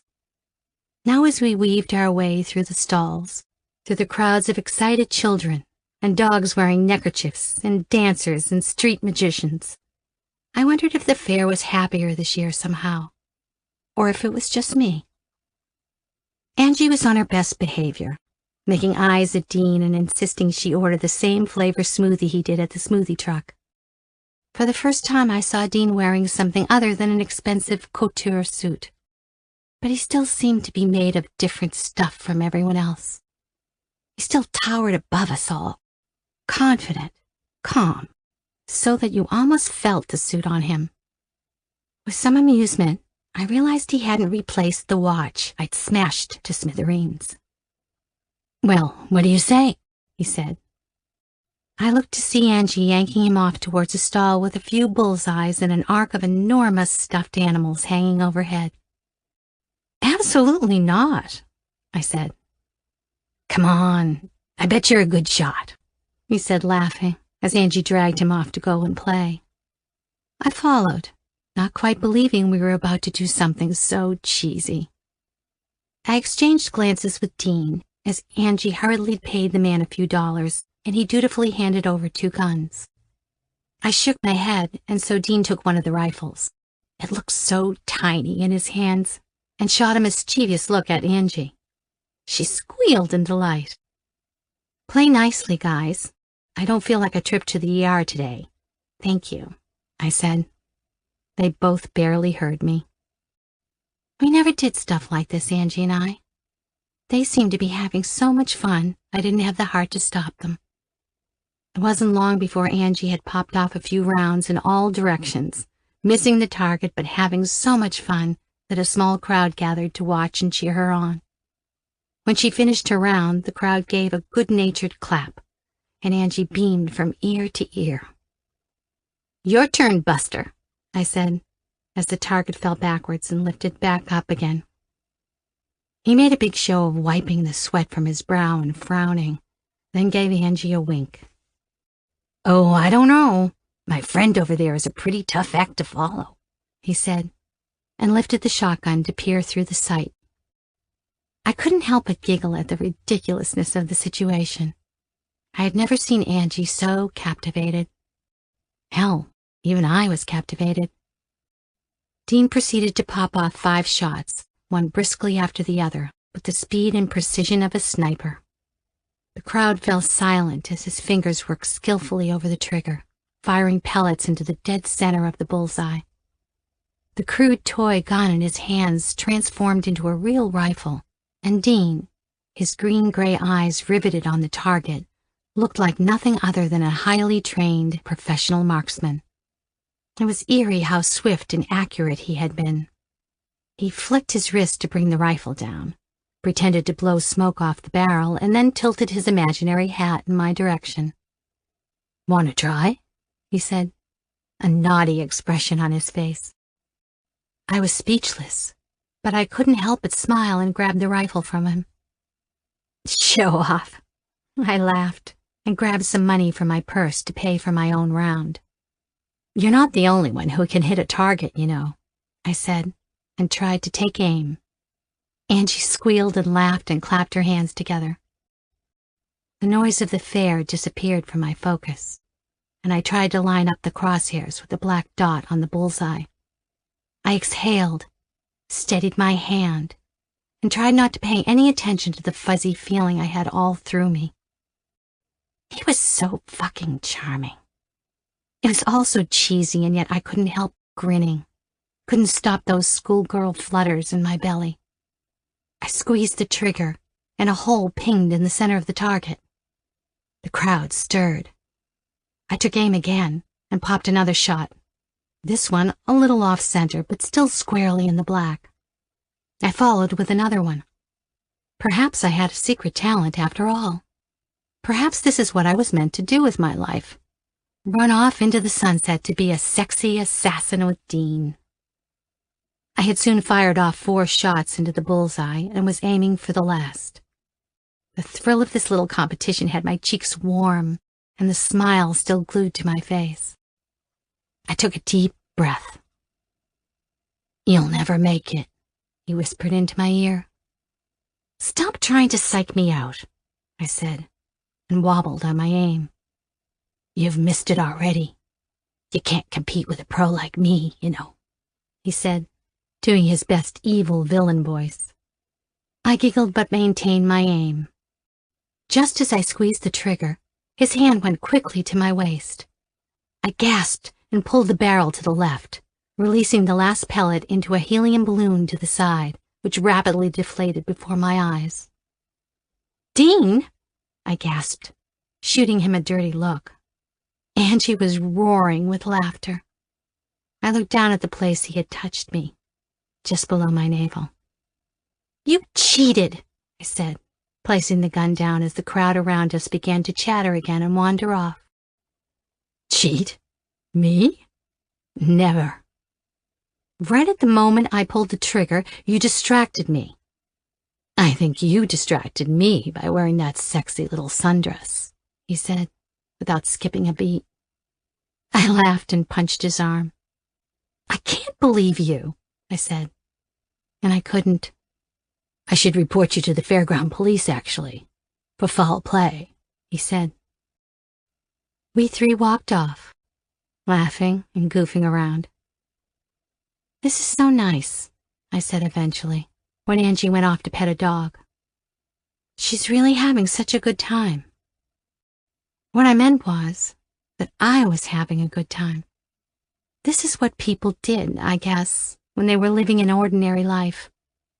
This is what it felt like to be normal, and happy. We strolled around, ate some cotton candy, and watched a street juggler. It was easy to imagine for a second that I belonged here, with these families and regular people, that I didn't have a strange and embarrassing profession, that I could just walk in a crowd with good, ordinary civilians, and that this man wasn't one of my clients, but a friend. Maybe even a... but can you imagine?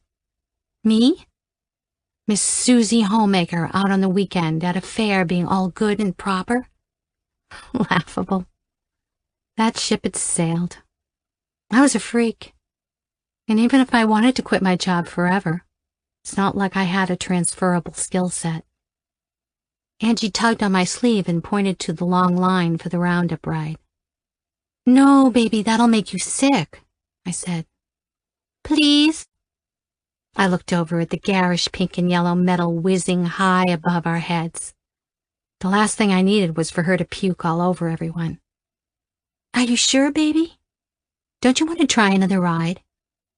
I'll go with her, and we'll be just fine, won't we, Angie?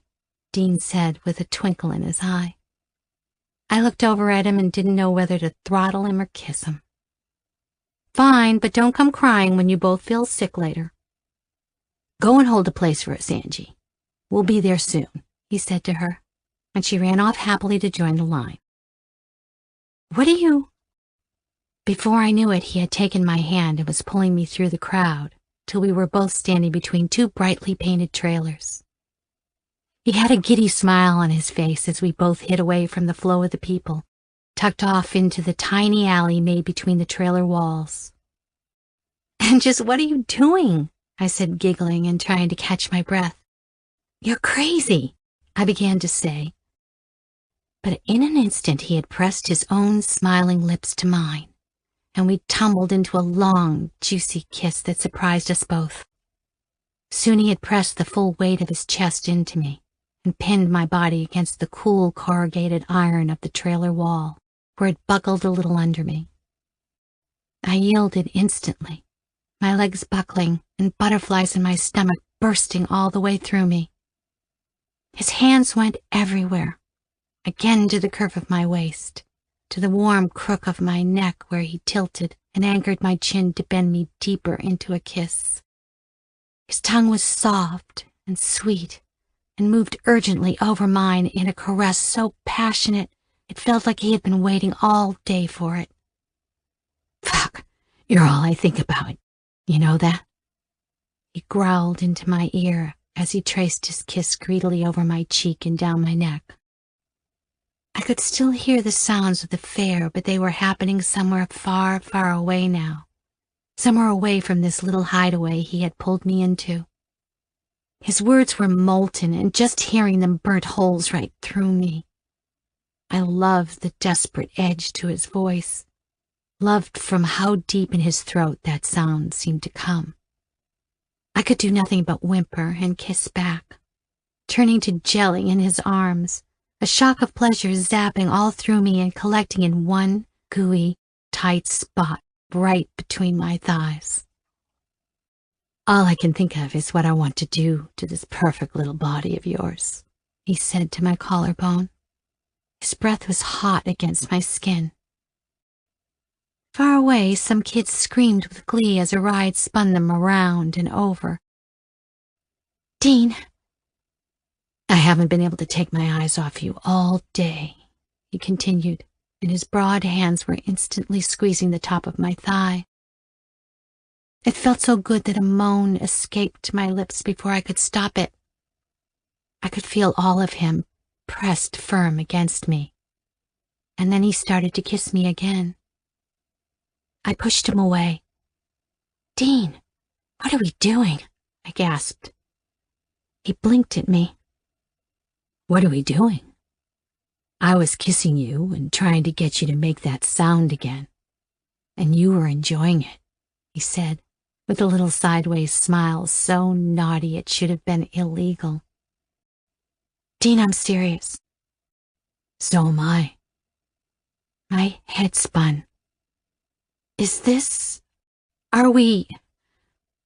Dean, are we dating? He cocked his head to the side. I don't know. Do you want to be? He said, easy as can be.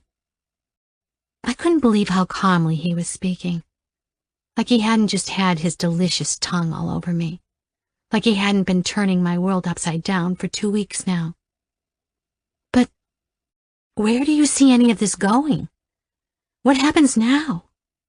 I suddenly became aware of the fact that we weren't all that well hidden from the crowd. Now? Well, when I was done kissing you, I thought we would probably go line up for the roundup ride before Angie notices we're missing. I sighed and squirmed out of his grasp. Dean, I'm being serious. He took a step back, looked over his shoulder at the stream of people walking past the trailers, and then back at me, with that look that lets you know there's more going on than meets the eye. Okay, fine. Let's be serious. You're right. You want to get married? Want to have a few kids with me? Hell, if you wanted to carry on with your work, that's cool too. I'll help you. I didn't get on the Fortune 500 list for nothing, you know. If you've got a business, then I've got some pointers. You want to get a dog? I couldn't believe what I was hearing. All I knew was that, again, he was saying something I completely, utterly didn't expect, and I couldn't help but laugh. Are you making fun of me? This is serious. I'm a sex worker, in case you haven't noticed. I'm not a regular woman. Don't be stupid. You could basically round me up to a prostitute. Nah, that's where you're wrong. Oh, then why did you pay me $3,000 for the pleasure of coming with me and my sister to the fair today? He cocked his head over to the side again. Okay, so you want me to stop paying you? Got it. Done, he said, and gave me a big, goofy smile. But I was losing my temper. Oh my God, Dean. Stop trying to give me what I want, damn it, I snapped. It was his turn to go serious. He didn't have a witty comeback this time, or a silly smile.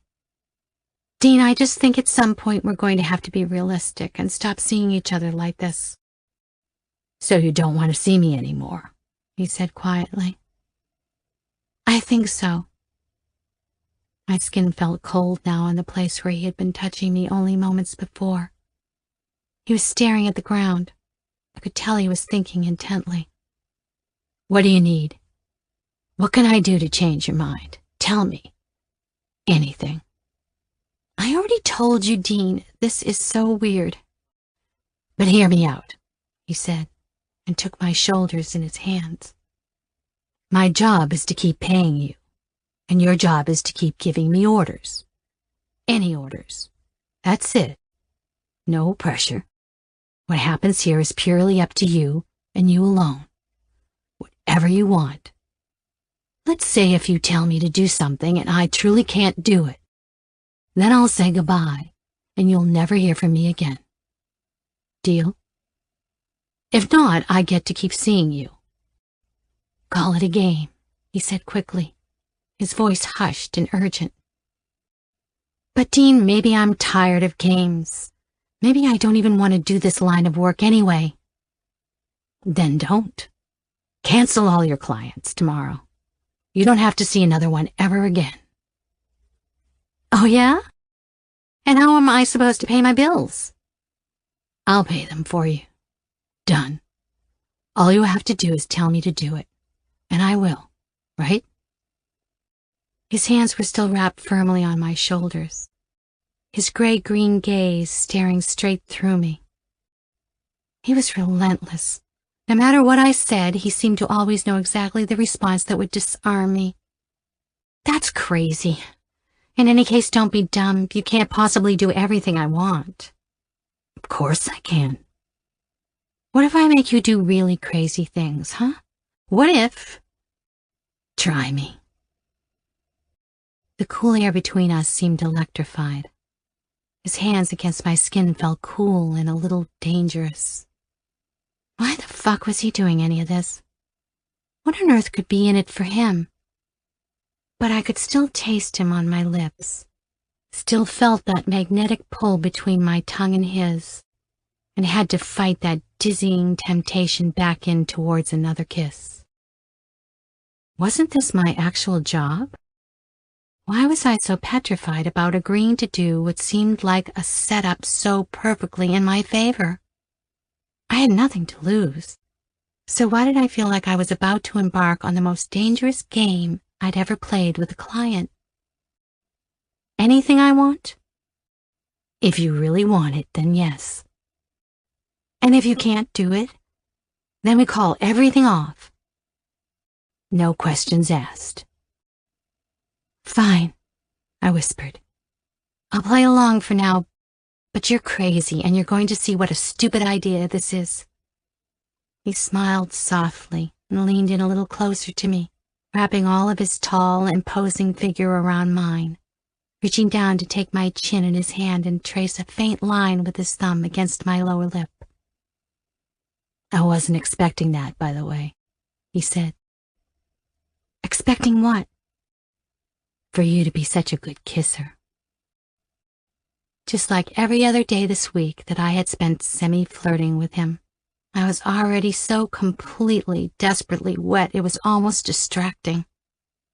My body sure as hell didn't seem conflicted about what was happening here. In fact, if he were to grab my wrists right now, turn me around, lift my sundress, and fuck me right here, I'd be more than ready for it. The thought alone seemed to make the situation worse. Did he know what effect he was having on me? Is it what he wanted? Is that what I wanted? I was just about to tell him once more how crazy he was, when he moistened his lips, smoothed down his shirt, and stepped out of our little makeshift alley, holding his hand out behind him to invite me to follow. I did. We went back out into the light and noise and chaos of the crowd, towards the line to find Angie. I walked in silence behind him, my hand in his as he led us through the crowd, with me trailing behind. I felt shaken, like parts of me were still vibrating from being pushed up against that corrugated iron and kissed like that. But I didn't know how to do any of this. I didn't know what to do with this wiggly, aching feeling inside of me, with how wildly exposing it felt to want him this much. But fine. He said I could tell him to do anything I wanted? Then I would. But oh, he'd see. When we had found Angie in the queue again, she had sat herself down on the floor and was rocking a little, in her own world, bobbing the balloons on their strings. I leaned over casually to him and spoke under my breath. The first thing you're going to do for me is be 100% honest. Okay. Do I turn you on? I said. I had meant to sound seductive, inviting, but it came out sounding like an insecure schoolgirl looking for validation. Immensely. Do you want to fuck me? My heart pounded furiously in my chest. He took a little longer to answer this time. So much it's driving me crazy. The knot below tightened a little more. Okay, well, good. Now on to the next thing I want. I don't want us to have sex yet. He turned to look at me. Of course, now he tried to rewrite the rules, try to convince me or seduce me. He'd backpedal, of course. Fucking men. Maybe that's all he wanted out of me. And the ruse of a game was just to get us where he wanted. Sex. But to my surprise, he was smiling. Did you say yet? Well, I certainly wasn't expecting it, but I have to say, I like the way you think, he said and smiled that naughty smile at me. I couldn't resist a laugh. Do you think we'll ever get to the front of this line, though? He said, quickly changing the topic.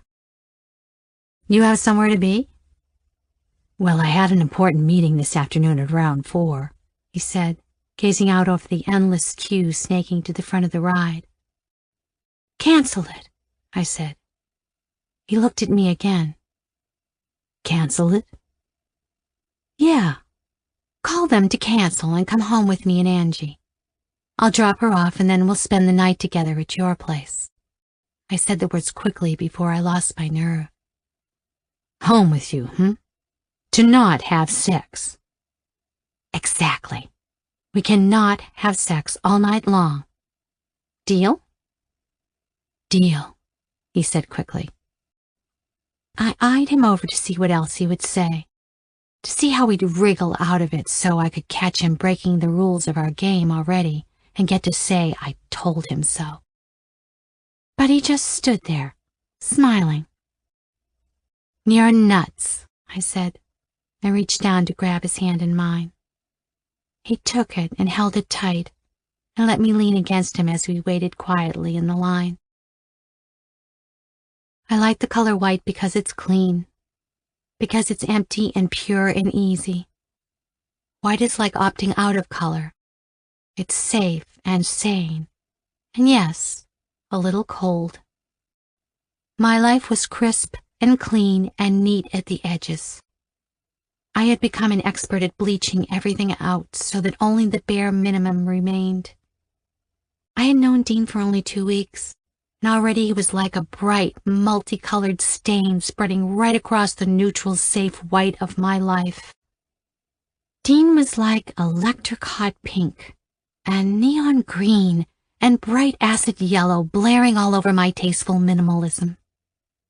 He was like paint splatters on my mind that I couldn't clean up fast enough. And yet, I couldn't resist. Part of me was curious, more than curious. I wanted to see just how far he would go. Chapter 11. Myth. Proper kinky sex is about trust, safety, respectful boundaries, and comfortable, mature exploration of the desires of mutually consenting adults. Reality. The most raw, bone-shattering good fucking always happens right at the edge of what you're most afraid of. Good sex is dangerous. You should be a little uncomfortable. Your house is so... I expected it to be... Bigger, he said. I smiled. I'm sorry, I'm being impolite. I just imagined you'd live in some kind of castle, I don't know, I said and followed him as we walked into his humble studio apartment. Oh, sure, I do.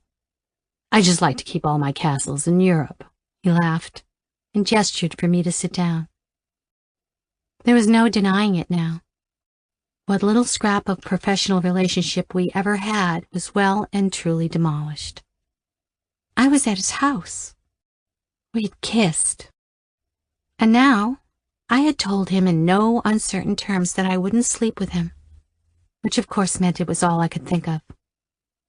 Though I was sitting on his sofa, though I was so turned on it felt like I would burst if he looked at me funny, though he kept piercing me with those green eyes of his and that devilish smile over and over, I had told him it wouldn't happen. And now, the only way it would happen is if I told him it's actually what I wanted. Suddenly, the warbling sounds of a soprano's voice burst into the room and snapped me from my daydreaming. I looked up at him walking towards me, a bottle of champagne in his hands. Il Tritico, I whispered. I haven't heard this in ages. I knew you'd appreciate that, he said, smiling with satisfaction. Appreciate it? No question, it's Puccini's most underrated opera. I couldn't agree more. You know about opera? I asked, taking the fluted glass he offered me and forcing myself to drag my ears away from the hypnotizing sounds and back to his voice, equally hypnotizing. No, I don't know a damn thing about it, to be honest. I'm an uncultured buffoon. It's part of my charm, you see. But I knew you'd like it, he said, easily popped the champagne cork and began pouring frothy golden liquid into our glasses. The house may have been on the modest side, but the champagne must have cost the earth, and the glassware looked like it belonged in a museum. "So how did you know I liked it?" I asked. "It doesn't matter. I told you. My job is to find out all the things that please you most, then do those things, right?" Of its own accord, my hand lifted the glass to his. We clinked and both took small sips of the sparkling liquid, eyes still glued together. Of course, I was tipsy long before I took that sip. I thoughtfully set my glass down and smoothed my hands over my lap. "Right. And that's part of your complicated kink, isn't it?" I said, and shot him a quick look.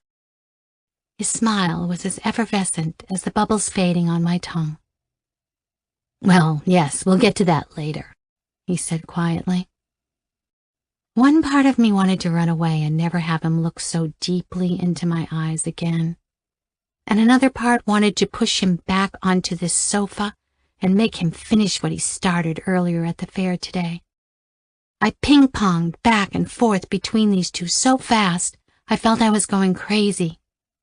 He leaned back in his seat, spread his arms wide, and exhaled. Compared to mine, his house was positively bohemian.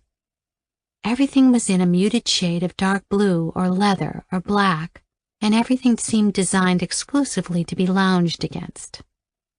I had already seen him naked, already seen him stripped bare and staring back at me, face open, and with a little glint of mystery in his eye. And yet, something about curling up here in his home with him, me over here with champagne in my head, and him over there with his woolly sweater.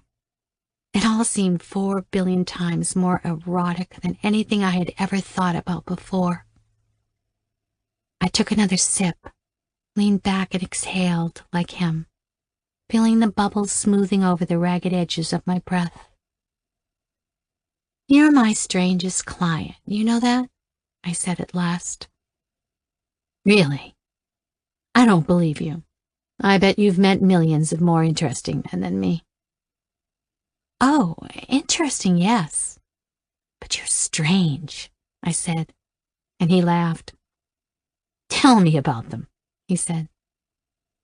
I took a deep breath and another sip.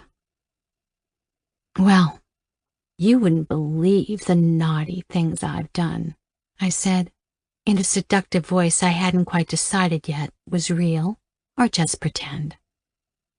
"No? I used to be a bit wild in my youth." "Wild? Oh, yes." "Tell me." This was fun.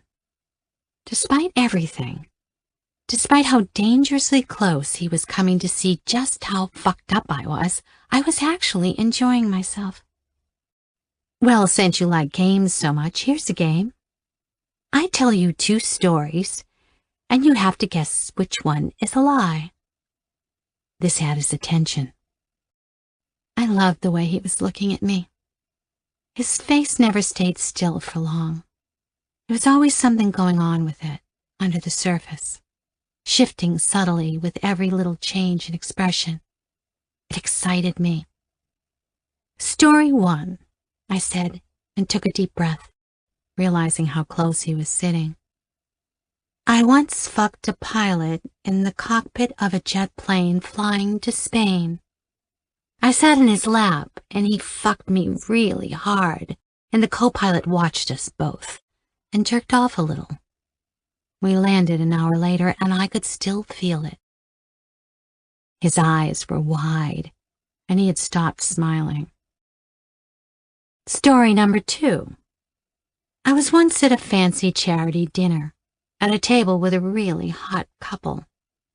I stroked the guy's cock under the table with my foot until he caught my drift, and we both got up to meet in the men's room. When we were finished screwing, you know what he said? He said, 'Now go and call my wife.' And so I did. I never saw either of them again, and I never did decide who was the better fuck." In the silence that followed, I drained my glass and felt myself relax a little deeper into the comfy sofa. He lifted his eyebrows and whistled low under his breath. "Those are some interesting stories," he said. "But which one is a lie?" "The second one." I smiled. "I'm right, aren't I?" "Okay, again," he said, his face still serious. "Another round," I teased. "Yeah." I cleared my throat and made a show of playing with the rolled edges of the sofa cushion.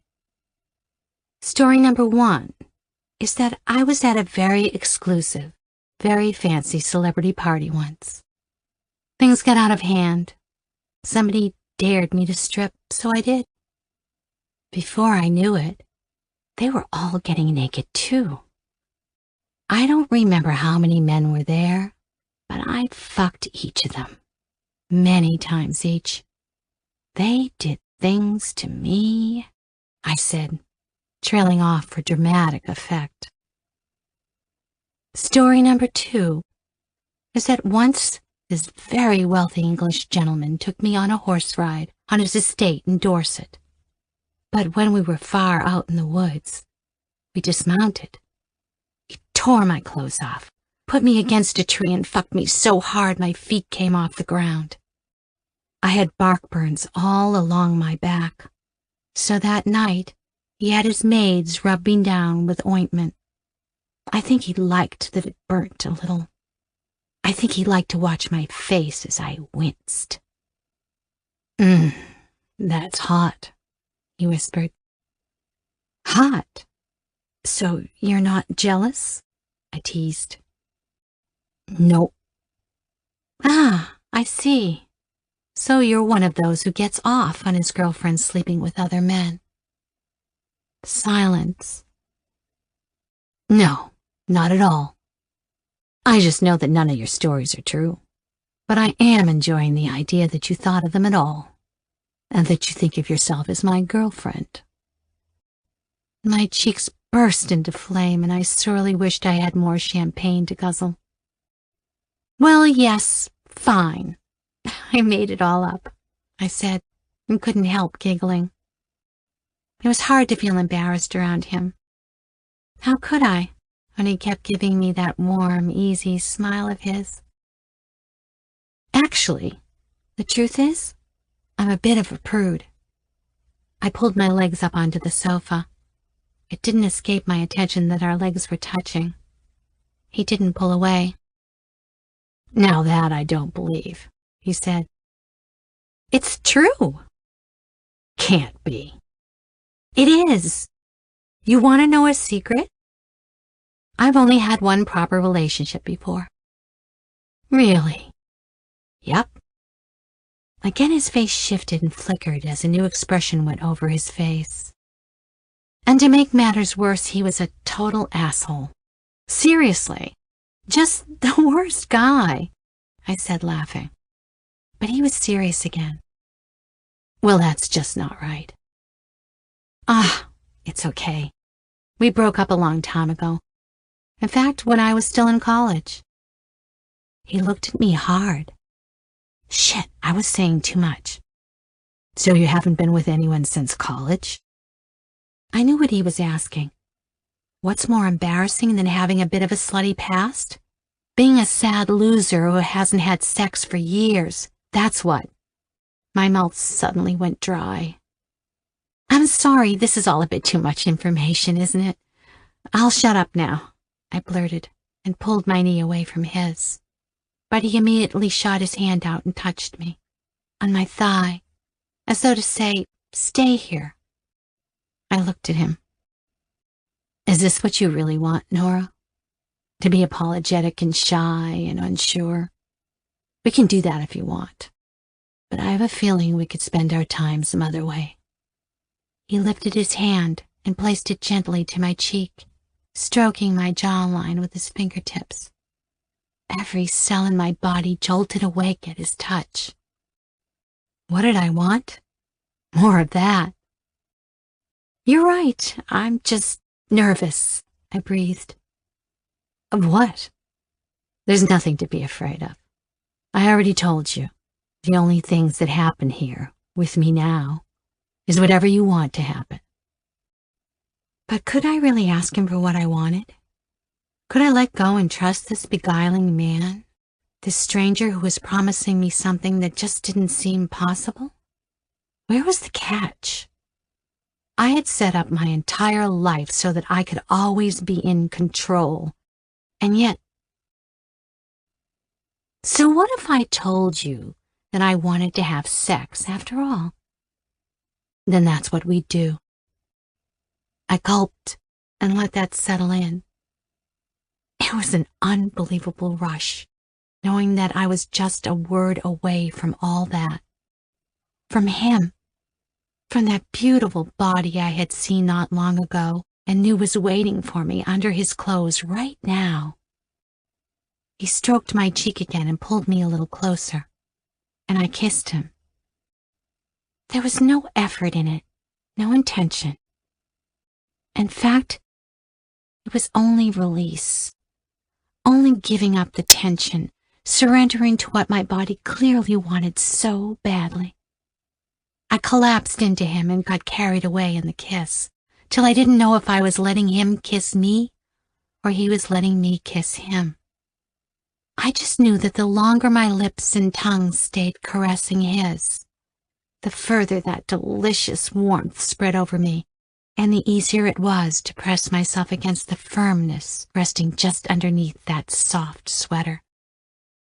The only thing that seemed to stop me from melting into a puddle right there was his firm, steady hand cradling my neck and his other hand pressing down on my upper thigh.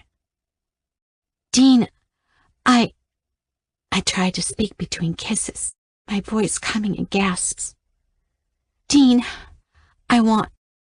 Tell me what you want, he said, kissing me hungrily. I want... It felt like the words were so big they stuck in my throat, too scary to say. I want you to fuck me, I said, spitting it out, more of a plea than an order. Then tell me exactly how much you want it, he growled, leaning deeper into me to kiss me a little more roughly. My entire body ignited. I had never been spoken to like that before. Say it again? I grabbed his hand and pulled it further down so that it rested between my legs, just inches away from that throbbing spot that he had turned on the very moment he had waltzed into my life. I could taste his smile. Good. Now say it. Say what you want, he mumbled, his lips all over mine, our breath hot and desperate, his palm pressing hard against me through my clothes. I moaned. Please, Dean, I want you. I want to do this with you. How badly? Tell me. He was teasing me. I couldn't believe it, but the answer to how badly I wanted it was clear. Very fucking much. So much that I felt ready to do anything just then, so long as he'd stop teasing and just fucking touch me already. God, you're beautiful, he mumbled, as he slid his hands up under my sundress and pulled, revealing my pale skin underneath. Take it off, I blurted. I want you to take it all off, I said, my voice frantic with longing. This seemed to turn a switch in him. He set his jaw, got to his knees, and rapidly got to work pulling off my dress, tugging my shoes off, and pulling away my bra and panties. It took my breath away, the energy he put to work completely stripping me. He was possessed, and after I realized nothing would deter him, I let my head fall back and offered myself to him to be roughly undressed. Only my panties remained. I squeezed shut my eyes, knowing that when he peeled them off, he'd find ample, obvious evidence of how disgustingly turned on I really was. He slid the fabric down my thighs and paused a little, and I knew that he was taking me all in, knew that my drenched thighs and soaked pussy got his attention. My heart pounded madly in my chest. Don't stop, he said in a throaty voice. Keep talking. So I let go. Just a little. I held my breath as he slid the loop of my underwear off over my ankles. And then I was naked, and I let him look at me. Then I opened my mouth to speak, hoping the words would form. I want you to touch me, I said, doing my best to keep my voice steady. Good. Tell me where, he said, and brought his lips close to my neck. I shuddered at the sensation of his fully clothed body against my naked skin. I grabbed his wrist and urgently pressed his hand to that tender, dripping spot. Here, I hissed into his ear, right here.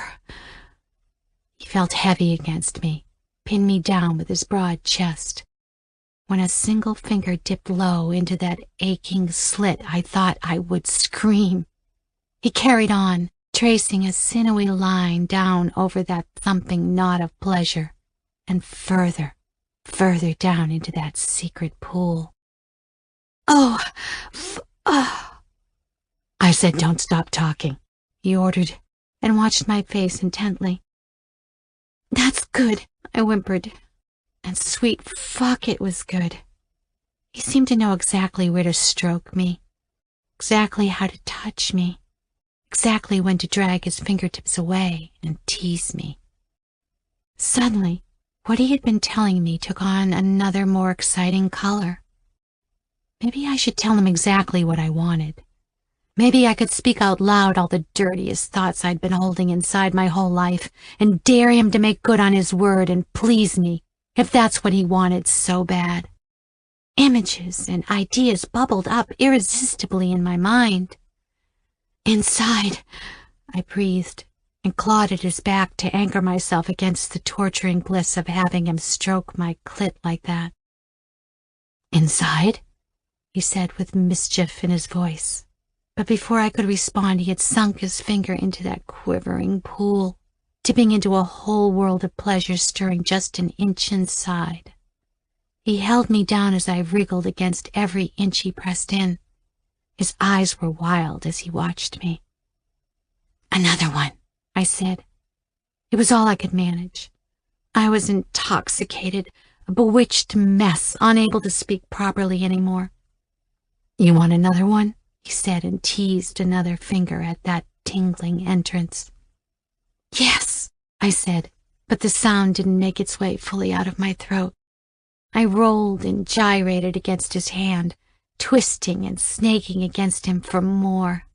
But he took his time sliding in the next finger. So much time that I felt my whole body arching towards him, begging him to fill that hole. Like a woman possessed, my tongue and lips spoke on their own. And another one, I gasped, and I felt him growl in approval. It was a delicious ladder, and each step took me higher and higher, closer to some gorgeous burning point deep inside me that I just wanted him to touch. You like that? He breathed. He was everywhere. His voice was in my ear, his arms were locked all around me, his strong body was on top of me, and down below, his fingers were stroking up a heat that felt so outrageously dirty I was certain I had soaked his hand and was dripping onto the sofa. I want, I said, waiting for my body to speak for me again, for me to fill in that delicious blank and magic up the next blissful sensation. I want... He leaned in closer, pressing a ridiculously hard cock square against my leg. He had 3 thick fingers wedged deep inside me, each of them stroking me so expertly I couldn't think straight. So deeply I felt my entire body swell and tense around him. Didn't I want that cock inside me? Didn't I need that thick, juicy tool of his crammed far inside me? And wasn't that the only thing that would satisfy me right now? I gasped and pulled back away from his kiss. Dean, I have to tell you something. It's been a really long time for me. I didn't know if I could handle all this. Handle him. His body was so intimidating. Does it matter? I guess not, I said, still rocking my hips over his fingers, stroking out my own delicious rhythm there, still not quite believing what this man could make me feel. Relax for me, he said, and played with his fingers now, pulling them out, then slowly stuffing them all the way back in again. It was a brutal, filthy movement, but done so slowly it almost felt romantic. I knew I only had to give the word, only had to say exactly where I wanted him to stick that beast of his, and how deeply, and he would do it. I could tell him to bend me over now and fuck me savagely from behind, or order him to press my legs so far open that my knees went to my ears, so he could squeeze every last inch of that thing into me, right inside as far as he could reach, and fuck me hard till I couldn't take it anymore. I could tell him to grab my hair in his fist and force his cock all the way into my throat, and then... Stop! I gasped. He stopped. There's something else, I said, short of breath, struggling to maintain my composure when he had 3 fingers knuckled deep inside me, and there was no way he wasn't feeling my overwhelmed body twitching and trembling with each delicious stretch and release, and stretch and release. Dean, I want to be honest. I want to tell you the truth. I've never had an orgasm before, I said, and closed my eyes to wait for the fallout of such a confession. But his gorgeous fingers didn't stop their caressing. So? It's just, I can't. Then don't. Silence. Just don't stop telling me what you want, Nora. That's all you have to do. Come all the way out with me anyway. I don't care. I whimpered, suddenly unsure if I was about to cry or laugh, or explode all over him. I had never had an orgasm. No, not one. Yes, I'm sure. And yes, I've tried everything.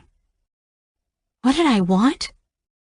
For him to keep going, to keep doing that dirty thing with his fingers. It felt unreal to be stretched, to be held open, to find myself happily accommodating him, my juicy body shaking violently around him, yet welcoming him in deeper with every thrust in, then out, then in again. I want this, I said, reaching down to his cock and gasping at just how solid it felt in my hand.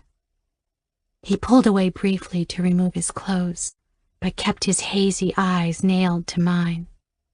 When he came to lay down beside me again, his skin was warm and soft and smelt so good I couldn't help but bury my face against it and draw a deep, indecent breath. With shaking hands, I again reached for that massive rod and felt it swell in my hands. I was scared. I was thrilled. I couldn't believe this was actually going to happen. I kissed him, this time his tongue feeling like a language against mine, a language that said, yes, or like that, or please don't stop. I can't exactly tell you the series of events that led to his wide, stiff cock pressing me open. By that point, I was no longer myself, no longer there, but somewhere far away, somewhere in a world made only of the hot scent of his skin and the delicious aching tear of having him climb all the way up inside me. And then it happened, when I wasn't thinking about it happening. It happened suddenly and like a spell, like a hiccup, like tripping and falling. Tell me what you want, Nora. I want this. Oh, fuck. I want it. Tell me. Fucking say it. Oh, God, I want your cock, please. You want what? I want your fucking cock, I cried. I peeled open my eyes to see him grinning down at me, his strong body curling brutally into mine, bringing down the full length of that immense cock slickly into my aching pussy. Again, and again, and again. He bit his lower lip and gave me a cheeky kiss, even as he kept pounding into me below. You feel that, Nora? He said, his breath hot in my ear. I almost laughed out loud. You fucking feel that? Look how much you love it, he said, and I gasped to try and answer him, but I couldn't speak anymore. I could only glance down and see his swollen red cock pumping in and out of me, so wet it glistened. It was so outrageously hot to see. I felt something break inside me. I couldn't hold on any longer. I didn't want to hold on any longer. Dean, I think I'm... Dean! My whimper turned into a slow, silent scream as a dam burst inside me and a wave of heat ripped all the way through me. I felt myself clenching down hard on him, but each spasm that met his thick cock only seemed to prolong the wave, only seemed to keep me at that quivering height even longer. I clawed at his shoulders, but he only thrust deeper into me, like he knew exactly where I needed the head of his cock, and why. Fuck, you're gorgeous, he said, and pulled me closer to him, and I could feel my chest fluttering against him. Had I? It couldn't possibly be. Now what was that nonsense about not being able to come? He said, and gave me a naughty look. Dean, that was... Well, shit. I see you've forgotten how to talk, he said. Waves of pleasure were still pumping through me, and with each one I was reminded that he was still inside me, all the way inside me. And though he was no longer slamming into me, all I had to do was draw a breath to feel how electrified I was all against his entire length. How ready I was to do that again. It happened. I had had an orgasm, and it was nothing like what I thought it would be. It felt deep and dirty and wild and a little bit insane. It felt like he had dug deep inside me and rattled me loose, pressing hard on all those buttons inside that I never knew I had. It felt more than good. It felt bad. I traced a shaking finger over his collarbone, now glistening with sweat. His face looked different to me now. He had known, somehow, known what I needed and given it to me. One dirty word, one heavy inch at a time. I only realized there were tears on my lashes when he leaned forward to kiss them away. Okay, you can stop talking now, he teased, and carried on his kissing onto my cheeks. Besides, now I already know what you want. He only needed to push in the slightest bit for me to come alive again. I wanted more. I wanted another long tumble down that hill. A dark, deep growl came from his chest as he started to gently, slowly roll his hips again into mine once more. Do you think you could come again? Just for me? He said. I moaned. He was thrusting slowly now, but deep, and every part of him was pressed up tightly against every part of me. Astonishingly, the answer was yes. A few deep, full strokes later, I cried out again as I came. But this time, I felt his body instantly tighten around mine, His jaw clenched, and deep inside I could feel him explode. We came together, easily. And it was messy and hot and so good it almost hurt. We lay there for a long while in each other's arms, coming back to earth, cooling down, trying to unscramble our brains and untangle our limbs. But the orgasm was still in me somehow, still left over and buzzing in every atom of my body. The whole world took on a hazy golden color and hummed. I had been unlocked, switched on. The world was suddenly colorful. Chapter 12. Myth. It's all about power. Reality. Nobody knows what the hell it's all about. Dean, I never even knew shops like this existed, I said, and gawked at the dozens of chandeliers suspended from the vaulted ceilings with velvet cord. To even call it a shop felt wrong. It wasn't a boutique either. It was more like a shrine to only the most exclusive forms of consumerism, an altar where only the richest could come to worship, black Amexes in hand, and the scent of complimentary martinis on their breath. Look, I love a bit of gloss and polish, but even I was overwhelmed. Yeah, I know it's a bit tacky, but they have pretty things, and I'm getting you something pretty, and that's the end of it, he said, and dragged me through, over the marble floors, into a little enclave ringed with mannequins who stared at each other's reflections. Each wore something you'd see a celebrity wear to the Met Gala, all haute couture ruffles and edgy cutouts. Pretty? Damn, I can't believe a dress like this is legal, I said, and lifted the lace sleeve of something that can only be described as a jumpsuit for a Ren Fair streetwalker from the future. I was in the best mood. I always felt like this after he'd fucked me. A little cheeky, a little defiant, buzzing and full of sass, among other things. The last place I wanted to be right now was in this super fancy boutique. The first place? On his cock. Again. Well, I agree. That one's a little avant-garde. Plus, it wouldn't show off your ass enough, he said, and gave my butt a playful slap. Now pick something quick, so I can take you home, he said, devouring me with his eyes. I loved that look he gave me. 2 parts ravenous animal, 1 part sheer wonderment.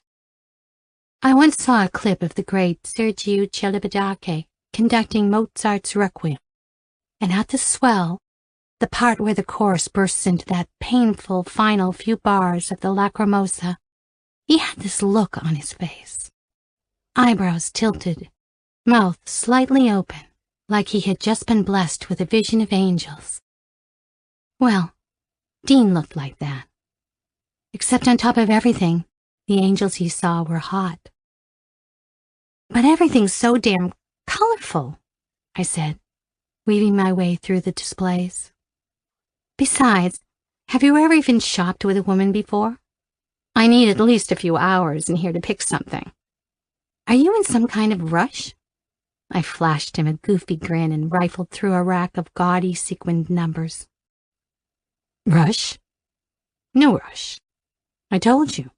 I blew off those investors this morning and told them I'd meet with them in the new week. Blew them off? Again? Remind me how you make so much money when you're trying to get into my pants 24/7, I teased, and waggled my ass at him, daring him to come get me. He straightened his tie and pulled a serious face. How? Well, personal assistance, of course. A gentleman makes time, he said, then ducked as I playfully tossed a beaded clutch purse at him. He propped it up against one of the mannequins, tilted his head to admire the back end of the outfit, and then looked at me. And you, Nora? And me? Any clients today? His face was suddenly more serious. Today? No. What about tomorrow? I looked into his eyes. Nobody could say a man like him didn't belong in an ultra-exclusive place like this, where the frocks cost as much as a car each, and the shop assistants were all ex-Ukrainian models. His suit fit him perfectly, and he held himself like he owned the place, like there was no luxury on this planet that he wasn't entitled to, or indeed, a little bored of. I saw all that, but there was something else in him, something that didn't fit. And it was in those cloudy green eyes of his, a little glint that told you that not everything was quite as it seemed, and the really good stuff was inside. This is what I looked for now. I forgot the glitz, the holidays, the extravagant shopping sprees. I even forgot the heady evenings we spent together and the obscene and wonderful things he knew how to do to my body. For a moment, I just looked at him, at that something in his eyes. No clients at all, I said plainly. He nodded once and then flipped through the racks with me. Good. Now let's pick out something sexy for you, so you can drip deliciously off my arm tonight. Tonight? Yes, I'm taking you out. A very important party. Just a bunch of stuck-up old geezers I need to make nice with.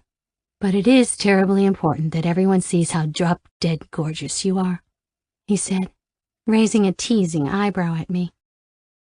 My skin went a little cold. A million possible situations raced through my mind, roughly half of them involving some embarrassment involving bumping into his father, who had mercifully not decided to ruin me yet as he threatened that awful day not so long ago. I swallowed hard. What an idiot I was. What did I expect? For it to never come up? It's not that I was deliberately trying not to tell Dean. It was just that I never found the right moment.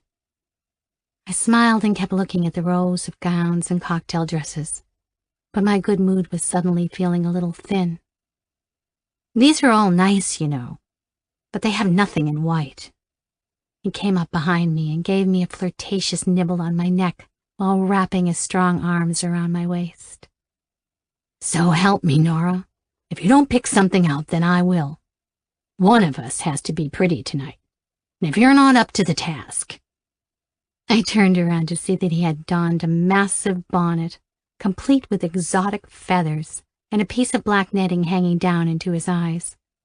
I burst out laughing. Whoa, bellissima, I said and kissed my fingertips, then went to grab a red scarf from a table. But you just need a little bit of color round your neck. It'll really make your stubble pop, you know, I said, and laced the silk over his tie with a flourish. He thrust his chest forward, pouted, and got to work modeling up and down in front of the mirrors, hips jutting this way and that. When he flicked his hair and did a little turn at the end, I was nearly folded double with laughter. Stop! Stop! They'll throw us out! I squealed. But he only swanned over to me with his best bedroom eyes, wrist hanging limp out in front of him, and the other hand on his hip. Throw us out, darling. Do you even know who I am? He pouted. I couldn't stop laughing. The beautiful blonde shop assistant a few feet away did indeed stop to peek over at us. Shh! Yes, darling. Clearly you're hot stuff. Just look at you, I said through giggles. Yeah? Oh, yeah. I'd tap that, I said, and gestured to his jutting hip. He tore off the hat and scarf and took a bold step towards me. Then do it, he said, outrageously naughty smile still plastered all over his face. Dean, oh my God, you're... Come on, that changing room over there is open, he said, and pressed his tall frame against me, pulling me close. He pressed his lips to mine for a kiss, but I still couldn't stop giggling. I just knew the shop assistant was ogling us, but when I turned to glance at her, she appeared to be on her phone, doing her best to ignore our shenanigans. I guess if you're wealthy enough to shop in here, You get to do what you want without the shop assistants having an opinion about it. How long has it been since I fucked you, huh? He breathed into my ear. I loved it when he swore. On his tongue, the word fuck somehow became a spell, a magic word that instantly melted me inside and had my legs feeling stupidly weak. I yielded to his kiss and let him breathe and nibble his way down my collarbones. Probably a whopping 2 hours, I said, fondly remembering back to this morning in the shower and the way the water streamed off him and made little braided rivers over his chest. 2 hours? Unacceptable. I think we need to do it again, he whispered, and tugged me towards the plush changing room in the corner. Oh my God, Dean, you're crazy, I moaned. But it was hard to sound very convincing when I was already beginning to ache all over again, my poor body barely recovered from our last romp, and yet twitching awake again, knowing exactly what treatment lay in store for it now. He was all over me again, folding his chest around me in a way completely impossible to resist. He grabbed my hand and pulled me towards the heavy drapes of the changing room. I can't believe you're serious, I said, trying to hide my face. What? What's your alternative? We do it out here? What a pervert. His smile was so hot, white, and delicious, I could do nothing but follow along as he dragged me inside, laughing freely. He had barely shut the drapes of the booth when he immediately started to tear off my dress with his other hand. In a minute I had lifted the hem up and wriggled down my soaked panties. We did this so often I felt permanently turned on these days. Permanently wet and ready. Permanently turned on. He unzipped, released that solid lump from his trousers, and turned me roughly to face the wall. His shoe nudged my feet a little wider apart, and then he bent his knees to bring the already rock-hard tip to my dripping little hole. And once he had jammed that generous bulk all the way into me, it was suddenly like all the other times we had fucked. Suddenly like that first time. My body needed no help remembering what to do, and raced ahead, still hot and sensitive from that steamy time in the shower, from the slow, sweet time by the fireplace, from that truly filthy time in bed that Sunday morning, when we did it over and over and over, till our drained, sweaty bodies fell asleep on one another, and then woke again at noon for naked croissants on the balcony. I had discovered the trick to having good orgasms. Dying a little. Being completely willing to let it all go, and not giving a fuck, even if just for a few split seconds. It was a new skill I had learned, and with him, I was getting really, really good at it. With each easy, gooey thrust up into me, I felt him lift my weight a little and tilt me forward, making my hands spread wide against the mirror in front of me to balance. I loved seeing our reflection, him so much taller and bigger than me absorbing each strong plunge of his dominating hips. I loved that no matter how much we did this, no matter how used to him my little pussy became, I hoped that he would always hurt just a little, would always sting slightly like this. I loved that full, open feeling of holding all of him in me at the top of each thrust. But I also loved the resistance, loved the faint hint of pain, like I was always just slightly pushed, just strained further than what was strictly necessary. When we were done, I buffed the steam off the mirror in front of me, pulled my panties up and gave him a delicious smile as he zipped up and straightened his tie. Fuck, he was a good-looking man. And knowing that I had just had his glorious cock hammering into me right to the hilt made me feel so giddy I had trouble keeping a straight face as he snapped open the drapes and stepped out into the boutique again. How could I not grin like an idiot, knowing what his cock had just done to me? Knowing that as I walked out there in public, I was literally brimful of his warm, thick cum. If the shop assistant noticed anything, she didn't let on. In fact, she was still on her phone. Slightly embarrassed, I pretended to be interested in a red dress off to the side, in hopes she wouldn't notice we hadn't taken anything into the room with us. To my surprise, she came up to Dean, shyly waving her phone at him. "I know this is going to sound strange, but since you're here, can I ask you a question?" she said. I pricked my ears but pretended to examine the hem of the dress, still feeling the memory of that orgasm convulsing through me. He went over to talk to her. I wanted to leave already. "It's just that I'm trying to set up this new feature, this device flicking thing," she said, and dragged her finger over the screen of her phone. He took it from her and started to tap the screen quickly as she looked on.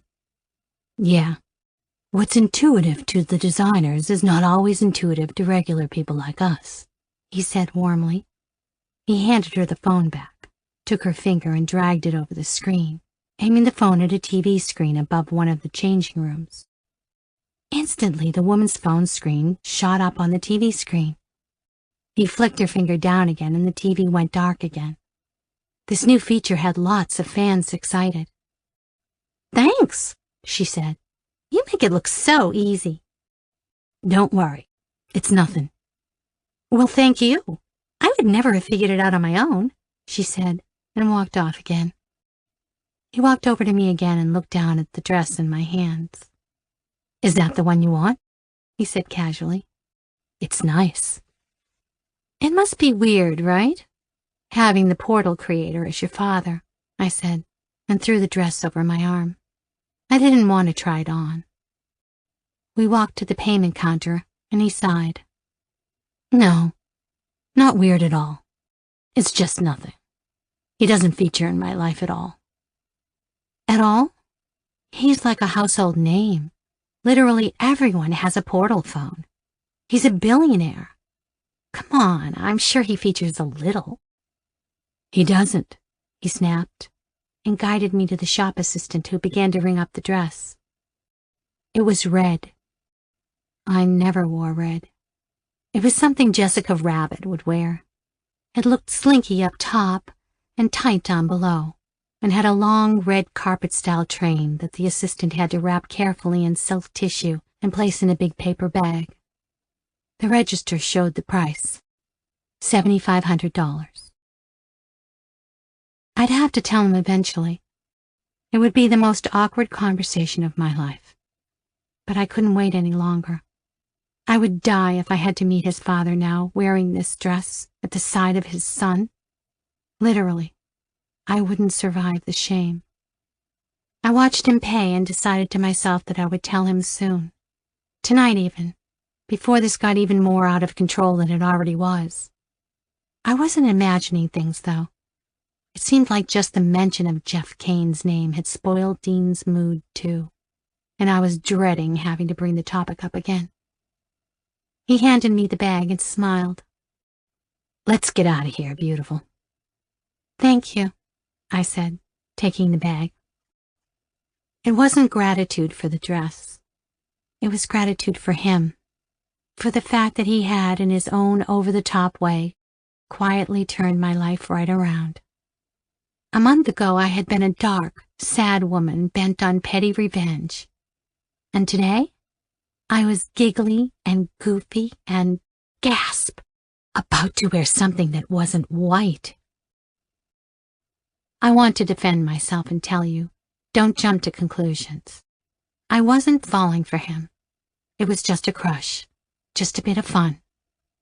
I want to tell you that I wasn't being a completely smitten girl in a whirlwind romance that had me forgetting every last thing from my old life. But I think I was. Honestly, I had no idea what was happening to me. On the drive home, I placed my hand on his knee and stared at the road ahead. "You seemed uncomfortable back then, when I mentioned your dad." His thigh tensed under my touch. "I want you to tell me about him. What's your relationship with him like?" I had asked him for dozens of things so far. I had tested him in millions of ways. and he had complied with every request of mine, from the silly to the serious. But now he was silent. "I'll tell you about him one day, but not now," he said, voice hard and strange. It was the first time he had not given me what I wanted. My heart was in my throat. The old paranoia came back. Did he know? I removed my hand and we drove on in silence.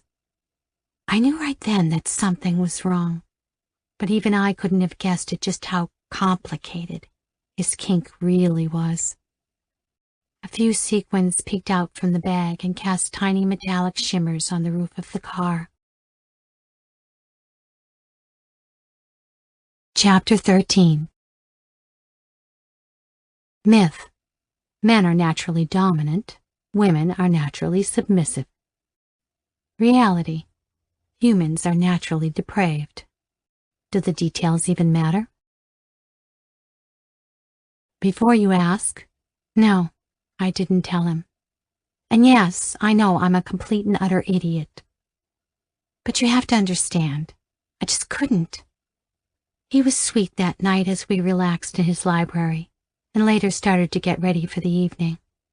But something was still different. I knew I couldn't ask. I could barely even mention his father.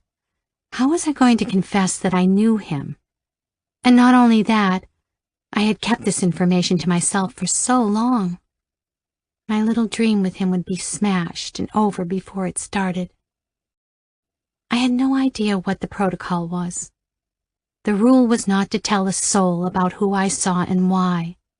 But every second that went past and I said nothing felt like a lie. But I said nothing. It was a private function to celebrate the anniversary of the creation of one of his pet projects, as he called them. And the fact that he was happy to step out into that room of people with me at his side made the corkscrew of guilt in my gut twist in even deeper. Mercifully, I never saw Jeff. Nobody mentioned him. My mailbox at home was likely filling up with his creepy letters, and I often wondered if his wife still prowled around my home, waiting to accost me and beg me to take her deviant husband off her hands. But for that night, I could pretend that none of that had ever happened. I could pretend that my brand new, weeks-long whirlwind relationship with Dean was all that ever was. We pulled up into my driveway after the dinner was over, but he said he was exhausted and had to have an early night. He wouldn't come inside, but kissed me sweetly and told me to call him the next morning. I thought I saw something there in his eyes again, something that flashed away and disappeared the moment I looked closer for it. He simply smiled and waved, and then he was off again. Fair enough. We had seen each other nearly every day for ages now, and I understood he had business to get back to. I stood for a moment, alone in my blood-red Jessica Rabbit dress in my driveway, feeling the cool night air play with my hair and float across my bare arms. In the stillness, it didn't feel so outrageous to let go and let in a new feeling that had been trying to press its way in for days. I closed my eyes and let my head fall back. Is this what it felt like? To trust someone? Could this actually be happening to me? This wiggly, warm, totally electrifying feeling I had whenever I thought of him. Could he possibly feel the same for me? Maybe I had been blessed with a second chance. I stared out and down into the darkness, out into the night twinkling with distant lights and wisps of dark cloud. I felt the gravity of my old life behind me, pulling me back towards the house. Mistress Morgan, and everything she stood for felt like nothing more than a dead, shed skin lying around me. Turns out, this sparkling red dress was exactly my style. Turns out, I wasn't broken, but deliciously, wonderfully, beautifully alive, and still dizzy with learning all the amazing things my body and mind could do. I turned to the house. There was no question. The next time we met, I owed it to him to come clean. I let myself into the house, kicked off my heels, and padded barefoot into the kitchen, not bothering to turn the lights on. I made myself a bowl of cereal, then walked into the living room, thinking that what I needed right now was the Pearl Fisher's duet at high volume and to put my feet up for a second. I screamed. The bowl went crashing to the ground. The shape of a human figure sat on the chair by the record player, watching me. I wanted to turn and run, but my feet were nailed to the floor. An icy wave passed over me as I realized who it was. This couldn't be happening, not now. "Mistress," came a thin voice from the shadow, and the sound made me want to throw up. That wasn't my name. I was Nora. I was nobody's fucking mistress. I tried my best to find words of my own. "I'm calling the police," I said, and realized that the closest panic button in the house was in the kitchen where I had just come from. I quickly tried to calculate how long it would take me to run to it now. I didn't even want to think of what would happen after I pressed it. "Relax, mistress. You seem afraid." I couldn't believe what I was hearing. "You broke into my home," I whispered, astonishing myself that I was even standing here having this conversation at all. All I could think about was that ugly blue mark on his wife's neck, and how it got there, and how suddenly the fact that I'd been ignoring all of that for weeks now seemed like the biggest, stupidest mistake I'd ever made. "Will you calm down? You wouldn't see me." "You're not my client anymore," I said. I couldn't make out the details of his face, but I could just tell he was crawling his eyes all over my dress, all over me. "You're different," he said. "You look different." Would he chase me? Would the police arrive before he... I had had 4 drinks this evening, and it was late, and I was tired, and I could feel a splatter of spilt milk snaking its way down my ankle. It suddenly seemed clear as day to me. Having just spent a wonderful evening with Dean, all this crap from my past life seemed even more sordid than I remembered. I felt sickened. "What do you want?" I said coldly. "You know what I want. You. We were in the middle of something, mistress, and you disappeared on me. We have unfinished business, you and I." He was crazy. That was the only explanation. If it seems naive of me to never have thought this before, well, you can pity me. Something about being without any clients these past few weeks had made me realize just how crazy I myself must have been to ever get this involved with people this messed up. "I'm telling you one more time, and then I'm calling the police," I said calmly, trying to dig deep to find that bitchy Mistress Morgan voice I used to be so at home in. "You and I are done. Find someone else. Name your price." "I don't need money." "Who else is there? Drop them, and I'll pay you triple what they do." "I'm not even a dom anymore. I quit that work." Here he stirred a little in his seat. Every tendon in my bare feet was coiled and ready to spring to action. "Good. Then nobody else can take your attention." "The answer is no." "I don't understand. Do you know how many women would kill for this opportunity?" he said quietly. "You're saying no because you're scared. I get it. But I know you, mistress. You know me and I know you. That's what makes what we have so special. Give me one good reason why you're running away from the best offer anyone will ever give you." I said nothing. It all became so crystal clear to me in that moment. I was no longer a tortured, sexually repressed woman who needed to play games and manipulate those who were only slightly more damaged than I was. I was different now. Different enough to see that men like Jeff had nothing I wanted anymore. And whatever game I had thought I needed to play here, Well, the prize just didn't seem worth much anymore. One good reason? I had 1,000,000. His poor wife was one. The fact that he stalked and harassed me for weeks was another. And more than that, I was beginning to realize that I wanted something else. Something more. I wanted a life where I wasn't just pretending to be in charge, but really was. I don't need a reason, Jeff. You don't have one. I thought about the damning pictures I had of him. The plan to ruin him had been shelved, and now it felt weird to think of it again. But would that be my silver bullet to kill this demon once and for all? See, you can't think of anything, he said. He stood up and my heart leapt. I'm seeing someone, I blurted, wielding the words like a shield. He froze where he stood. I had no idea what possessed me to say it, but he seemed genuinely surprised. Who the hell would? It's Dean. It's your son. I can't see you anymore because I'm seeing him. And I love him, I said, the words tumbling out.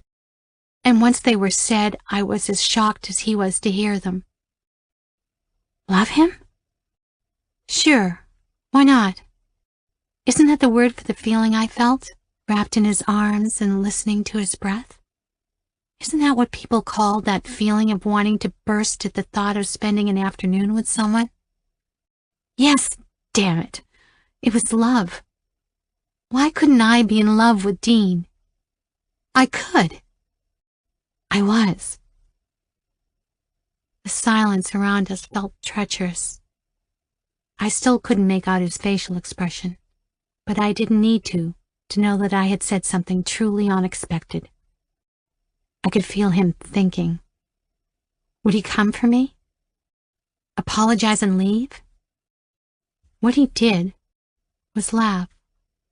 Quietly, cynically, like he had just caught me in a trap. I didn't think you were this stupid, Nora.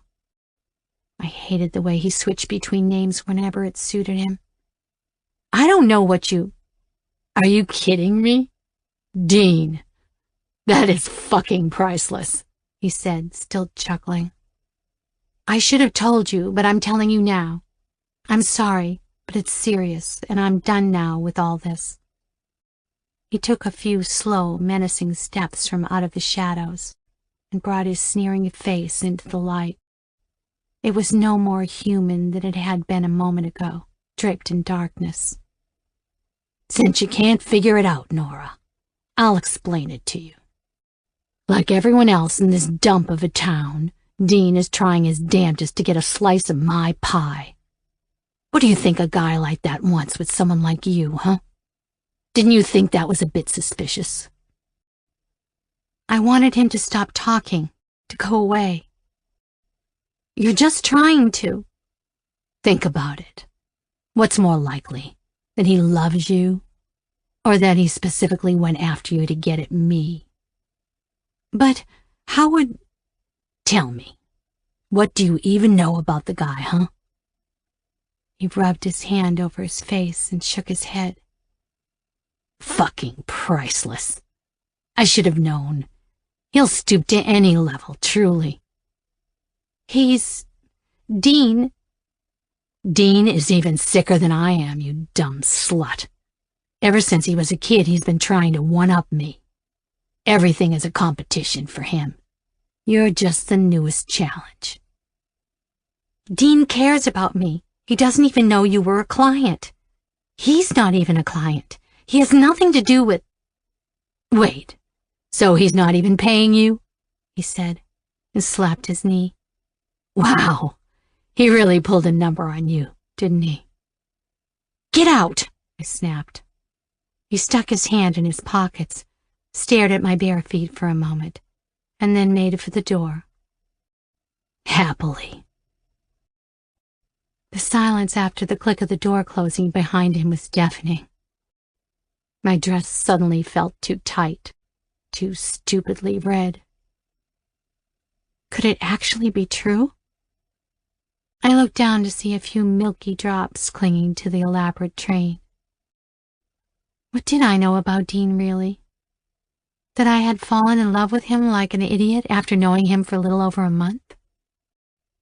My mind spun, but trying to hold all of the last few weeks in my head all at once made me dizzy.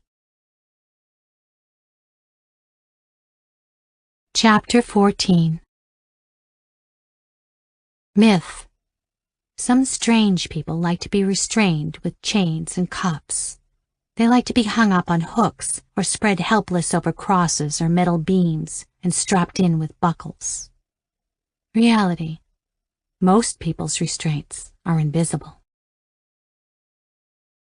The sound was Verdi's Requiem, Dies Irae, playing at eardrum-splitting volume all through the house. The shade of lipstick was Kat Von D's Lolita, a murky mauve, applied thickly and sealed in with a layer of plasticky gloss. The outfit was, for once, black, a full lycra catsuit with a violent-looking zip that ran all the way from the crotch to the high neck.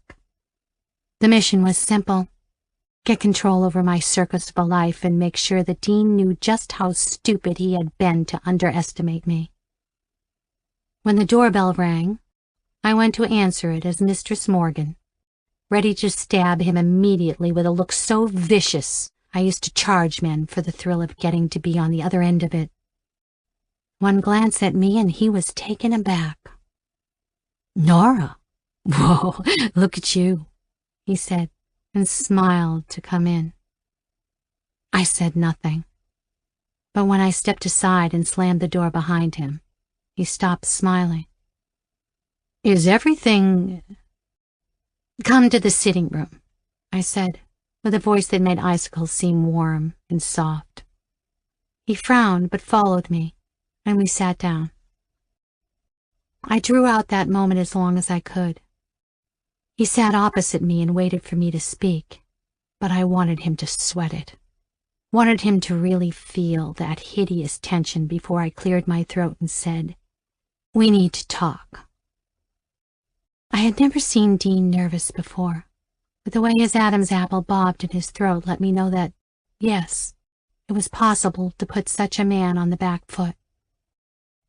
"You know that I see your father," I said slowly, and glared at him. The silence around us whined as he tried to find his tongue. "Don't worry about all that, Nora. I don't care, and besides, you've stopped seeing him. No, you don't understand. I'm not asking for your fucking forgiveness. He came to see me." "What do you mean?" I cracked my knuckles and looked down at my manicure. "He had some interesting things to say about you, Dean." The Adam's apple bobbed up and then down again. It felt good to see him speechless, to see that look of panic on his face.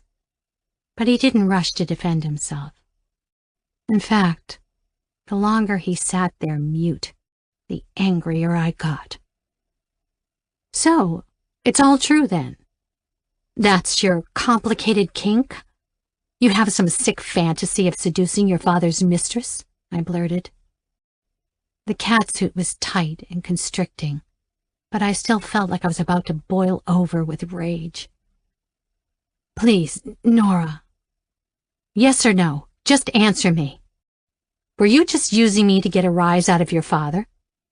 I don't care what sick game you were playing, but be honest with me. Was anything we did together even real? Were you just using me?" I sucked in my breath and tried to remind myself not to get hysterical, not to show him any weakness. He frowned deeply and shook his head from side to side. "Nora, are you kidding? You used me," he said low under his breath. "Excuse me? Admit that you've been trying to fish for info about my father all along. Are you sure you weren't playing any of your own sick games?" he said, and shot me a hard look. I couldn't believe what I was hearing. He was meant to be groveling now, apologizing profusely for breaking my heart and begging my forgiveness. How dare you? Seriously? Fine. I should have told you. But shit, when were you going to tell me? You deceived me, you deliberately. Oh, please, Nora. Just don't. Nobody forced you to do anything. Yes, I knew who you were. I knew you saw my father. It wasn't personal. I'm not proud of it. I guess I wanted to see if I could... Could what? Was it a competition? No, not a competition. But part of the appeal was... I'm not a thing, Dean. I'm not a toy you can steal from somebody. I opened up to you. I know, Nora. I'm sorry. But please try to understand. You manipulated me. Who the hell are you even? Just a liar? You're just like him. The effect these words had was staggering. He immediately snapped to attention and scowled at me. Don't you dare say that. That's not true. How dare you call me a liar when... Jesus, Nora. You think you're so dark and mysterious? You're completely transparent, and you're just looking for petty revenge like me. If I'm a liar, then so are you. You hide behind this little dominatrix routine because you're shit scared of playing out in the real world with the rest of us. How can you... It's true. Fuck, I know people pay you for this, but admit that all you've done is found a way to monetize a mild personality disorder or something. You're not some sex expert. You're just self-absorbed. His words hit me so hard I think I stopped breathing. But I couldn't cry. I couldn't argue. He was absolutely right. My whole life was a shabby thing held together with tape and paint. Just a cheap illusion. Not real. Just a two-dimensional image of a confident, sexually free woman that I could hide behind and hope nobody ever came close enough to look and see what I really was. I wasn't even angry, just shocked. The look on his face softened. Nora, I'm sorry. I don't mean any of that. It's just... I didn't expect for things to pan out this way, to go this far. I was an idiot. It was never meant to be more than an ego boost, a dare. But I never expected to feel things for you. Bullshit, I spat. It's true, he whispered. You're falling for me too. Admit it. I looked up to see him standing and walking slowly towards me. Would I kiss him? Would I cry and say sorry and beg him to hold me? Dean? Yes. Are you still doing whatever I tell you to do? I said, avoiding his eyes. Silence.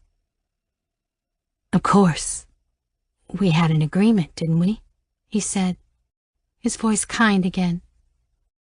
I stood up, straightened my hair, and glowered at him. Then leave, and don't come back. Chapter 15. Myth. Everyone is a little bit kinky. All of us have a little darkness in us, a little shame, a little secret desire that would mortify us to show the world. Reality. Actually, this one is 100% true.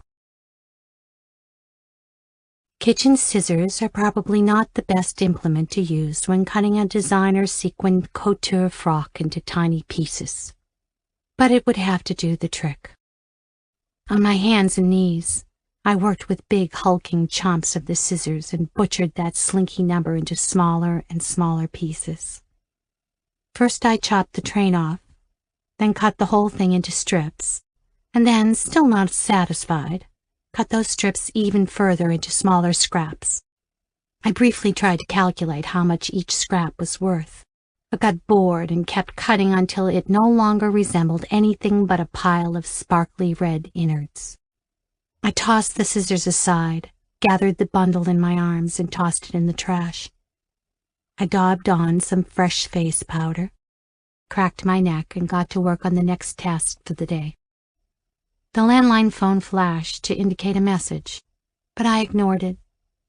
If that asshole wanted to apologize, he'd have to make about 1,000,000 times more effort than that.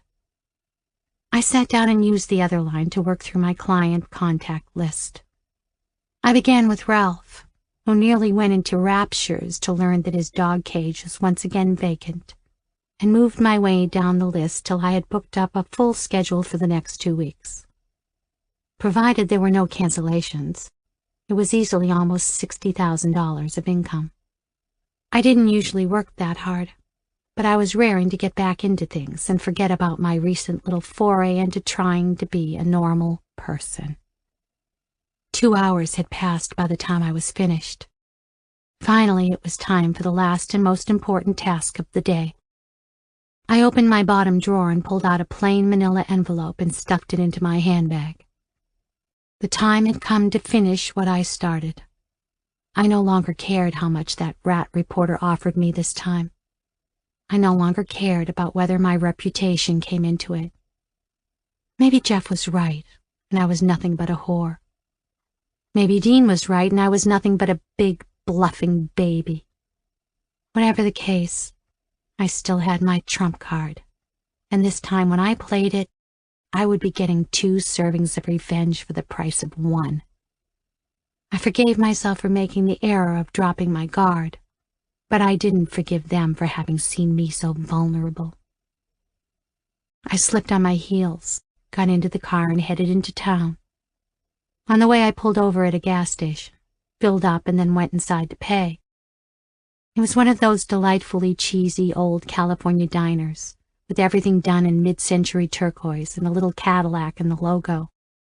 Not quite the backdrop for a femme fatale's final devastating move, but it would do. I picked up a chocolate bar and a bottle of Evian and went to the high schooler behind the counter to pay. Her eyes were glued to the TV. "So what do you think happened?" she said, and gestured to the screen. I turned to look. It was the news. Some pulpy murder story or something. I plonked my items on the counter. "Crazy people being crazy, huh? What's new?" I said, and pulled out my wallet.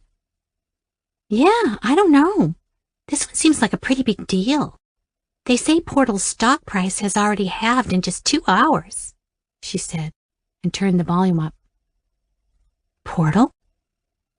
I spun around to look at the screen again. An unnamed source has confirmed that the leaked pictures are indeed of Jeff Kane, but as of yet there is no indication whether these pictures are connected to last night's murder. My wallet fell from my hands. Police have cordoned off the Portal founder's multi-million-dollar California home, and investigations are now underway.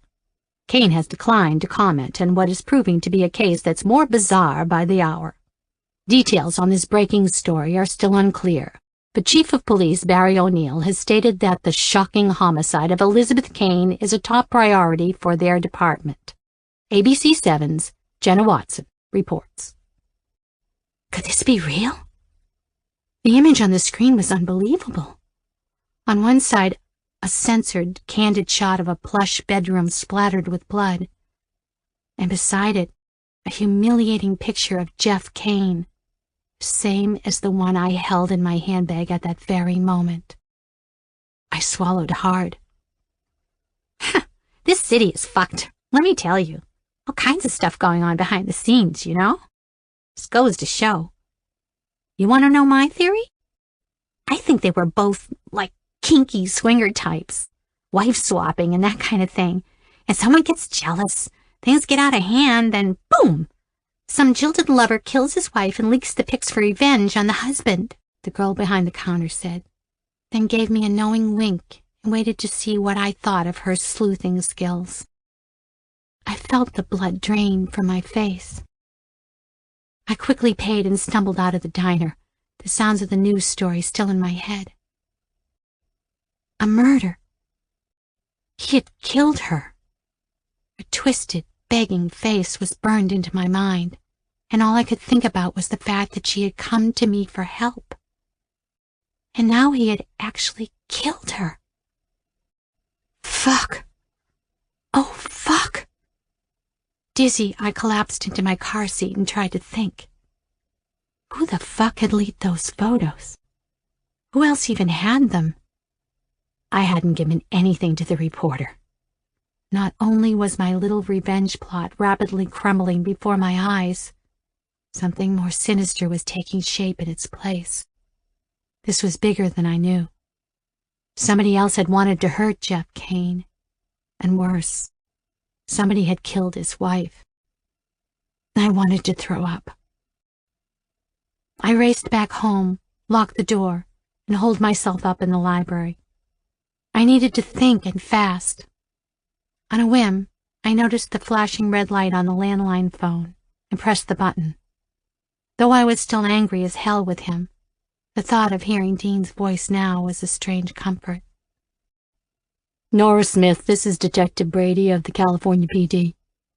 I'm calling with regards to the Kane investigation. Call me back as soon as you can. You'll need to come down to the station and answer a few questions. End of Book 1.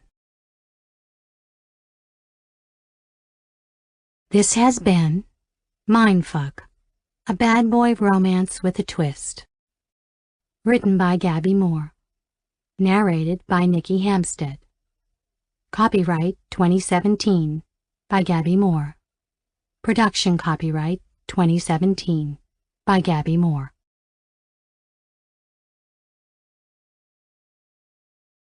Audible hopes you have enjoyed this program.